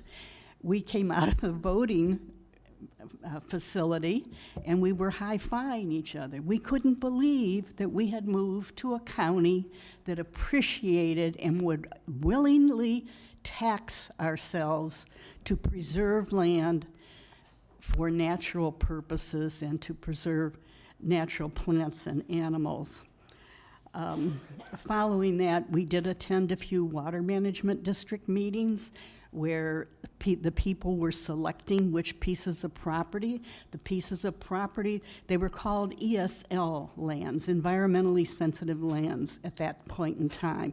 And there was a lot of scrutiny that the properties that were selected for the purpose that they had natural, native trees and plants and animals. So these aren't any old lands. These are specific lands. If you notice on the map, the parcels in the south part of the county are pretty small because development had already taken the majority of the land. Now, in the north part of the county, there were larger parcels that were available. Please continue to protect these properties with an additional safeguard. Thank you. Thank you. Good to see you again. Good afternoon, sir. You're recognized. Dr. Christopher McVoy, Mayor Sachs, Vice Mayor Marino, County Commissioners, County Administrator Baker, thank you for considering this. Thank you to the staff of for being forward-thinking and finding ways to provide extra protection. It's more than needed. We don't know what comes on future sorts. We certainly know that the development pressure will always be here. As was pointed out, the parcels in the southern part are very small. I've been on almost all of those parcels, and I want to reiterate what Richard Moyroyd said. Those are totally irreplaceable. Even if they're small, there are species on those that are nowhere else in the county. Maybe on one another parcel, but that's it. I really hope that this will be a unanimous vote of support for future generations. I think we might be there. It's definitely needed. It's something that you're really leaving a legacy for future generations, and I highly encourage you to do it. Thank you. Thank you, sir. Right. Commissioner Weiss? Yes. All right. Last three cards we have here, Drew Martin, Alexandria Larson, and Bob Gebra. Okay, very good. Well, good afternoon, Drew. Good afternoon, Mayor, and congratulations, Mac Bernard, on your tremendous service. We will miss you and look forward to your future. Please stay in touch. Thank you, Commissioner Marino, for your support. We support this. It's really important. As somebody said that maybe you should have done it 30 years ago, but it's never too late to make things right. It's too bad you can't just do it all today, but I guess you're going to have to bring each one of these before the commission. Hopefully they'll be approved. I think it's very important to protect these lands that have been purchased, because every year the price of the land goes up, and every year there's more pressure to develop areas that need to be preserved. So we really support staff's recommendations. I only wish that this extended to the land in the Ag Reserve. Is my impression it does not, even though some of that land is owned by the county and 100% and could be having a second party involved, or a third party might be positive in protecting that. But again, I understand today that's not what you're voting on, but we appreciate the effort that is put in by and Deborah Drum and her staff, Michael, and the others. So thank you so much. And again, thank you, Commissioner Bernard, for your service. We will miss you. Thank you. Thank you, sir. Good to see you. Ms. Larson, you're recognized. Well, the bond money, if you want to get it straight, 100 million was for the Ag Reserve, 50 million was for the preserved lands, save where the birds live. And I wish we had bought a hell of a lot more land down in the Ag Reserve. Obviously, we didn't get our bang for our buck down there that we did in the north end when we bought the preserved lands. But I do hope that this will put a nail in the coffin of anybody saying, well, we're going to come back, we're going to change our minds, we don't want to do this, and we're going to build on this land, because we need that kind of protection in this county. We really do. Because I am listening to other boards, not you guys, but I've been to other meetings recently where they say, well, we're all built out, we need to build some more. And it's just bad, commissioners. We don't need to build some more. I think Milton kind of told us that. He gave us a little bit of a kick and said, don't build anymore, slow down. We need to slow down on development. That's an absolute. It just has to happen. Take a breath. I've asked it 100 times up here, take a breath. Don't build, because we have things coming at us that we're not even aware of. And Milton surely showed us that. So thanks for at least doing this, and I hope it does make it where they can't change their minds, because it seems that another board will come along in 20 years and change their mind. Thank you. Thank you, Ms. Larson. Sir, you're recognized. Yes, good afternoon. I guess I get the last word, or one of the last words. Those that spoke ahead of me talked to you about the actual benefits of all this. I just want to leave you with 3 words. This is going to put binding on future boards. We never have much that goes forward that much. We always have the next board come in, and I really don't want to stand here in a few years and have to make the same pitch again. We have a chance to make something, leave a legacy for the future. So we support it wholeheartedly. Hopefully you'll unanimously vote for it. Thank you, sir. Commissioner Weiss, do we have any other cards? No, but we did receive 12 non-speaking cards in support of the item. Very good. Okay. Do we have any questions or comments from the board before we take a vote on Commissioner Bernard's legacy?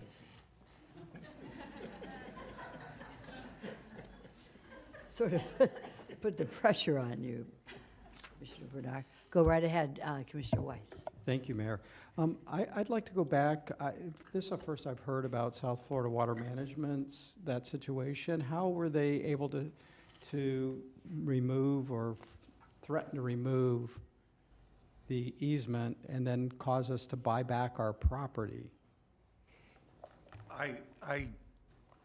That doesn't sound right to me. So the easement, the conservation easements that South Florida Water Management District have on our property are usually for permitting purposes. And so if those easements got released, we wouldn't have to buy back our land because we maintain ownership of our land. An easement isn't ownership of our land. So I don't know what that commenter was talking about. I'm sorry. Okay. We could get those details and get back to you, Commissioner. I'd be happy to do so. All right. Yeah, and I'd also add, if you circle back, I want to understand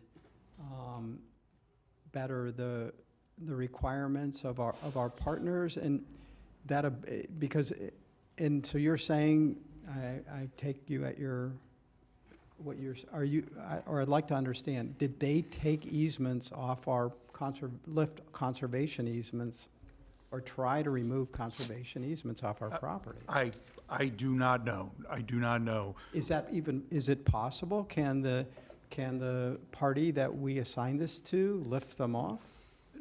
In this situation, the way that we're drafting the easement, no, it is not possible. In the South Florida Water Management situation, I'd have to examine the specific conservation easement and look at its terms to see what they say about extinguishment of the Okay, easement. I'd really like to get that clarified before you bring this back. The other thing I was asking about is the issue of the trust that we're working with, or I shouldn't say the trust, the organization, and just the ability, because somebody made the comment that, or I think you did, Ms. Drum, that the boards change.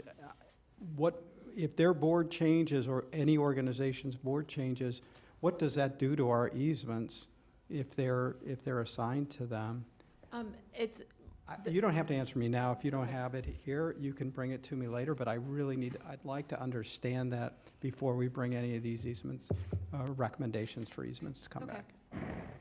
If I could just say one thing. Sure. Board changes, the frequency with which the governing board changes of the Water Management District, or this board, or any third-party conservation land trust, any of those boards, makes more of a case for the need to put permanent layers of, multiple layers of protections in place. That it makes a case for that, but we can talk about that further. When we come back and bring the specific conservation easements to you on a particular property, I anticipate we will answer any of these questions in briefings and bring that to the board as part of the presentation. All right, and the other thing I'd like to make sure that you do, I know we have a lot of different stakeholders, and the business community did reach out to me on this item. I don't think they were fully informed as exactly what it was, but they had asked that they be reached out to, so Economic Council, Chambers of Commerce, the traditional, I think, stakeholders there. And if there's other, obviously you guys do a great job communicating with the environmental groups and allowing them to weigh in. So I think that's covered. And then potentially the ag interests as well. I would be happy to do that. This doesn't really directly affect them because of the purpose But of the they're- lands, but but we they're- will go have that conversation. They're part of our community, and they have, they've expressed they have interest in this, so. Thank you, Commissioner. Vice Mayor Marino. I was just going to make the motion to adopt a resolution, so. But I know that Commissioner Barnett has his light on, but I will make the motion, and I'll appreciate a second. Yes, we are. And I'll Yes, we second. are. Yes, we just Oh, hold I got on a here. second from future Senator Bernard. Commissioner Barnett, you're recognized. No, if there isn't a second, I'd be happy to second Oh, you it. want to do the second? But Okay. I had a question. Sure, no, go ahead. With regards to these natural areas and the binding or potentially binding of future boards, if that's even possible. If priorities change in 25 years, and imposing additional layers of protection, would it be possible with regards to the process to require a supermajority vote similar to what is required for allowing development in areas with overlays? In case, these permanent protections in 30 years no longer become so permanent. Is that something that would require a change in the code or the law? So if I understand what you're asking, that in order to release the easement, well, we wouldn't be able to release the easement. It's really would be up to the grantee to do that. So, I mean, we could. I just don't think that's necessary. Like, once this easement is put in place, it's forever, right? That's the goal. That's the intent. It's in perpetuity. We, as the county, can't have a supermajority vote to say, we no longer want this easement in place. It's just, it will be in place in perpetuity. Okay, thank you, Commissioner Barnett. And soon-to-be Senator Bernard. Thank you very much, Madam Mayor.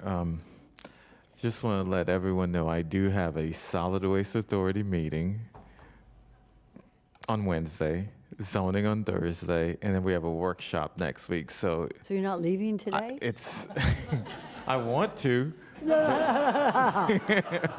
Solid Waste Authority needs you. But just want to make sure I have a quick question for the county attorney. Just in case, like if we do the easement and let's say the organization folds or they want to transfer that easement, just is there a way that we can at least have some type of notice or have us to be able to? So yes, we are proposing that if they want to assign the easement to another conservation entity, that they would have to provide us notice, and we would bring it to the board, and the board would have to approve the assignment. Okay, perfect. Thank you. That's what we're asking for. Did you already put that in there? It's not. Okay, all right. Okay. All right, we have no other further questions or comments. We have a first from Vice Mayor Marino to recommend this and a motion to adopt. Do we have a second? We have a second by Commissioner Bernard. All those for. Anybody opposed? See that it passes unanimously. Got a unanimous vote. 7-0. And Commissioner Weiss has something to say, though. I was just going to ask if we could have a break for lunch. Let's discuss this for a minute. We have, and thank you very much, everybody, for being here for that. Appreciate it. We have an add-on for the temporary waiving of permit fees, which may not take a lot of time. We also have the community services. And then, yes, we have the reorder. Shall we do the permit fees so that we can, no, wait a minute. Let's be consistent. Who wants to eat lunch? You want to take a break for lunch? No, okay. Could somebody bring Commissioner Weiss lunch? And we could eat, you could eat it right here. If somebody would bring a pizza in here, we would be so happy. So shall we move right on? We're going to move right on. And move right on. Is that okay with everybody? Knowing that I get a little mean when I get hungry. So I got my candy bars. All right, so let's do this. Let's go on to 5E1.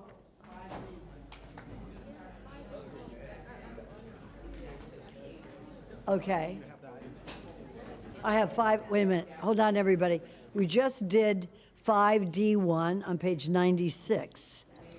Yes, ma'am. I'm sorry, Mayor. You did pull a couple of I items from did. consent. Correct. Are you going to take those items first and then move on? Well, I was thinking of, and I'm open to this, I'm thinking of doing the community services on the regular agenda, and then the permit, motion on the permits, and then doing the consent. However, I could do those matters on consent, and I'm looking at my colleagues, not looking at the audience, looking at my colleagues. What's the appetite of the? Okay, so we'll do the, Vice Mayor says do the consent first. And the airports Consent. are here, that's going to go quickly, too. We don't need to hold them. Who's that? Airport. Airports. I mean, Okay, it's been a long day. It's been a long day. Mayor, So that's, yes. consent is fine if that's what you want to do, but then we need to go back to the agenda order. Okay. So I'll we be need to good. start with the airport I'll be item good. after we Right. do consent. So we can't do the airports first. Well, if we No, do we can't. consent, we're going to do the consent. That's fine. And then we'll go back to the regular order of the agenda. Right. Of the regular agenda. Okay. Okay, so let's do that. Let's go back to consent, which we had, I had pulled. And I'm going to find those numbers. I have them here. I believe they were, so those Madam Okay. Mayor, we'll do, on the consent agenda that that I pulled, I believe it was 3E and 3F. So if we could have the staff, if they're here, for 3E on the consent agenda.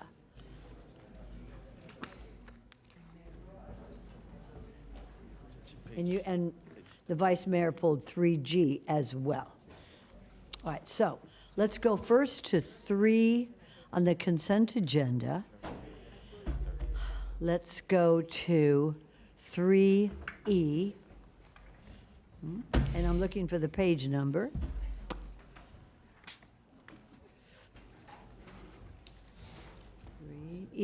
That would be page 17?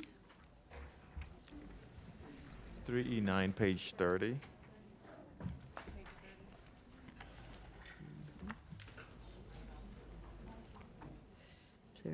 Okay, very good. We're now on page 30, at the top of page 30, 3E9. We have staff here. Is everybody on the same page? Okay, very good. Well, good afternoon. Thank you for waiting so long. We appreciate it. And did you want to say a little bit? I'm sure you do after all this time on this issue.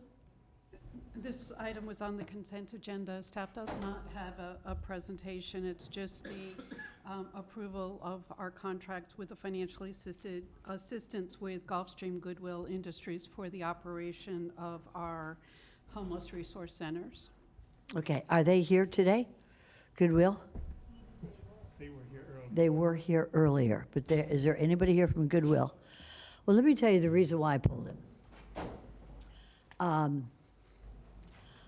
I want to be sure that the monies that we approve for financial assistance with Gulfstream Goodwill Industries is used for the homeless. Period. Right? We have a new word in our vocabulary for community services, and that's homeless. And I know, Dr. Green, you and I have spoken about this, Tammy, you and I, and this is a big issue. I wish they were here. I'm not going to not approve this because they're not here, but I want to see them in my office as soon as possible. Okay? I love resource centers. I love all the counseling that we do.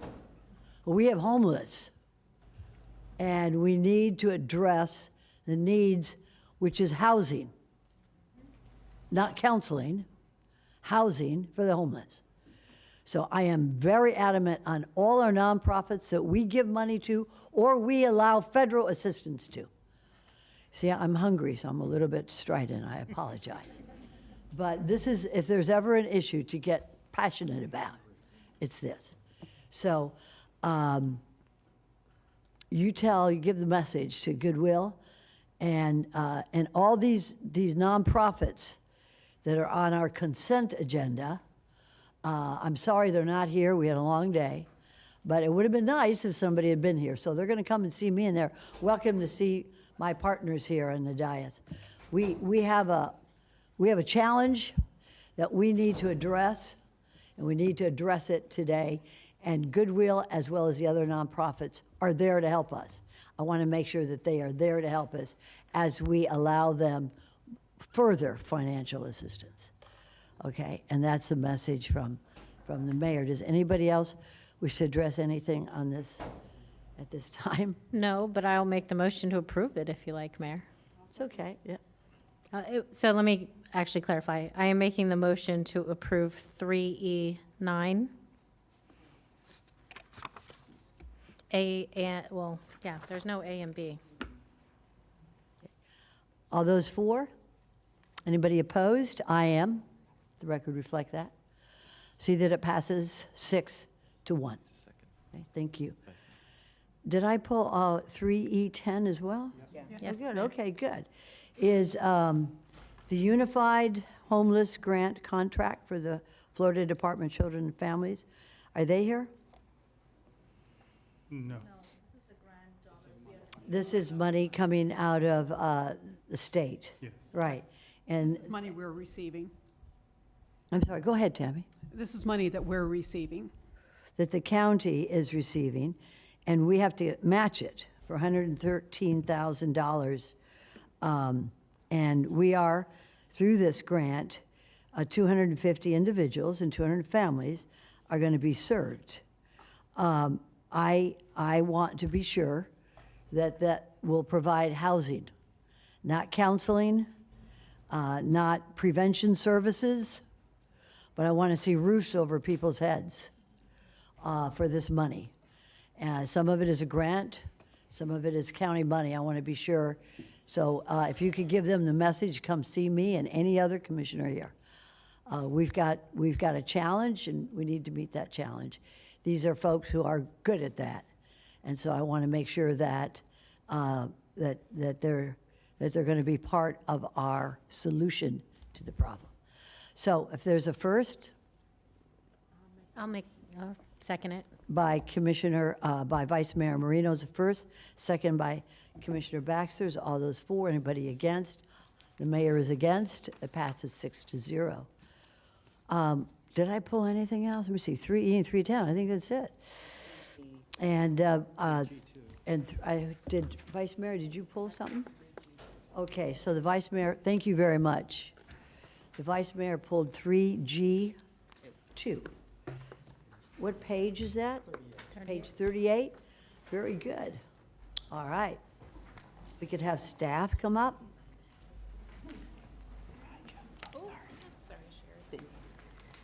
And this is on a motion to approve a negotiated settlement offer in the amount of $52,000, full satisfaction of a code compliance lien against Blue Mango Properties. Go right ahead, staff.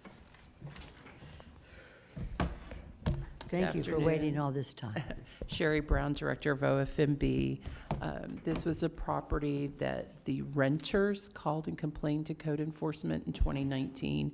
Code enforcement will be able to talk about the specifics of it, but I'll just go high level as far as that code enforcement went out.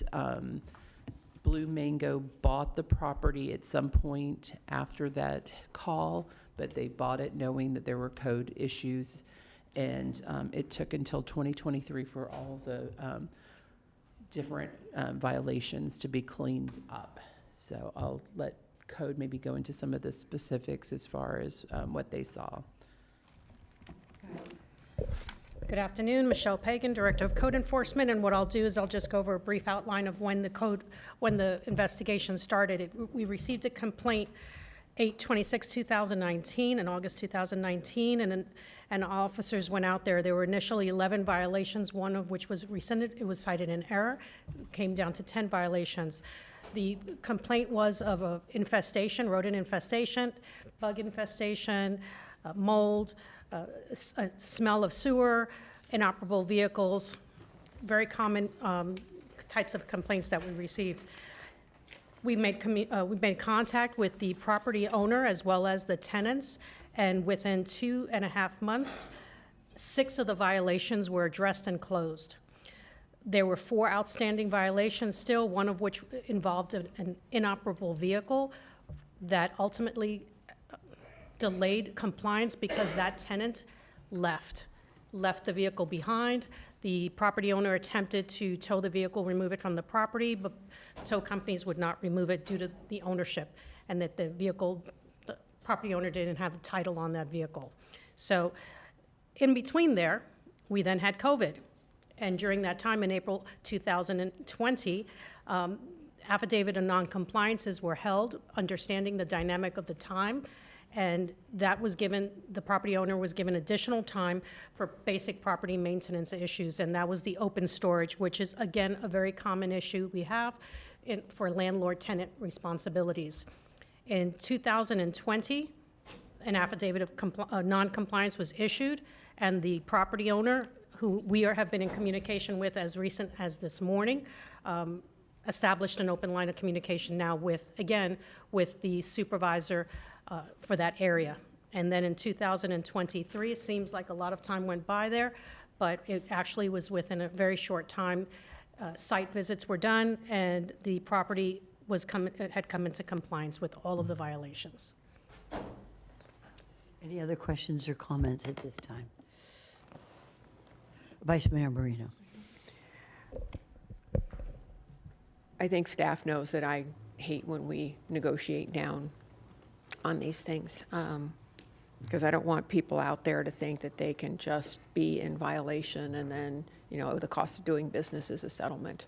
I hope that the owners here who have multiple properties don't allow code violations to continue on their properties. They don't endanger the folks that are living in their properties.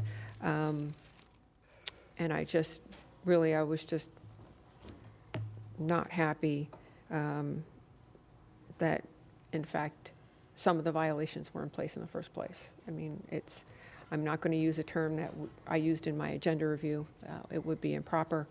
But, instances like this are, we're not going to take anybody's house, but if they're homesteaded. But instances where there are violations that are health-related, they need to be taken care of immediately and not continue. And I realize we've come to terms, you all have come to terms with the owners of the property, but in the future, I think it's important, if they're non-homesteaded properties and there are health issues on them, we need to get them into compliance immediately or as quickly as possible.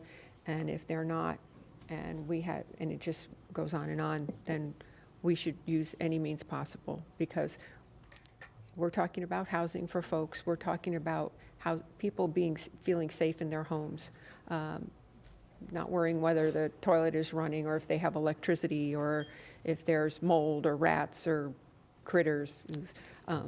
So I just pulled this because I didn't want it to just go under consent and not have a comment. So I appreciate you all being here, and I appreciate the owners working with you as of this morning. But this is just a shout out to everybody who owns property and it rents it out. The folks that live in those properties are entitled to be in a clean, safe environment. And no matter who's in there, that should be for everybody. So I will make the motion to approve the negotiated settlement. Again, not happy about it, but I will make the motion. Do we have a second? No. Second from Commissioner Bernard. All those for? Madam Anybody Mayor, opposed? let me just weigh in just real quick. Sure, go right ahead. I know that, Sherry, we've been at this for 8 years, and I know that it's very difficult for you to agree on these deals, and kind of like, 7 commissioners have different standards, and, I just know that, seeing that it's a 40% settlement, that your staff worked really hard to try to come up with something that's reasonable, and, I appreciate the hard work, and, we're always trying to weigh in on how to do these settlements, but thanks for your staff and your hard work to try to come up with a conclusion. Thank you. Thank you. Thank you. Commissioner Baxter, you have something to say? I'll just make it brief. I just wanted to say thank you as well, and had a quick question for Whitney and everyone. The code enforcement stuff we covered in the workshop and we had voted on, is that all in place now? We are working on implementing most of that, yeah, like doing the injunctions and some cease and desist and having more touches with some of these. I guess I meant more so redefining where everyone is and how we are going to become code compliant. We are transitioning to code compliance. We have changed the name. We are still working on I guess the background of, working with HR on changing job titles and all those things. But we are officially code compliance with contractors regulation as a sub. Do we have an estimated date of when it'll be completely implemented? We're hoping by January of next year. Thank you. Thank you so much. I have something to say. We are now code compliance rather than code enforcement, I believe. And I want to tell you all about an incident that occurred in my neighborhood. I don't have an HOA, where sort of a cantankerous fella had an issue with his code, his property coming up to code. And I want to say that our officers have been very patient with him. And knowing that he's a widower, and that he lives alone on property, and they have really been very, very kind because our officers want to help him to get up to speed. And he should absolutely be up to speed. But it is rare in government to find officers who are understanding. First, we violate them, okay, but then we help them to get back into compliance. So you're looking at this in terms of resolving the issue and not making it worse over time. And I appreciate it very much for what you all have been doing, and I've heard that you do it with others as well. And I appreciate that so much because we're all Palm Beach County, and some folks have a hard time getting everything up to speed. And so it takes a little time, a little effort, and the effort that you didn't have to do, but you did, makes such a difference in the lives of so many people of Palm Beach County. Thank you for what you do. I think we have a first and a second. We're ready for the vote. All those for, anybody opposed, see that it passes unanimously, 7-0. Thank you. Thank you. So moving right on, I think we should take a vote on the consent agenda no, we're all set. We already took all the votes. We're now on the regular agenda, which is 5. Commissioner Weiss, you're amazing. You're able to eat and talk at the same time. Tell me what to do. That's such a 5A1. No, wait a minute. No. We are now on 5A1. And we have staff still here? Very good. Mayor, may I make the motion to approve 5A1, A, B, and C? Does anybody wish to have a report from the airports? See none? That's okay, it's okay. All those, and we have a first, we have a second by Commissioner Woodward. All those for, anybody opposed, see that it passes unanimously, 7-0. Thank you very much for staying all this time as well. Now, I believe we are on, correct me if I'm wrong, which I know you all will, 5E1, 5B1, which is found on page 86. Very good, okay. 5B1. And we have staff here. Thank you for waiting all this time as well. Appreciate it. Very good. Okay. You go right ahead. Unless we have, go ahead. It's District 2. Weiss? Commissioner Weiss? Thank you, Mayor. I don't think, I don't require a presentation. Does anyone else here? No. I know, I think we've been well Yeah, I think versed and briefed on this. Yep. And so I'd like to go ahead and make a motion to approve item 5B1, A and B. Very good. We have first by Commissioner Weiss, second by Commissioner Woodward, all those four. With one abstention. I'm sure she'll come back and vote with it. Yeah, she's with us, okay. 7-0, 7-0.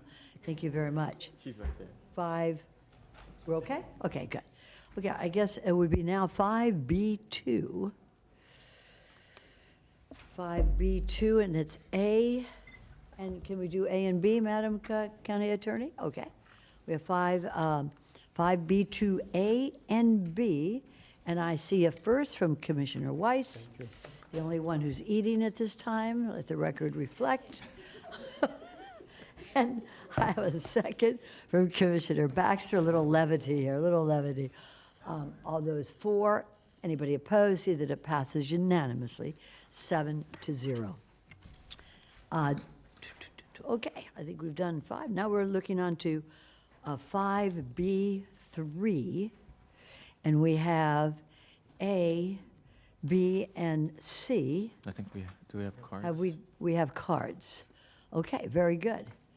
Then, and just want to make sure that we can do all A, B, and C in one vote. So let's have should we have the staff report first? If you'd like to, staff, or should we continue? Okay, let's go right on to the cards.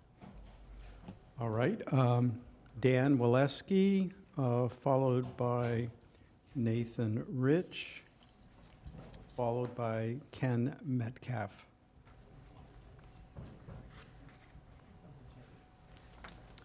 Okay, sir, you're recognized. Thank you. My name is Dan Waleski. Thank you, commissioners, staff, everyone. This is the team here for Waterview Apartments. So all the cards that you read are members of our team. Joseph Glucksman, Nathan Rich, and Ken Metcalf, the town manager for Mangonia Park, is here to support us as well. We just thank you guys for the consideration.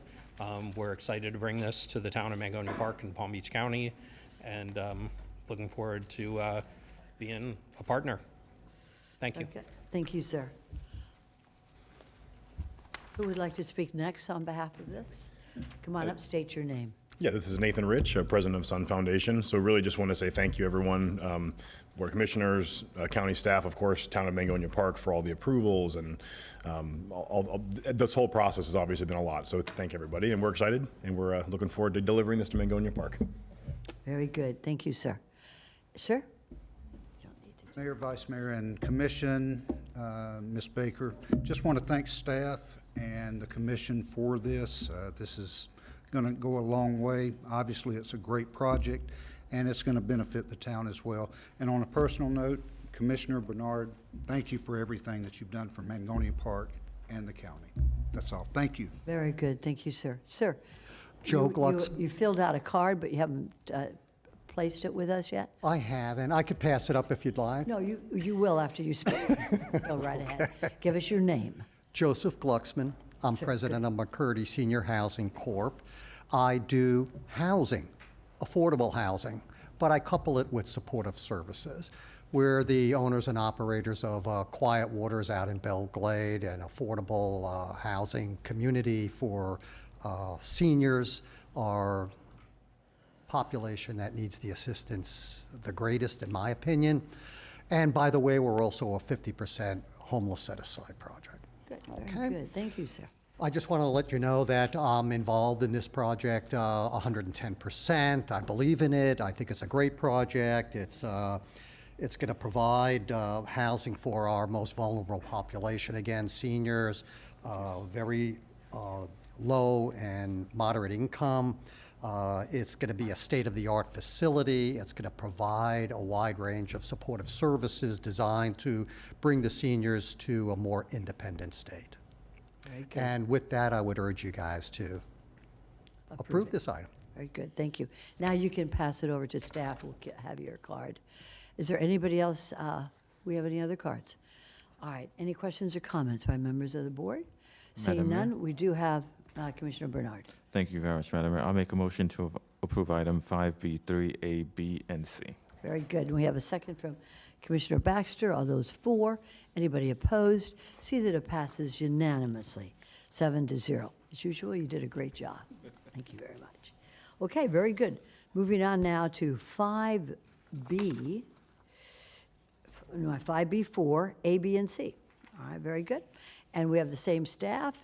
We have been briefed on this. Would anybody here like to hear a staff presentation in addition to our briefing? Seeing none, do we have any questions or comments by members of the board? Madam Mayor, I make a motion Yes, sir. to approve item 5B, 4A, B, and C. Very good. And I have a second by the vice mayor. Of those four, anybody opposed? See that it passes unanimously, 7-0.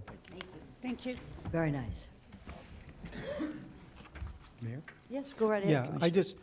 I know we don't need a presentation, but I think it's really important that we let the community know what we approved, and this is a really it's an amazing program you all are bringing to Palm Beach County. So if you just take a minute and explain what we just did. Yes, sir.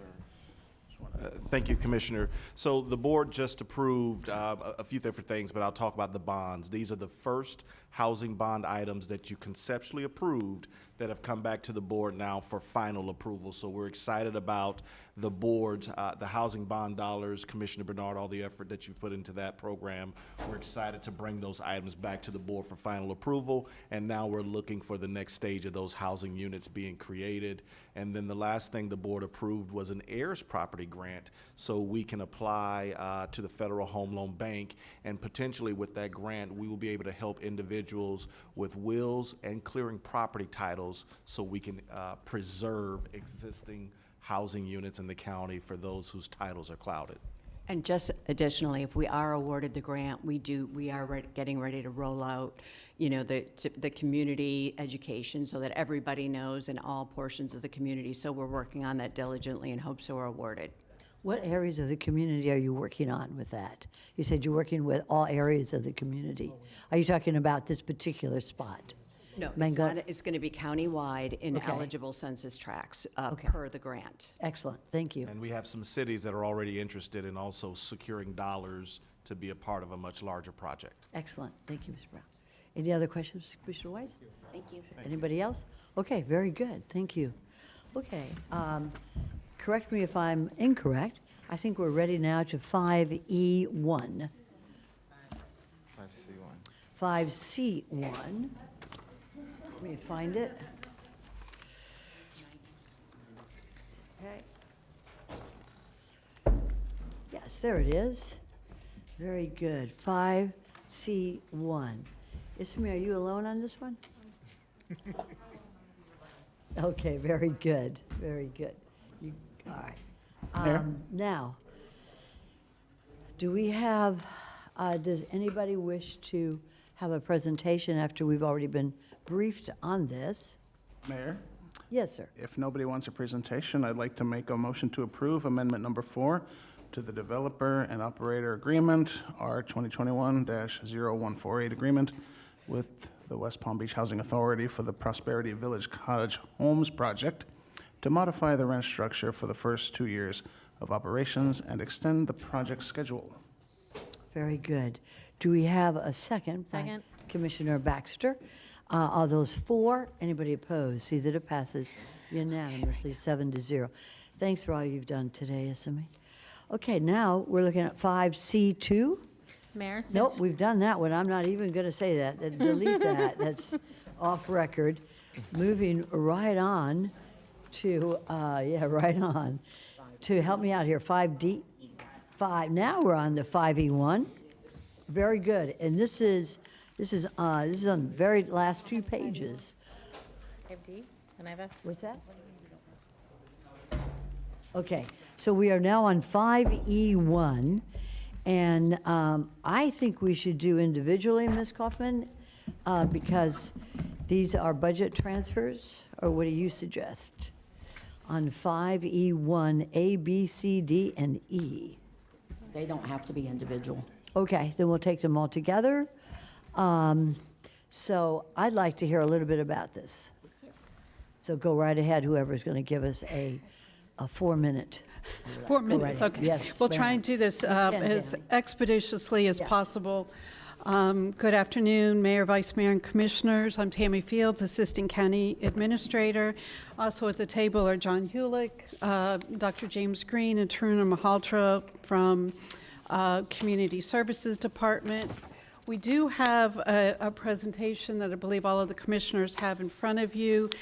What we're here to do today is to get the approval of the behavioral health and substance use disorder plan for 2024. Just to highlight some of our past work, and I won't go through all of them, but the county first had a plan in 2017 as an opioid response plan, and we have the settlement agreement. The opioid settlement agreement was signed in 2022, and the board approved a plan in 2022 with that settlement agreement in place, and now we're at the point of doing our 2024 plan. It's really important to understand that this plan is not just about the opioid settlement dollars. That's a part of it.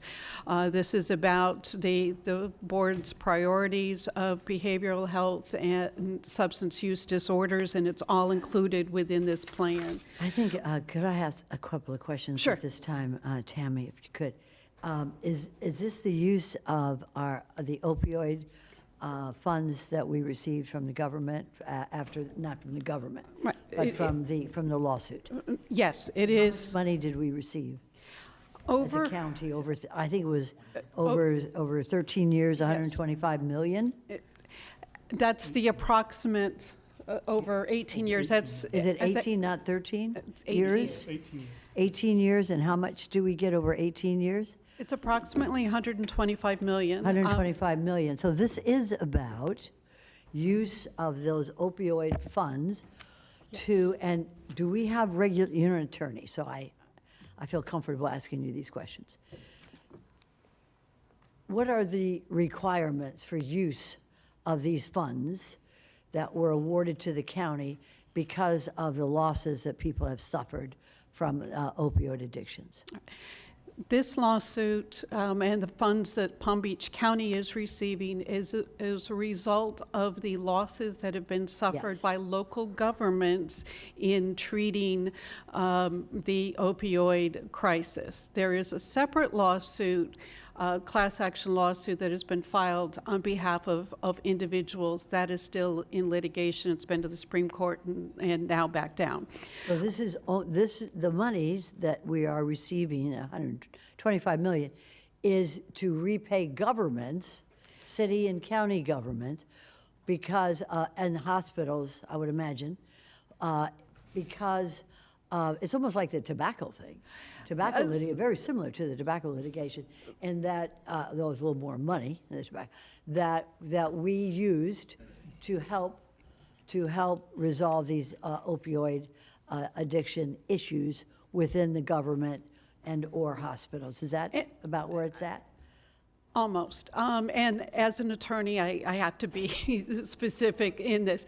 What was awarded to local governments and state governments is funds acknowledging that there was an effect on local governments, but is for the abatement of opioid use going forward. So it Should can't we be a not- reimbursement to us for Okay. funds we've spent in the past. It is specific of how we're going to spend funds in the future on a continuum of things from prevention all the way through treatment. And what we presented to the board in the workshop in May is that the committee that the board has appointed has suggested that we spent 90% of the dollars received on the social determinants of health, and that is all of those things that are surrounding an individual who is dealing with a substance use issue, as well as just making sure that they can build resiliency, and then 10% of it on the treatment. This is That what was- concerns me, is exactly what you said. I'm glad you brought it up. Only 10% of this money is going to be used for those for deep end crisis. 90% is going to be used on environmental issues as to why people got involved in opioids. I don't want to take up a lot of time now, but But I would like to see a meeting maybe with all of you and myself and anybody else who would like to have a meeting with you, because I don't like to see misdirection of these funds. I also question having people, paying people for a position for a financial analyst and $177,000 for personnel. I question why it is that the bulk of this money is not going to help those who are in a crisis mode. That's all. And I don't want to belabor the point now, but I would request a meeting, because I hate to hire people, and a lot of this is only 10% is going towards helping those who are in deep crisis mode with regard to an opioid addiction. But we can resolve that later than right now. Commissioner Baxter? Mayor, would you like to postpone this item, or you just want to wait for a I think meeting? y'all need it now, right? But I don't like it. I just don't like the idea of hiring people, spending money hiring people, looking at it in an environmental strategies. I know what the environment is, and I'd like to, to have the monies, more percentage of the money go into helping the people who have this addiction, or at least in crisis mode. 10% is not enough for me. So I'm not going to vote for it today, but if y'all want to go along with it, that's fine. It's at the end of the day. I don't want to belabor the point. But I just don't like us. I've been through this before, and I don't like hiring people and budget analysts when I've got kids out there with opioid addiction that maybe we could get a little more deep dive, maybe a little more money to help those people with that addiction. May I So, ask? Sure. The 90% of this going to social determinants, it's all mostly just determining the problem. No. It is addressing things like employment, housing. Housing is a huge aspect of it. Prevention, those things that are supporting those individuals who have gone through or are about to go through those deep end services, but making sure that they have the surrounding supports. If you have an individual who goes through treatment, and the term is treat and street, if you go through treatment and then put them back out on the street and there isn't any supports around them. The wraparound services? The wraparound services, absolutely. And just to clarify on the positions, those are coming out of the allocation of the administrative costs that are allowed under the settlement agreement. They're not coming out of the funds that will be expended on programs. It's just, I'm sorry.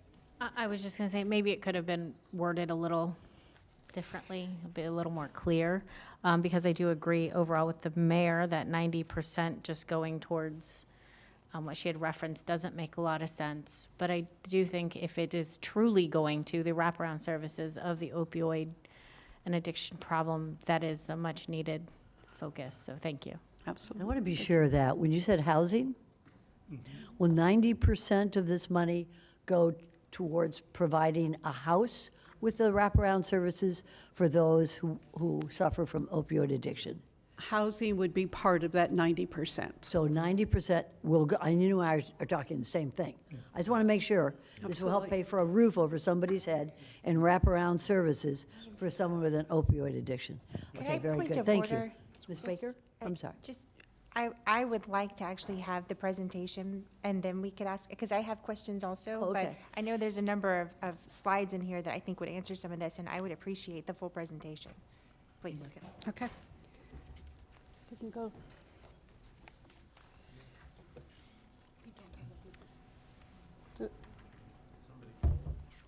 Oh, Yeah.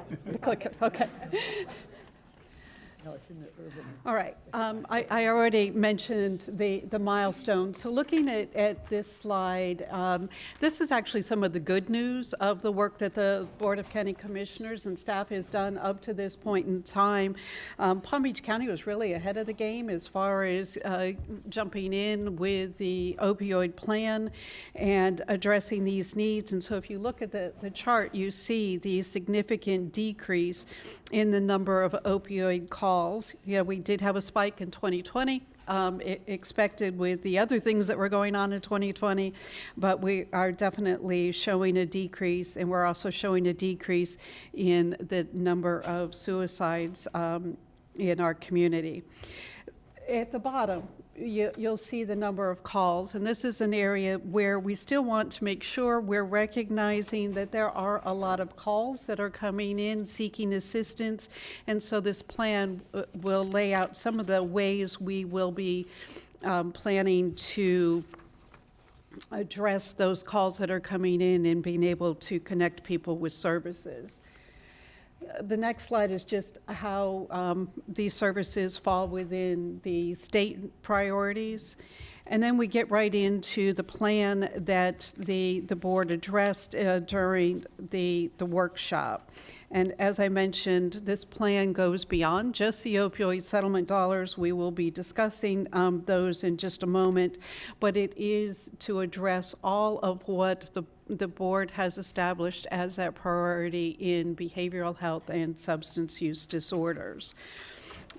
Going on to the mission and vision, I'm going to go really quickly and just focus on a few words in here, is that we want to make sure we are focusing on individual person-centered and recovery-oriented care, making sure we've got an integrated and coordinated services, and that no matter where a person calls first to seek help, that there is no wrong door, that our systems are working together in order to make sure needs are going to be addressed. And one of the big factors that we're going to be looking at is making sure we're looking at how we build resiliency in addressing the risk factors. I'm not going to go over all of the overarching priority recommendations, as these are the ones that we presented to the board back in our workshop. But if we go ahead to slide 9, this is where we really are addressing the social determinants of health, and where we're looking at education, access and quality, economic stability, social and community context, neighborhood and built environment, and healthcare access and quality. Those all make up the social determinants of health, and that is the recommendations also from the Center for Disease Control and Prevention is looking at that overall person-centered approach. At this point, I'm going to turn it over to Dr. Green to talk about some of the specifics as it relates to the opioid settlement recommendations. All right, thank you, Tammy. Good afternoon. So I'd like to start by just highlighting that this item is really centered around approving just the master plan and the proposed allocations of the settlement funding. And the recommendations that we're going to share, they're closely aligned with the objectives that are outlined in the master plan. So it's important to note that this item doesn't include any contracts, that all future contracts will come back before the board, and all of the specifics regarding those contracts will be shared during that time as well. And so now I'll just share some of the recommendations from the opiate settlement for those dollars. The first is the essential services. We really recommend that vital services such as housing, peer supports, enhanced coordination, which includes a flex fund, that is a part of our recommendation, because the COSAP grant, which is a pilot initiative that we published on 3 different times with Florida Atlantic University, has shown remarkable success, and we want to be able to expand that type of model.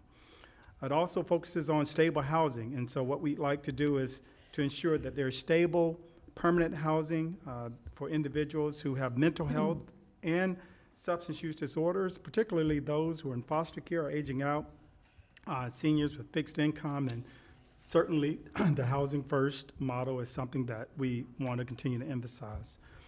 Also, with housing development coordination, we want to suggest that collaborating with the Department of Housing and Economic Development, municipalities, and others on various funding sources that are available to enhance housing development for individuals and families dealing with mental health and substance use disorders is important.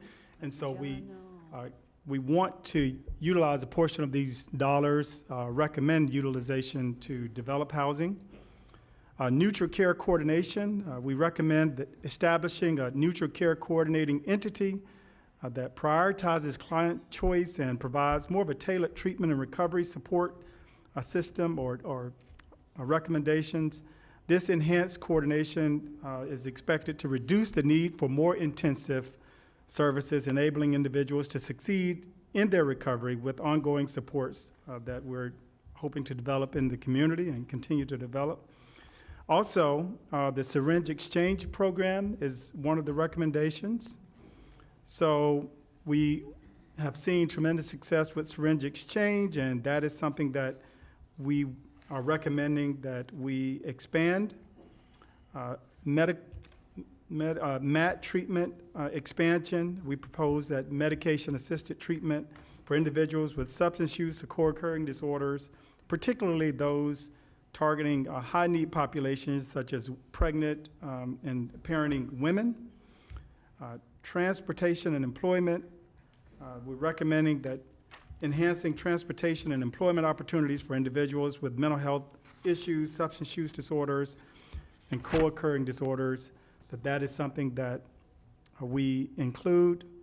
We certainly want to continue our efforts to raise awareness about issues, and so a public awareness campaign that's fostering recovery-ready communities, making sure that we're promoting overall wellness and resilience is one of the recommendations. Community education initiatives, where we're proposing to create and support educational initiatives for at-risk youth and adolescents, particularly those with adverse childhood experiences, and ensuring that our service providers are trauma-informed. Research and quality improvement is another area that we're recommending. We are looking to expand our capacity for research, data analysis, performance evaluation, implementation, and quality assurance and improvement initiatives. And we're also developing kind of standards of care to enhance our program quality. And then early recognition. It's really important that we move further upstream. I believe that it's crucial to increase the number of individuals and families who can recognize early signs of mental health and substance use disorders, and so that is included in our recommendations as well. And so what I'd like to do now is just turn it over to John Hulick, and he'll elaborate on that a bit more and then talk about some of the funding allocations that we're recommending. Good afternoon. Good afternoon. Good to be with you all again today. We'll get a little bit deeper dive now in terms of our work, and the committee has really supported the county's ongoing efforts to measure our initiatives through a resilience or recovery capital framework, we call it, and its ability to capture resilience, health, well-being, social determinants of health, and risk factors. All of these collective and collaborative efforts prior and into the future have been directed, have directly impacted our planning, our development, our execution of this very comprehensive, person-centered, recovery-oriented system of care. We have operated under a systems model before you, an ecosystem now that was initially developed in the early days, 2019. It's been modified since. It integrates what we know as ASAM, or the American Society of Addiction Medicine criteria. It's 6 dimensions. It's been modified. There's been 3rd and 4th editions. So we're trying to take current information and bodies of work and making sure that we're current in our work here in Palm Beach County. It also integrates the definition, longstanding definition approved by the Federal Substance Abuse and Mental Health Services Administration. And you see the definition before you. I won't read it, but it's certainly rooted in that definition, and in particular, the 4 major dimensions that support a life in recovery. What we really know is social determinants of health: health, home, community, and purpose. And their agency, SAMHSA's recognition of resilience as being a key component of recovery. And it also, at its root and at its core, is what we call recovery capital or resilience capital, and the 3 domains of recovery capital that we measure, and we're able to literally measure lifetime, personal, social, and cultural domains. Next slide. As we've mentioned, we do use this resilience or recovery capital indexing to measure risk and resilience, which provides a comprehensive picture of a person's whole well-being, while also providing us a collective set of data. So what you see before you is a collective set of data since the inception and deployment of this particular survey. And that's over 12,000 responses. And so over this period of time, we know collectively over this period, the greatest risk factors are financial well-being, employment, housing and living, transportation, access to healthcare. These are all barriers for a lot of us, but in particular for the populations that we're serving. These are particular barriers that often, if not addressed, regularly if not addressed, lead to renewed uses, which is clearly an outcome that we want to avoid. We also focus on resilience. What are the internal and external capacities? So it's important not just to look at risk, but also what are they reporting to us in terms of their strengths, and that is sense of purpose, of beliefs, a set of values, spirituality, safety. Interesting enough, if I feel safe in my environment, that is predictive of a positive outcome. I want to say too about the survey instrument. It's more than just a survey; it's a platform. It allows the providers and staff that are utilizing it to communicate with individuals. Engagement is a predictor, so that is not just an engagement in a group setting. It is light touches. It is an engagement in a recovery community center. It is as simple as this, as staff do at our centers, a quick text to an individual. How was your day? Hard to measure, but major impact. So we drill into data, but we deploy it in a way that's really person-centered. Thank you, sir. I'm going to recognize Commissioner Baxter. Oh, yes.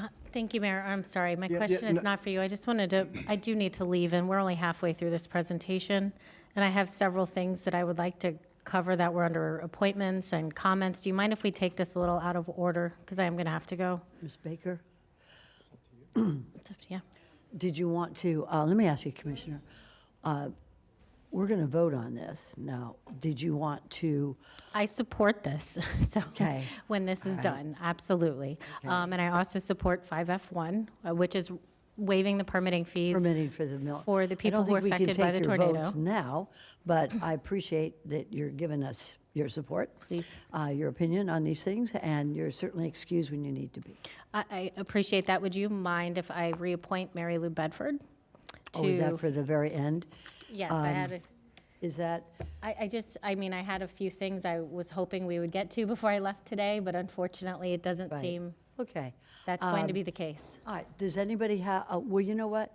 Maybe you could have somebody else make that appointment on your behalf when we get to that Well, I had that, point. and I wanted to kind of discuss with you, I thought you might have some I questions know, I on have the your letter. RFP and the vocational. We'll do that Right, maybe we'll the do next that when you're meeting. here personally, but I think the appointment of your person could be done by another commissioner, if you can find someone to do Okay, it. I will Okay? ask future Senator-elect Bernard Yes, to of do course. that. Right. But lastly, one of the comments that I thought I didn't want to put off from today was I wanted support from the board to actually rename a road to Senator Let's Matt wait till you- Bernard. Yeah, I Let's- can't wait on that one. You can't? Well, that one, because it would be commissioner comments, we would have to vote on it. We can wrap this up. Yeah, Is it, so you want to get that under, you want to do your commissioner comments at this time? if we could. And take the vote. Is there anybody who would be opposed to that at this time, particularly with regard to the road? Seeing none? Okay, go right ahead and you can, So, reorder the with agenda again for that. support of my board, I would like to please direct staff to rename Sandcastle Boulevard to Senator Mac Bernard Way. Specifically, the renaming will occur from High Paluxo and Sandcastle Boulevard to Sandcastle Boulevard and Mentone Road. Do I need a second, or? I don't Sure. know. I think, no, you. Mac, you are not going to second that motion, if you don't mind. Make the motion. We have a second by the vice mayor. All those for, you can vote for it, though. Anybody opposed to renaming of the road? I see that it passes unanimously. And I just want to Thank you. I can save everything else for later, I think you will. and I will just leave him with my appointment to that board. Very good, very good. Thank you. Google Maps will so note it as well. So, okay, Commissioner Baxter, you're excused. Thank you. Go ahead and proceed. Yeah, thank you.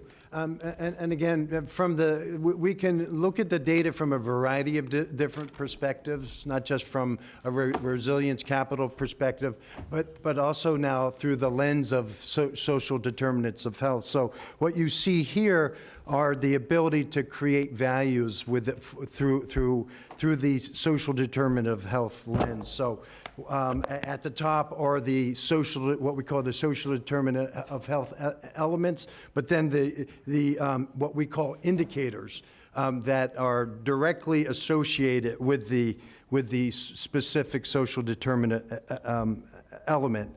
And what we then do are able to create values. So at the bottom, through these 12,000 responses, we now have a value not only direct to domains of recovery capital indexing, but also through the S2H lens. And those value scores, we view it from 51 to 7, we consider a strengthened zone, and 71 and above as a reinforcement zone, and 0 to 50 were considered a build zone. So again, it's being able to know what our aims are and how we are then able to create value, and specific indicators.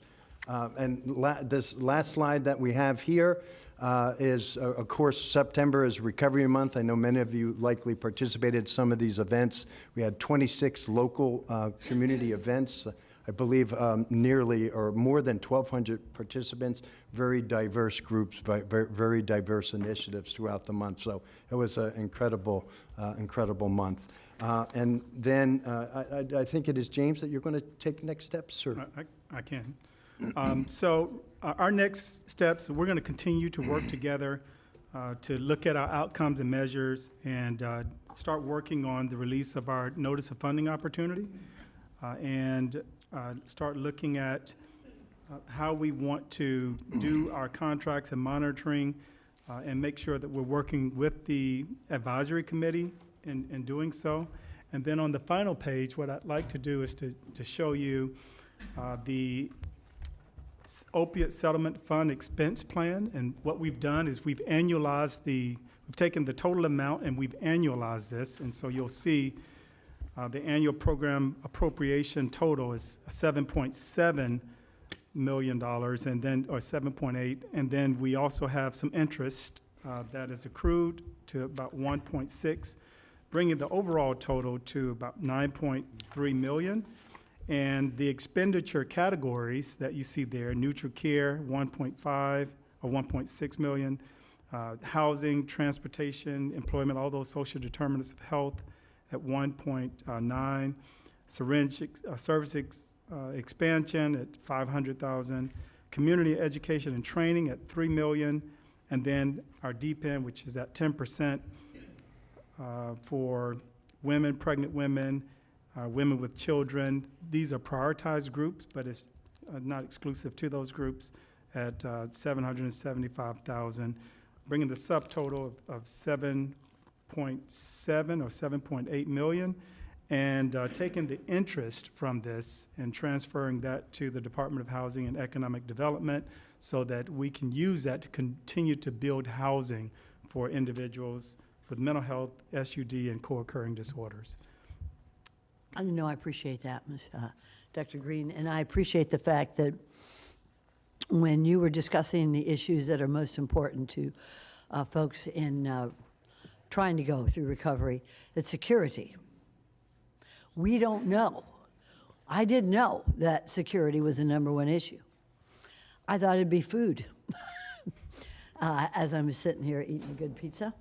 I thought it would be getting a fix but it's security. And that's why these mini cottages, the most important thing in a mini cottage is the key to the front door. It's amazing. The key to the front door. So that when they can sleep, they sleep knowing that someone's not going to beat them up or accost them, steal their shoes. Mayor, if I could add, and that is, through our work and our research with Florida Atlantic University, we have now 3 peer-reviewed articles. Through that, that recovery capital indicator lens, and we're in this field, we've never been able to isolate certain indicators that are predictive of outcome. I was as surprised as you were that safety was a predictor, and when I hear a biostatistician tell me I've never seen such strong relationships, my ears have to perk up a little bit, So these are the types of things that we're developing. For example, and we know this, having health insurance is predictive of housing stability, which is predictive of long-term recovery. This is the kind of work that we're producing, in not only my tenure, but with the support of the board all along that set at the beginning a very clear aim. We're going to establish a person-centered, recovery-oriented system of care. And that's been long-standing, and we've just slowly but surely, executed to the point that we are today. Very good. Commissioner Woodward, you're recognized. Thank you, Mayor. I have a few questions. First of all, are there any restrictions on the settlement dollars as to how we're allowed to spend them? Yes, there are. And it does provide for a continuum. It is looking at substance use issues, but with an acknowledgement that there's co-occurring mental health issues as well. And then there are restrictions as far as the amount that can be spent on administrative costs. Okay, but as far as we are allowed to use it for housing and some of the other, all of what's been mentioned, we're in the clear to use it. Yes, we did align the recommendations with the core services that are allowed. Okay, I thought so. Just wanted to double check. And then I know on page slide 12, you had mentioned some of the data, and we had discussed before having a data tracking system as far as when patients enter the system and they're handed off to something else. Are we going to be building out a very comprehensive, we several of us were just in Dallas and we're very surprised at how they're tracking different segments of their population, and it's robust and they're getting great data from it, which of course is building future, plans and solutions. So how are we going to do that? Yeah. Yes, we will be through that.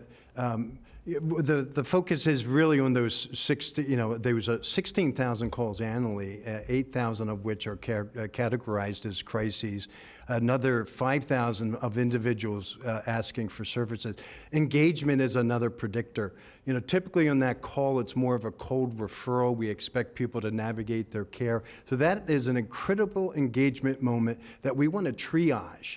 And those that are in most crises, if they haven't reached out directly to the healthcare district and the crisis center, we're going to have that ability at a licensed professional level to make that assessment and begin at that point to make a level of care determination, but also then drive that care and monitor that care throughout the continuum, right into our non-clinical environment recovery community centers. Our contracts currently require that, our behavioral health contracts. So if you're in a treatment center, you have to conduct an indexing. You have to develop a recovery, individualized recovery plan along with a treatment plan. But we also then measure, have you successfully referred someone to a recovery community center? And that is accepting of all pathways to recovery.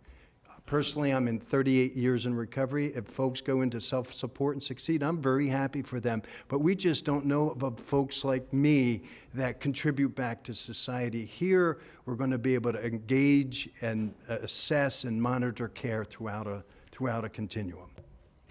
Just also wanted to mention that we have reporting responsibilities to the state of Florida as well under the statute and the overall settlement agreement.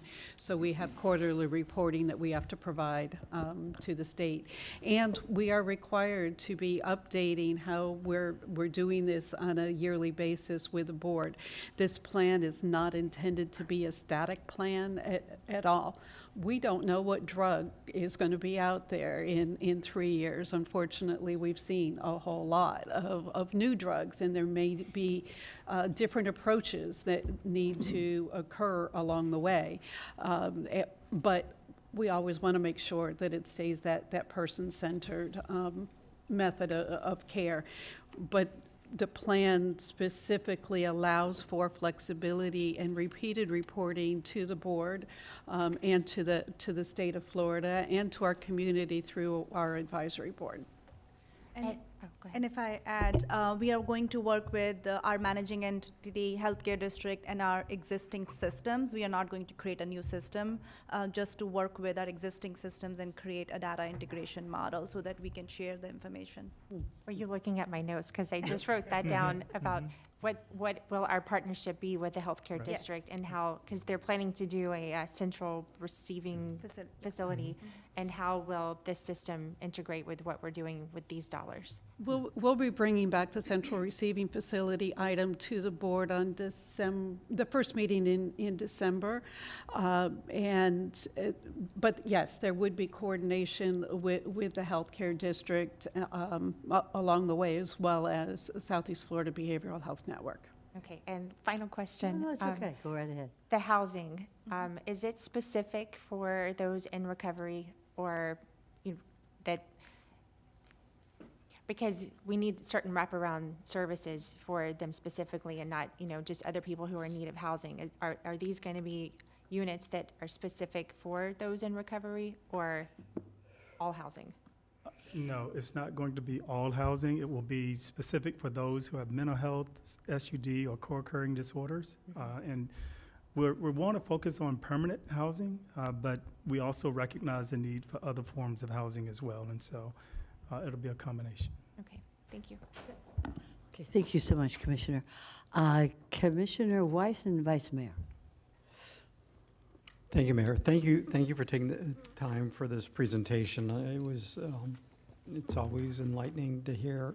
But my question is really a follow-up to Commissioner Woodward, and that is having to do with one of the things we had heard about, and I'm sure and you all talk about it, is that you can't just turn people out and put them on the street, and you mentioned it a little bit, Doctor, that there has to be a warm handoff. It can't be just, a referral alone is not going to be enough. You have to make that connection, and how are you planning to make sure that that's coordinated? How should I say you, but how does a plan take care of that? And again, we talk about a mirroring of the COSAP intervention, which is housing supports, it's care coordination, it's peer support, and then there's a minimal recovery support services fund, again, low cost, high impact. So the infusion of and making sure that we're integrating all those services. So when a person's engaged, they're not just going to mystically be referred and say, walk this journey alone. With the capacity of peer support, and the care coordination, both of those will keep a person engaged. Because we know from the research, again, I don't like to talk in linear terms and continuum, but that's the term where is acceptable.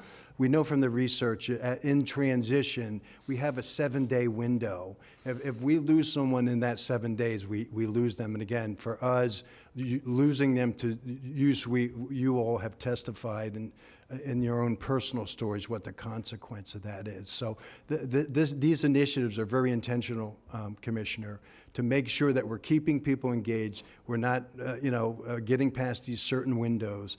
through peer support, through care coordination, through active engagement in clinical and non-clinical environments. So part of, and again, with my colleagues questioning, but part of that is going to be the ability to have a system that can track this, right? So we can ensure that what we want to have happen is actually happening. And so I think that's, to me, I think is one of the real challenges, because they all work in different systems and not necessarily do they connect. Who's going to be, who's responsible for that, making that connectivity? He's laughing. That is certainly the challenge. It's not just in this particular system, but in others. Right. Is how do we build APIs and make sure that two systems are talking to each other? And that's something that we are having discussions about.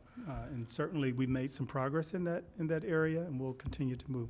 I do want to also mention, we recognize that a number of people who are in our treatment facilities have a need for housing. They're leaving and they don't have stable housing to go to, and that affects their overall outcomes. And part of what we're doing is working with our recovery residences and others to make sure that we can build capacity in that area.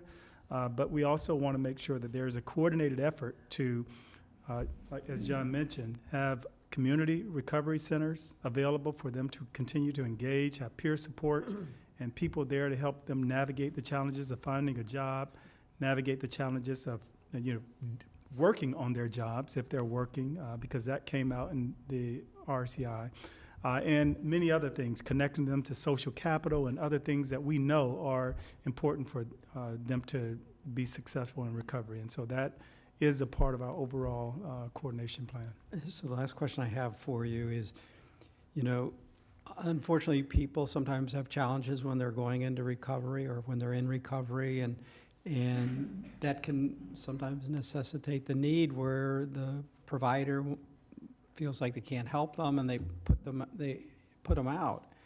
And I mean, that is probably one of the worst possible things you can do for somebody without support around them. I'm hopeful, I should say, or maybe it's more of a comment, that in your contracts that we require that those providers have to notify whoever, and if it's us or whoever the administering agent area is, that they get notified before those people get literally put on the street, and give opportunity for someone else to step in. I think that's, and I know you all know it's really important, but I think, whatever protections we can help to put in place so that that doesn't happen without the ability for someone else to step in and help that individual, so they're not out there on their own. So. Thank you, Commissioner. Thanks. Vice Mayor Marino. It's been a long day, and I'm not sure what I heard and what I didn't hear. But I did hear the word flexibility. And what you've got in front of us right now is a plan for 1 year, correct? And the reason I ask it that way is, in year 2, we can see where we spent money in year 1, and we can flex it into different programs if something has more of a demand than we thought, and something has less of a demand we're all tired, less of a demand than we thought. So I'm just making sure that this is flexible. It's a living, breathing document that when we see a need, we can change it if need be. Absolutely. Okay. So the plan which James presented on this slide is a 1-year plan Yeah. for the spending, yeah. Okay. And the deep end at 10%, I don't know, I know that there's been discussion about that over and over again, and that may be coming up. More of an amount of that will be needed in the future. So I know that you're taking 1.6 million, the interest, and putting it into housing, but let's make sure that we have a good number for the deep end. Okay. Thank you. I have a question. The money that comes, does that go through the healthcare district, or do we get it? County. Healthcare Comes to- district? The county gets it. We get it, okay. So I'm not going to ask you what portion of that's going into mini cottages. but I'm going to tell you that I know that it will, with the wraparound services in front of the cottages, so that if you have about 10 mini cottages and about 5 or 6 support services right in front of it, that is proven to be the best way to tackle this. Is that a yes from y'all on terms of making that happen? It is whatever the board desires.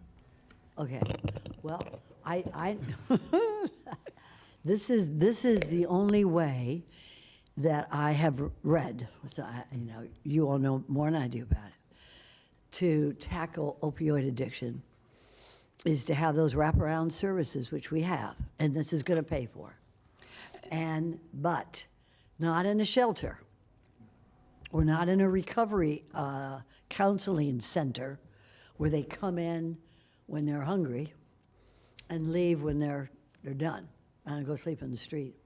I want to be sure that we are looking at the monies that we will receive in the county to build the only way that it has been proven to help those with these addictions.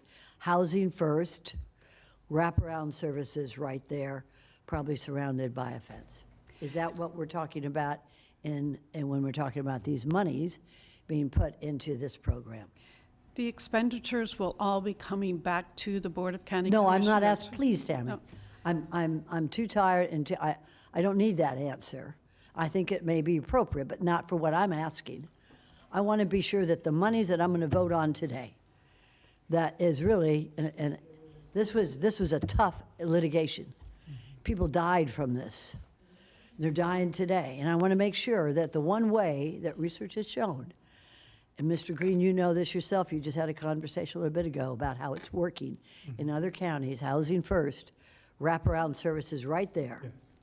Is that where we are committing some of these funds, not 100%, but some of these funds for? The answer is yes. Is that correct? And we have entertained a concept, what we call a recovery and wellness village, that couples housing with, and really on the grounds infusing those types of supports. Correct. And we So- have had interest in pursuing that, whether it's in a cottage fashion or some other fashion, not only just in the recovery space, but more broadly in terms of neighborhood revitalization and community redevelopment. So, Well, but I want every addict to have a house. Yeah. To have that key, right? Okay. And the title of one of our published papers is "We Now Have the Key to Our Recovery." That As a housing that first. was the title of Yes.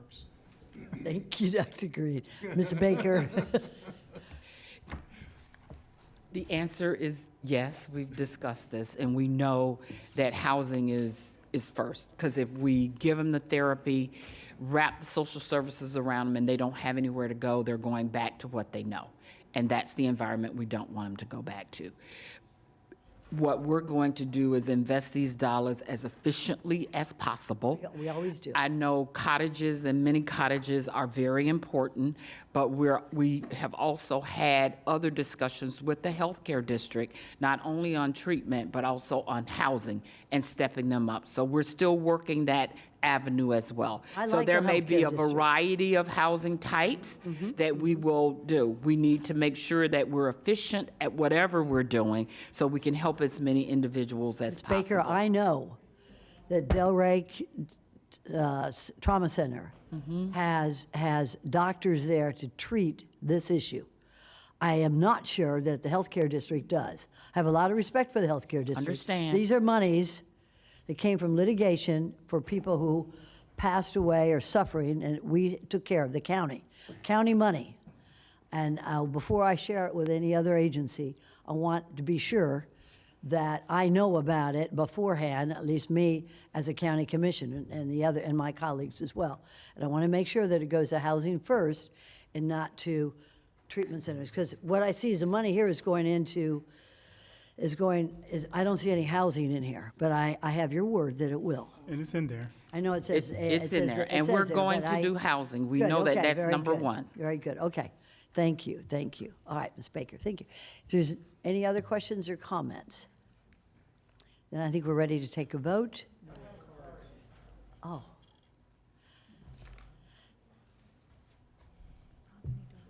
I'm ready. All right. William Freeman, Alexandria Larson, Stacy Katz, Lissa Franklin, As you hear your name, come on up to the podium. Tessa Moody, and Austin Wright.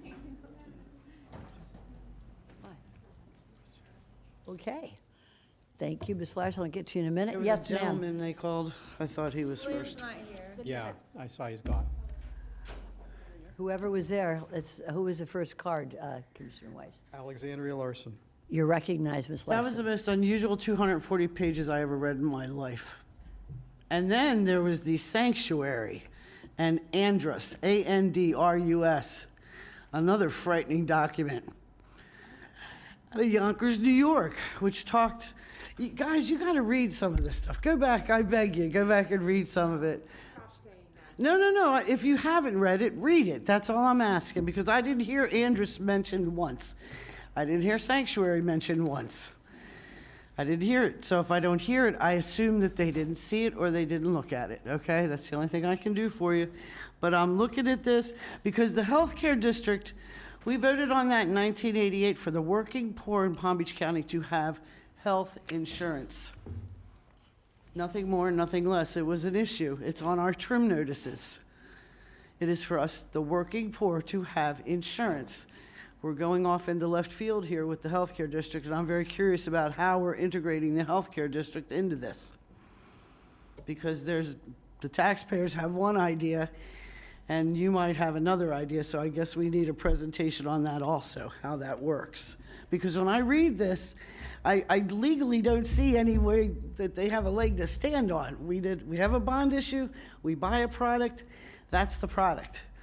We don't have an extra product. This one really gave me pause last night and the night before and the night before that as I'm reading this, because I had to go back to it. Because when it talked about teaching our children about violence and how to avoid violence and all kinds of stuff, I mean, that sanctuary thing was very unusual. And I hope you do. I have great pause with all of this, and maybe you should come back and vote on this another day when it's a better explanation and a better thing on how this is all going to be integrated together. Because I think we're mixing monies, and it doesn't work. And Thank that's you. what I saw in the documents I read.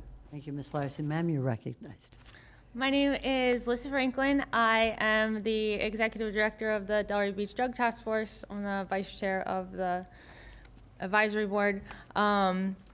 Thank you for all of your attention to this. You guys are spot on, especially today. One of the other new words I would like to add to your dictionary today is supplementation. You mentioned the tobacco settlement previously, and that's actually when this word originally got thrown around because the use of the tobacco settlement dollars got mishandled and misappropriated to other things. And what that term really means is it's taking money that was allocated for one purpose and it uses to fund things that are already funded through other means. I have here with me what John Hopkins has put out for the principles for the use of the opioid litigation funds, what the state of Connecticut has done, what the Network for Public Health Law has done, some model state drug law also for the supplementation language. And we've talked about it multiple times at the advisory committee. One of my most favorite public comments that we got at the advisory committee from a member of the public was from an often overlooked population, and she came up and she spoke and she said, I want to remind you guys that this money is for a community that hasn't been served for many years. It's not open for everyone, and this money is intended to be used for specific purposes. And she was correct, because just like you guys are correct, this money is a result of extreme heartache, extreme loss. It's awful what happened. It needs to be spent in a correct way, and that 90-10 is a way that we as a community have voted on at the advisory committee, so I urge you to keep that in mind. Thank you so much. Madam Commissioner Mayor? Weiss? Just hold on just a second. Yeah, I have a question for you. Yeah. And I just want to ask you to put it on the record. Are you in support of the way this item is being presented to us as a member of the advisory board? I'm in support of the plan that the board came up with. And the presentation that I saw today, there's things that were on that presentation that we did not come up with as the board. Okay, you want to expound upon that? Sure, like the public awareness, I took it on my phone.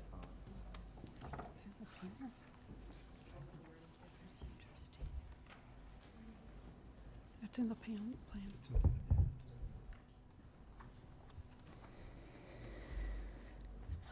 Where it said we want to create a public awareness campaign, because unless somebody's been living under a rock, they're well aware of what's going on with the opioid epidemic.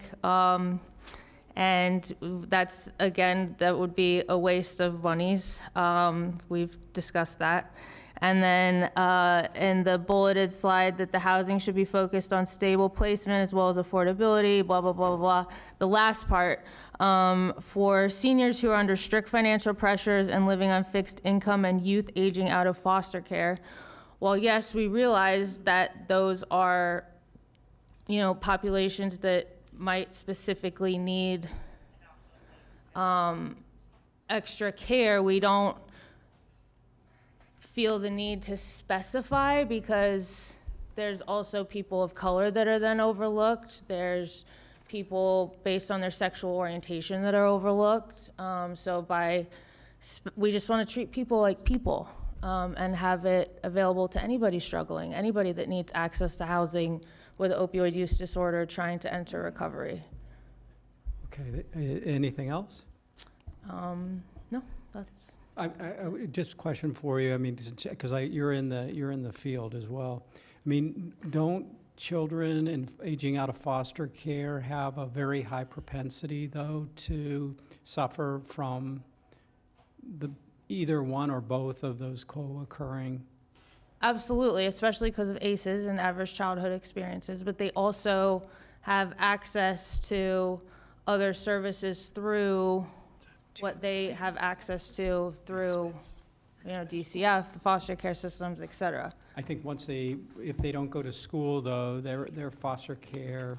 Correct, and then we have the whole group home issue, but then that's where we were going with this conversation in the meeting, is then it kind of led to the supplementation discussion, is then it's tough that it got, the waters got muddy, I yeah. understand. Okay, but I really appreciate your feedback. Thank you.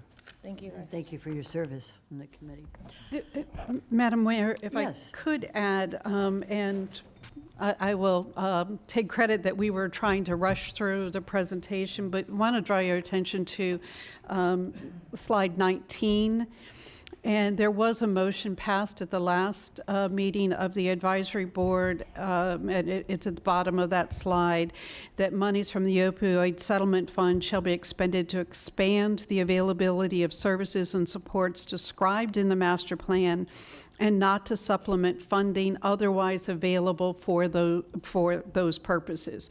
And staff was in agreement with that our concern of saying no supplanting whatsoever is we did have some state and federal funds that were coming our way that we may not have in the future, but if they were proven to be successful, we'd want to be able to continue those plans. And the items that were just mentioned are in the plan that was approved by the advisory committee. It is very thick, but it was all included in And there. the advisory, we also, through the advisory committee and our subcommittees, have done what we call a crosswalk between each one of the opioid settlement recommendations. I think Commissioner Woodard, you asked about approved uses. The settlement allows for approved core strategies, approved uses. So we did a crosswalk to make sure that the recommendation was consistent with the strategy and the use. Then we crosswalked it with social determinants of health element.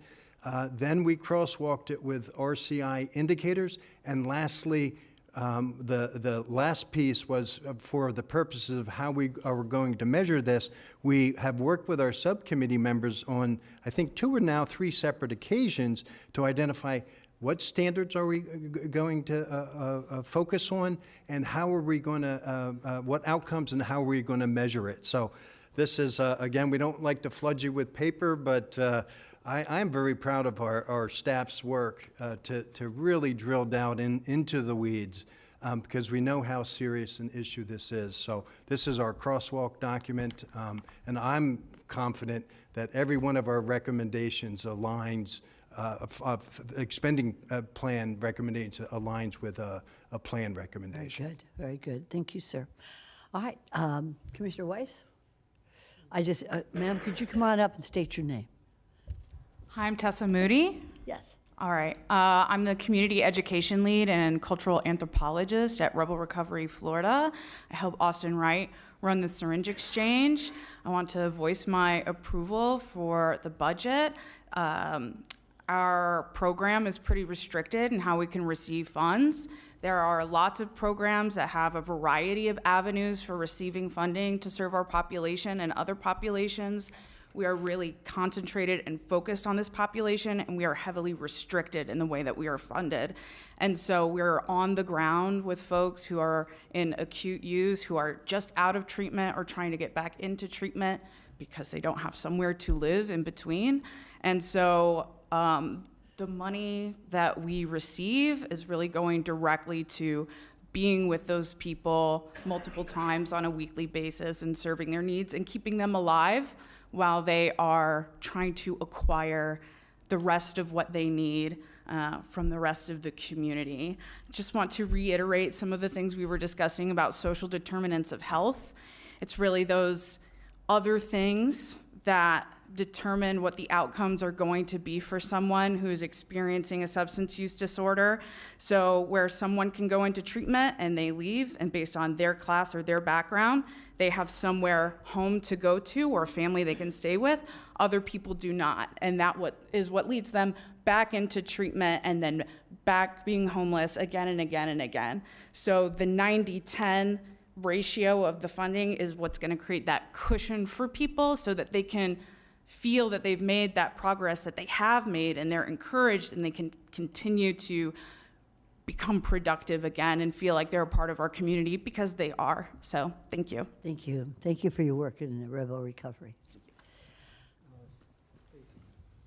Stacy Katz, followed by Austin Wright, followed by Michael Schlossman, followed by Susan Ramsey. You're recognized. Hi, Stacy Katz, member of the community first and foremost. I am a mother, a family member, friend, advocate, community member, as I said, retired law enforcement, and co-founder of Our Two Sons, which is a nonprofit organization to help people with anything and everything that they may need to secure recovery. When we talked about first of all, I just want to say this. This plan is everything that we as community members, and I speak on behalf of a lot of people that cannot be here, everything that we were hoping for and wishing for. It's not the same old, same old. We can't fall off the floor. We have to try something different. We are institutionalizing people. That is why the 90-10 makes sense to me, because if you spend more money on treatment, just because you get more treatment doesn't necessarily mean you're going to get better. My son has been in 18 treatment centers plus. I am broke, okay? And that is just me speaking as a mom, not as an advocate and all that. What's missing is the connection, the social determinants that Mr. Ulick and the committee has put on. I go to all of the advisory board meetings. My angst is that this gets passed ASAP, that we move forward, that we get on with it, because people are dying. This started in 2017 when the first, what was it called? The first plan was brought up here, and it didn't even have the word recovery in it. And this body changed that. Now it has that in it, because recovery is recovery.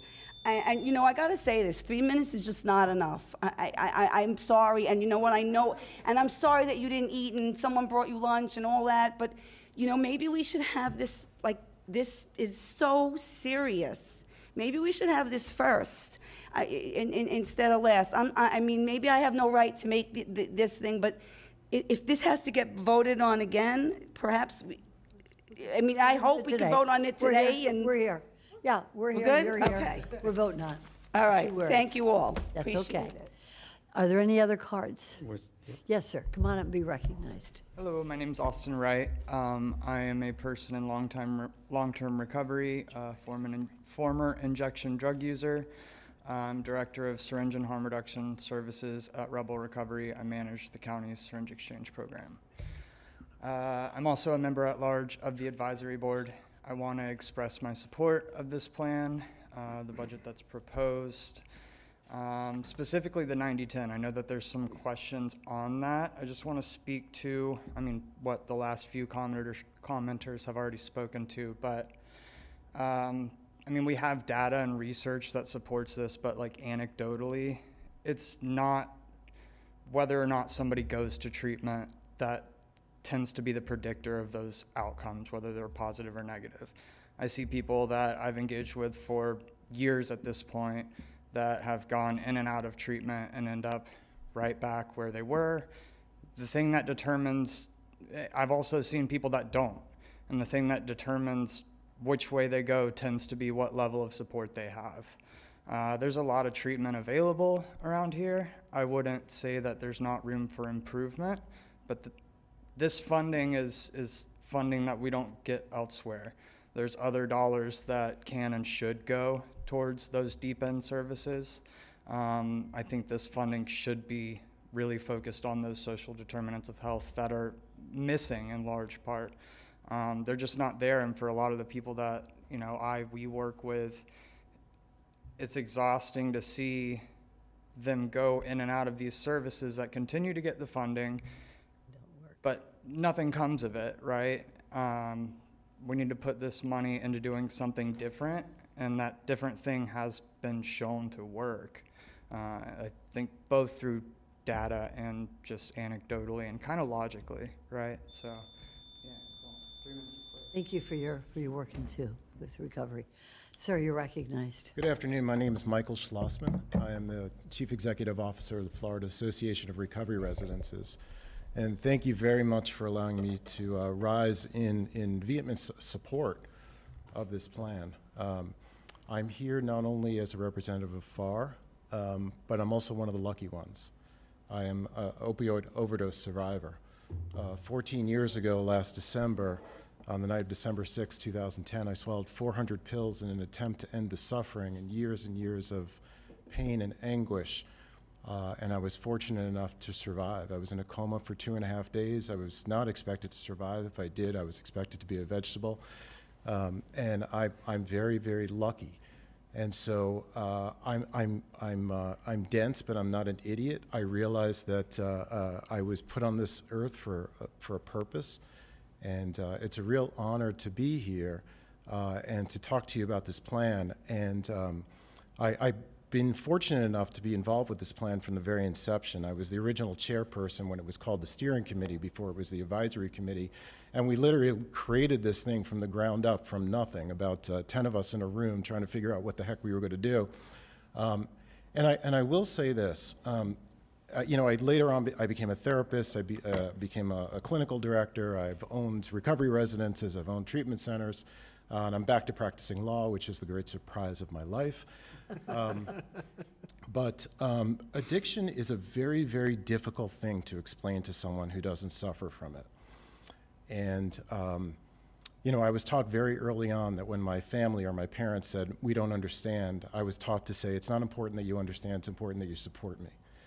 And I will say that in hindsight, based on 31 years of relapse and attempt to get sober, getting sober was easy. staying sober was impossible. It was that 90% of those social determinants that caused 100% of my recurrence of use. So thank you very much. It's powerful. Thank you, sir. Ma'am? I think I'm the last one and probably the shortest one. Here we go. Okay. So I'll be brief, really. That's ridiculous for me to say that. My name is Susan Ramsey, and I'm very happy to be here. I wear a lot of hats in this space. I am the General Counsel for the Florida Association of Recovery Residences. I'm also on the board of the Hub. I'm a member of I'm on the board of the Triangle Club, right? I'm also a registered nurse and a rape crisis counselor. And wait a minute, I also went to law school, somewhere in the middle of that. I've been a long-time Palm Beach County resident. I have daughters here, and I have grandchildren here. And the most important thing I can say today is I'm an opiate addict, and I'm in long-term recovery. I have a remission from a mental illness that tells me I don't have it.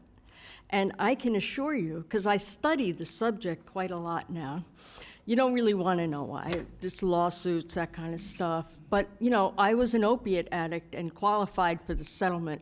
So I could tell that story. That you can call me up, I'll tell you that story another day. But the most important thing is I had been involved with this plan, and I support it 100%. I can tell you that in some studies, 75% of women alcoholics have a history of trauma. Right? And all of that trauma is mostly related to where they live and the safety of where they live. And as, you know, a rape crisis counselor and now a lawyer, I've represented crime victims for 38 years. And I can tell you that's what they need. They need support, because it's not just getting sober, it's staying sober. I know that. I was not a one-time wonder. So when we go back to this, and I'm going to beat the clock, No, it's all okay. I'm going to say... You're fine. All I'm going to say is that I wholeheartedly support this team, this plan. You know, I voted today. It's great to be in Palm Beach County. Thank you very much. Thank you for that testimony. It's very powerful. Thank you very much. Wow. I'm so proud of you all. And it came from testimony, and not from the paperwork. And I think that that we all agree that you're on the right track. God willing, we got the money. We're going to make sure that it goes towards security and what you have also spoke about too. But the testimony of those who have been in this journey is powerful, and we need to make sure that we do what is right for them and for the whole county. I don't know which light went on first, Commissioner Woodward, and then Commissioner Weiss. Thank you, Mayor. I'd like to thank everyone that spoke to us today, and a couple of points it was a good reminder, because we talk about recovery, and sobriety is something that happens every single day. And if you suffer from addiction, you know, there's not a cure, so to speak, I'm sorry, but it's something that you have to do every single day, which is why I do like the overall scope of this being a 90-10, because the 10% is helping the person who's full into it. But once we get them sober and help them get cleaned up, that's a decision they have to make for the rest of their lives to not use whichever substance got them into trouble in the first place.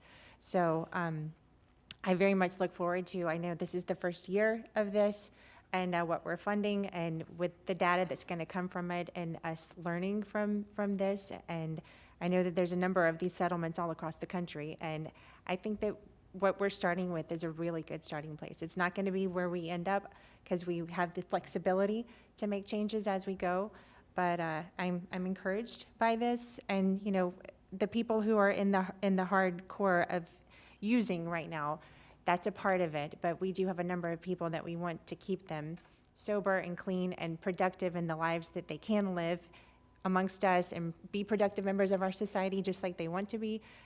So I'm encouraged by this. I look forward to seeing what the next year brings with this program. So, Thank you, Commissioner. Commissioner Weiss? Thank you, Mayor.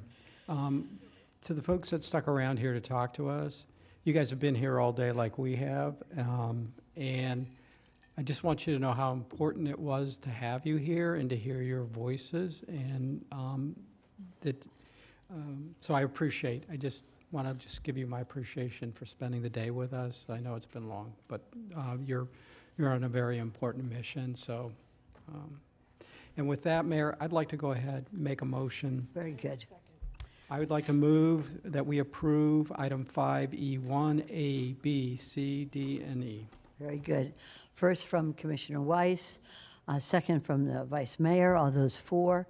Anybody opposed? See that it passes unanimously 6-0. Five. Oh. I thought he was just short. Don't tell him, Martha. 5-0. Stands taller as senator. Yeah, true. And I want to thank you, staff. You're damn good. We got work to do, don't we? And we will do it together. Thank you.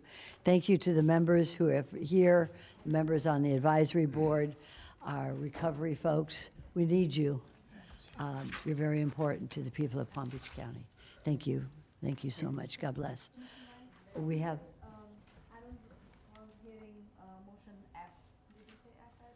There is no F on our We have a 5F1, which has to do with permitting. But I think we've done this completely. Yes, it was an add-on. Okay, so we're all done. Yep, Right, thank you you. so much. Now we're going on to building 5F1, which is an add-on. Okay. And I see we have our building inspector here. Would we like to have a presentation, or have we been briefed sufficiently enough? You have a 6? We have a 6. Mayor, Yes, I'm Ms. sorry. Baker, I'm sorry. Go ahead. When we approved this plan, did we do A, B, C, D, E? Yes, ma'am. Okay, just That's okay. verifying. No, that's that's okay. all. We didn't leave out anything. Okay. Okay, now, I'm going to repeat 5F1, which is the add-on, and that is with regard to temporary waiver of building permit fees for repairs on Hurricane Milton. Would anybody here like to have a presentation? I think we've had a good briefing, and I think we're ready to take motions and a vote. I have a motion from Commissioner Woodward and a second from Vice Mayor Marino. All those for, anybody opposed? See that it passes 5-0. Thank you so much. Unanimously. And thank you. This was a very good idea from someone. Appreciate it. Yes, ma'am. We don't Yes, sir. like to exercise it, but if it happens, then we need to do what we Is can this to the help. first time the county has ever done this? No, we did it in Irma. Back in Oh, the day, okay. we did it in Irma. Good. Well, I'm glad to see that we're doing it again. And hopefully, we won't have to do it again this year. So thank you very Exactly. much. So, oh, did you want to make a comment? Oh, I'm sorry. Go ahead, Vice Mayor. I want to say thank you. And, this actually, when we've had several meetings out in the acreage and Avenir, and we've had representatives, and we've had questions from those that were most affected. And this was one of the main questions that was asked. And it's like, I had a fence, the fence is down. Do I have to come in and get a new permit for my fence? And if so, is it going to cost me anything? So correct me if I'm wrong, is if it is a simple repair like a fence or something like that, go ahead and do the repair, correct? Okay. Yeah, there's a ton of information on our website that talks about making emergency repairs immediately. Start the work immediately. Replacement of a fence in the same location, $1,000 or less, no problem. Put your fence back up. We're trying to help people repair. And what we wanted, And our staff has been so helpful back at the office to put together a website, dedicated folks that are there to answer any questions specifically related to Hurricane Milton or any related damages. So if they reach out to us on our website or Could you repeat the website? 233-5001, Yeah. they will be able to get If you go to the Building Division website, there's a link to Hurricane Milton Recovery. Thank And you. it has all the stuff there that talks about what you can do without a permit and that we didn't put up the press release. We were waiting for you guys to approve us waiving permit fees. But it's ready to go. It'll be up tomorrow. Excellent, thank you. But Mayor, I have an addition to that. For everyone that has suffered some form of damage, the most important thing you can do is document it. Document it, document it. If you don't document it, you can't prove it to your insurance company that this was something that was a loss. So document it. And if you have pictures from before, that is even a better way to prove that you've had damage. And don't, again, don't take the first check that your insurance company decides to send you. You really need to have a thorough investigation of your home, because you have no idea what a tornado, and this is different than a wind event, the tornado, how it can pivot your house, how it can warp the house on the foundation. You have no idea. We are not experts. Let the experts help you with this. And I will end my commercial. I've got one thing to add to that commercial. Make sure that whatever contractor you sign an agreement with is a certified contractor. We have a lot of contractors coming into our community, and we want to protect our residents. So ensure that that contractor is certified.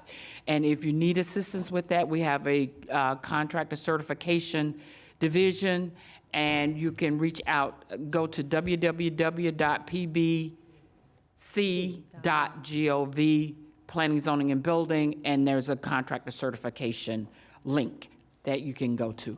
Let me ask you something, Speaker.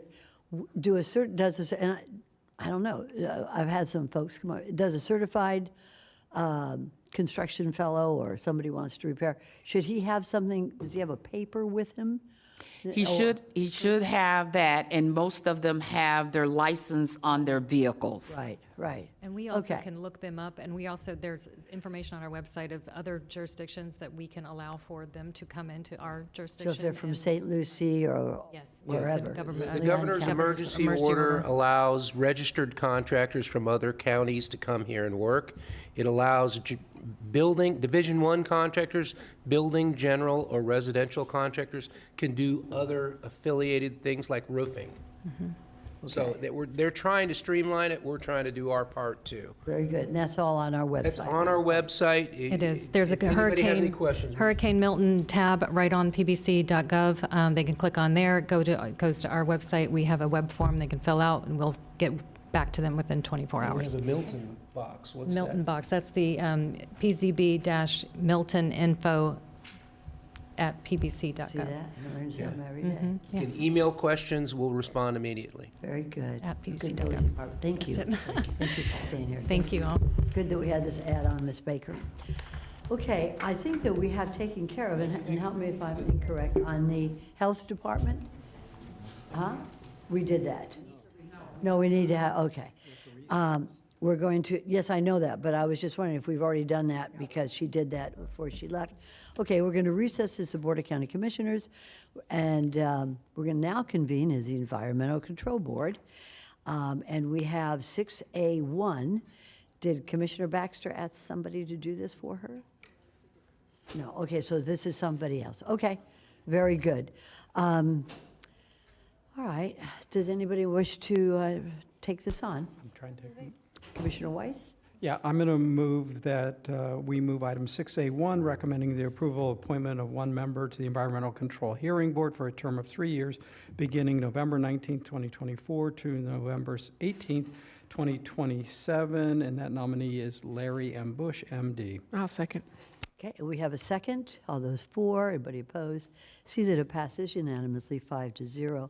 We are now adjourning as the Environmental Control Board, and we are reconvening as the Board of County Commissioners.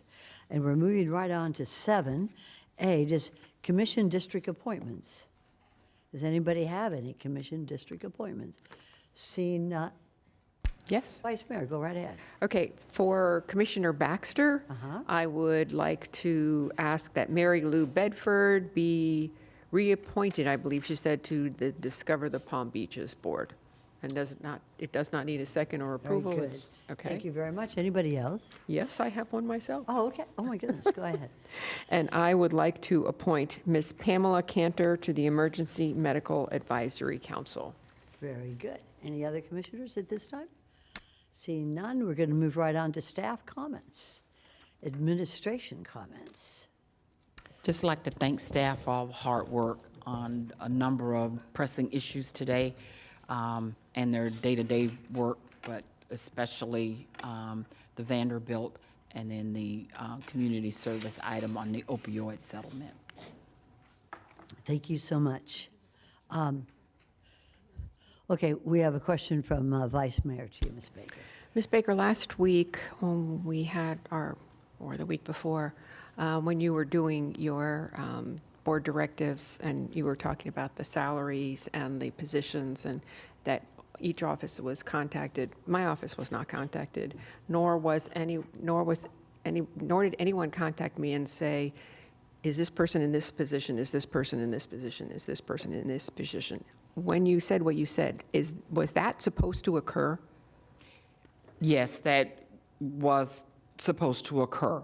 And I was actually went back to the assistant county administrator, and I think that he made the rounds, it was after the fact, to clean up some things that had happened or went out. One of the things that occurred, and we should have had a better handle on it, was promotions were not automatic.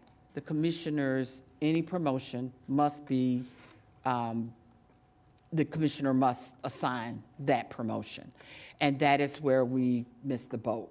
Some people were already in various classifications, which they would have fallen into the new classifications. Others were not. And we should have made that effort to come to the board in order to get that approval up front. We should have come to the board to say, who are you appointing to these particular positions? That did not occur. And so for anyone that was slighted, we do apologize for that, but it was a rush job, and that's no excuse to get this done so that we could get it in the appropriate time frame. What I want to make sure is that anybody that was moved around incorrectly, might show a promotion, then a demotion, that not show up in their HR file, because that's not really what happened. So I'm just. No, ma'am, that did not. We worked with them, making sure people got in the right classifications after, hopefully we spoke with every one of you to make sure that happened. It does not show a demotion. There were steps that we had to take. The first one was reclassifying everything and then moving people into the right pay grades. And so the pay grade issue there was no issue with the pay grade issue. It was whether they moved to chief of staff or not. And so that was our mistake in not coming to the board to say, are you moving these individuals to that particular classification? Well, I'm just going to put it on record that no one came to my office and asked me who was going where. Yes, ma'am. And assumptions were made, and they were made incorrectly, That and I is don't correct. appreciate that. Understand. Thank you. Okay, do we have any comments from the county attorney? I do want to thank Howard Falcon for all the work he did on Vanderbilt, because he did spend a lot of nights and weekends working with ISME. And I do also have to say that ISME was the leader in this endeavor, and she put in a lot of hours, and she is quite an asset. And we also contributed with David Oddie as well on this. So I just wanted to say thank you and recognize all of them. Thank you very much, Ms. Kaufman. All right, let's go on to commissioner comments, and we're going to start to my left, Commissioner Barnett. Thank you, Mayor. I have brief comments. I'll try to make them brief with regards to our human traffic initiative, which our office has been working on for the last several months with administration and staff. Laura Hanley wanted to give you an update. You may remember a few months ago, we, with the permission of the board, issued directives to staffs in order to boost our county's awareness program, which we will be rolling out in January. I wanted to thank Stephanie Shanaha from Public Safety, as well as Public Affairs, TV 20, Palm Tram, of course, Ms. Baker, Administration, on helping us with this project that we could not have done without your help. Extensive input. We've been partnering with the school district, the healthcare district, the Port of Palm Beach, South Florida Regional Transportation Agency, the Palm Beach County Sheriff's Office Human Trafficking Task Force, the Human Trafficking Coalition of the Palm Beaches, Flight Center. Heidi Schaefer, thank you for your help and leadership on this as well. Pepper Behavioral Health and Palm Beach County League of Cities. We're partnering with our municipalities. As you may remember, there were 5 parts of this program that I'd like to share with you that will be implemented. The first is all county staff will be watching a 5-minute refresher training video from the Department of Homeland Security during National Human Trafficking Prevention Month in January. Number 2, once we finalize approval, we'll customize the Department of Homeland Security Human Trafficking poster, which Laura just handed to you, with the county logo and a QR code linking the Public Safety's Victim Services updated website. Once approved, the poster will be distributed to our county partners to use alongside the signage already required by county ordinance. I think poster number 2 is on page 2. Number 3, we'll display the human trafficking awareness poster on Cloud Lake's billboard at Southern Boulevard and I-95, thanks to our partners in the municipalities, specifically Cloud Lake and the mayor of Cloud Lake, Russ Nitti, and the Cloud Lake Council for providing this to us. We're also going to be partially wrapping a Palm Tram bus with our human trafficking messaging. I want to thank the board again for getting behind and supporting these directives to staff and supporting this fight in human trafficking, which is a very big problem in Palm Beach County, as you know. I think Palm Beach County ranks number 3 in the entire state in dealing with this nightmare. And we've had a couple of bad instances in my district in particular that I've had to go on the news and talk about. But I want to thank our partners in the government agencies, our intergovernmental partners, as well as the deputies who have to face this on the ground and in the trenches every single day. That's all I have. Just wanted to update the board. Thank you. Pretty impressive. Thank you. Commissioner Woodward, you're recognized. Thank you, Mayor, and thank you, Commissioner, for this initiative and all the work that you and your staff have put into it. I would just also like to say for anyone who's still hanging in there listening to us, days like this are backed by a number of hours by our staff and other staff that put the work into getting us to these levels. And I just don't think it's always appreciated or even understood. But today especially, I know a number of you gave up nights and weekends to get us to this point and to bring us home what seems to be an amicable solution, which for a few days there didn't seem possible. And with a number of these, last night even, but with a number of these issues, just thank you to all staff who's out there listening to us for working hard for the people of this county.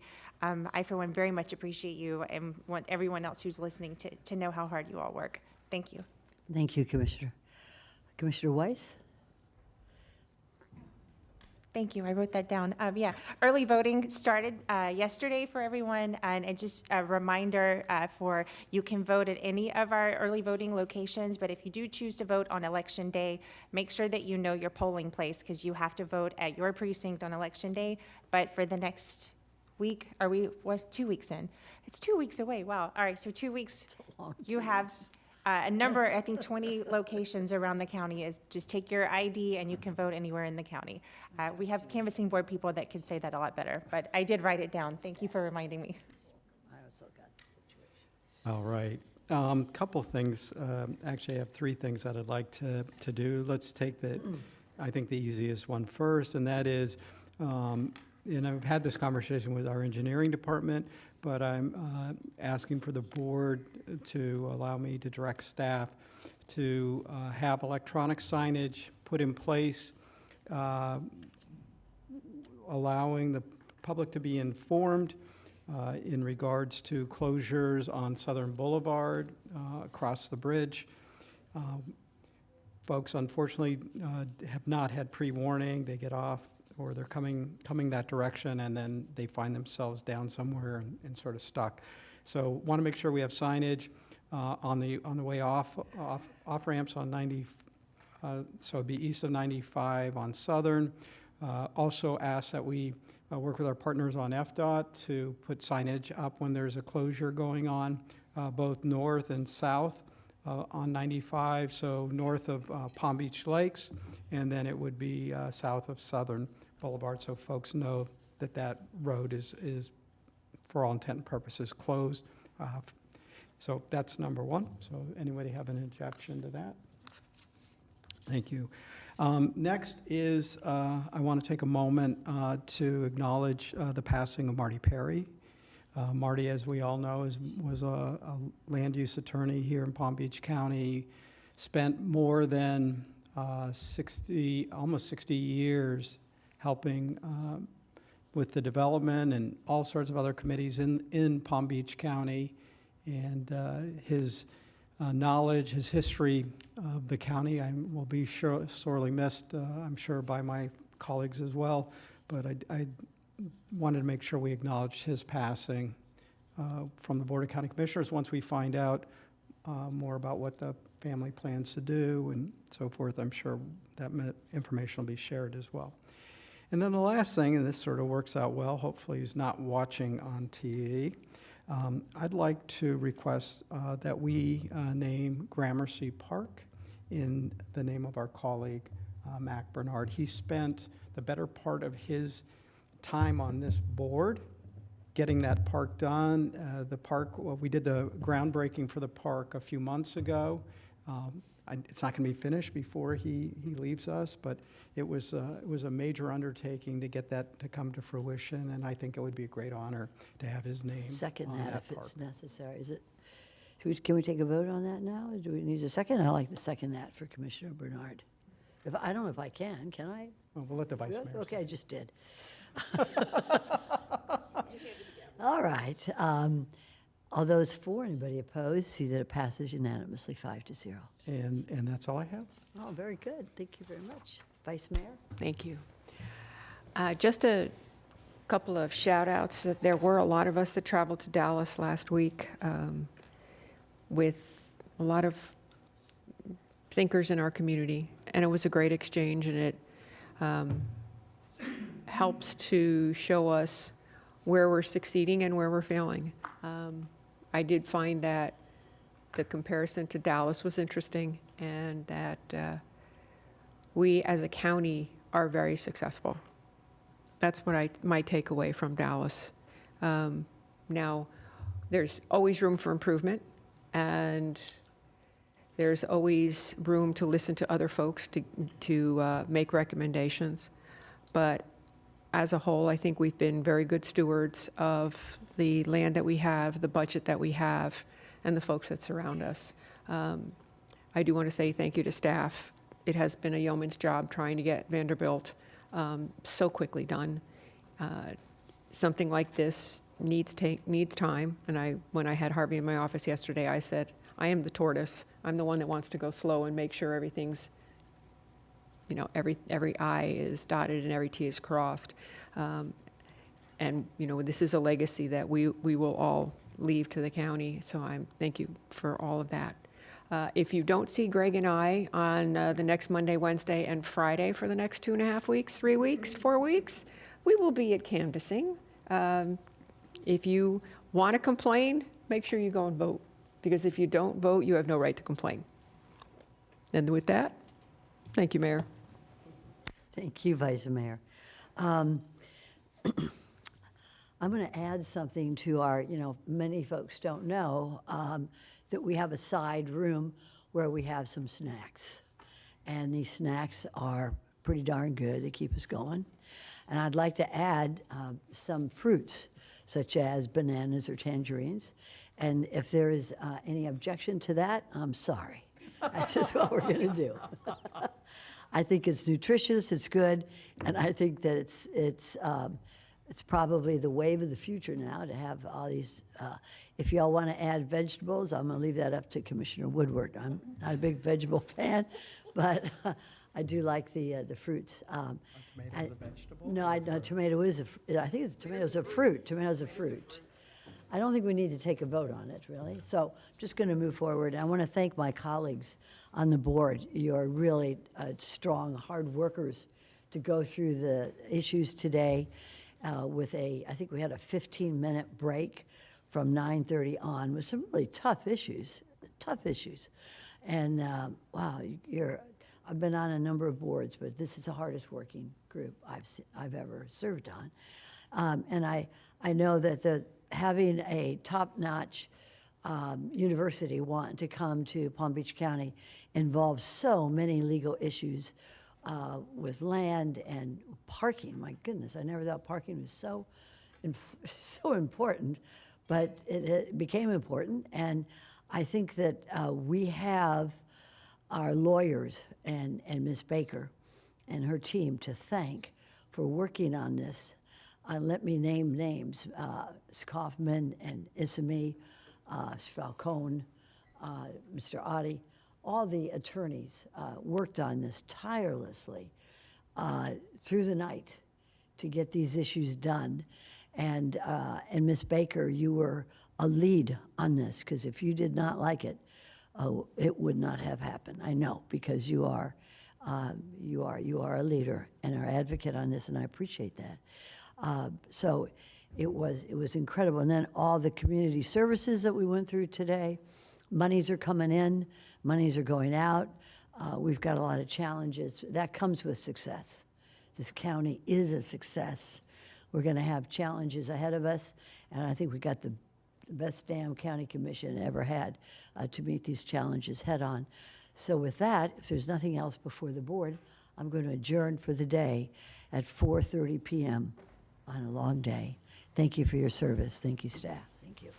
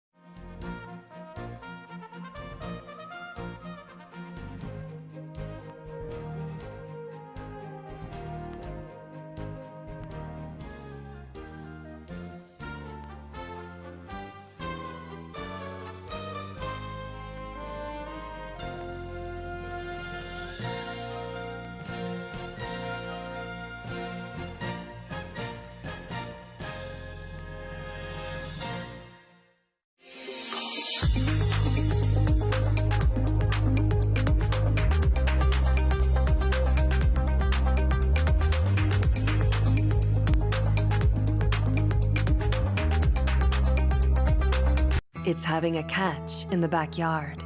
It's playing in sandlots or on fields. It's the roar of the crowd on opening day and the echoing sound from the crack of a bat hitting the ball. Baseball, for those that love it, it's more than a game. It is life. And in the Palm Beaches, you can live it all year long. From the year-round leagues, where the purity of the game is alive and well, to spring training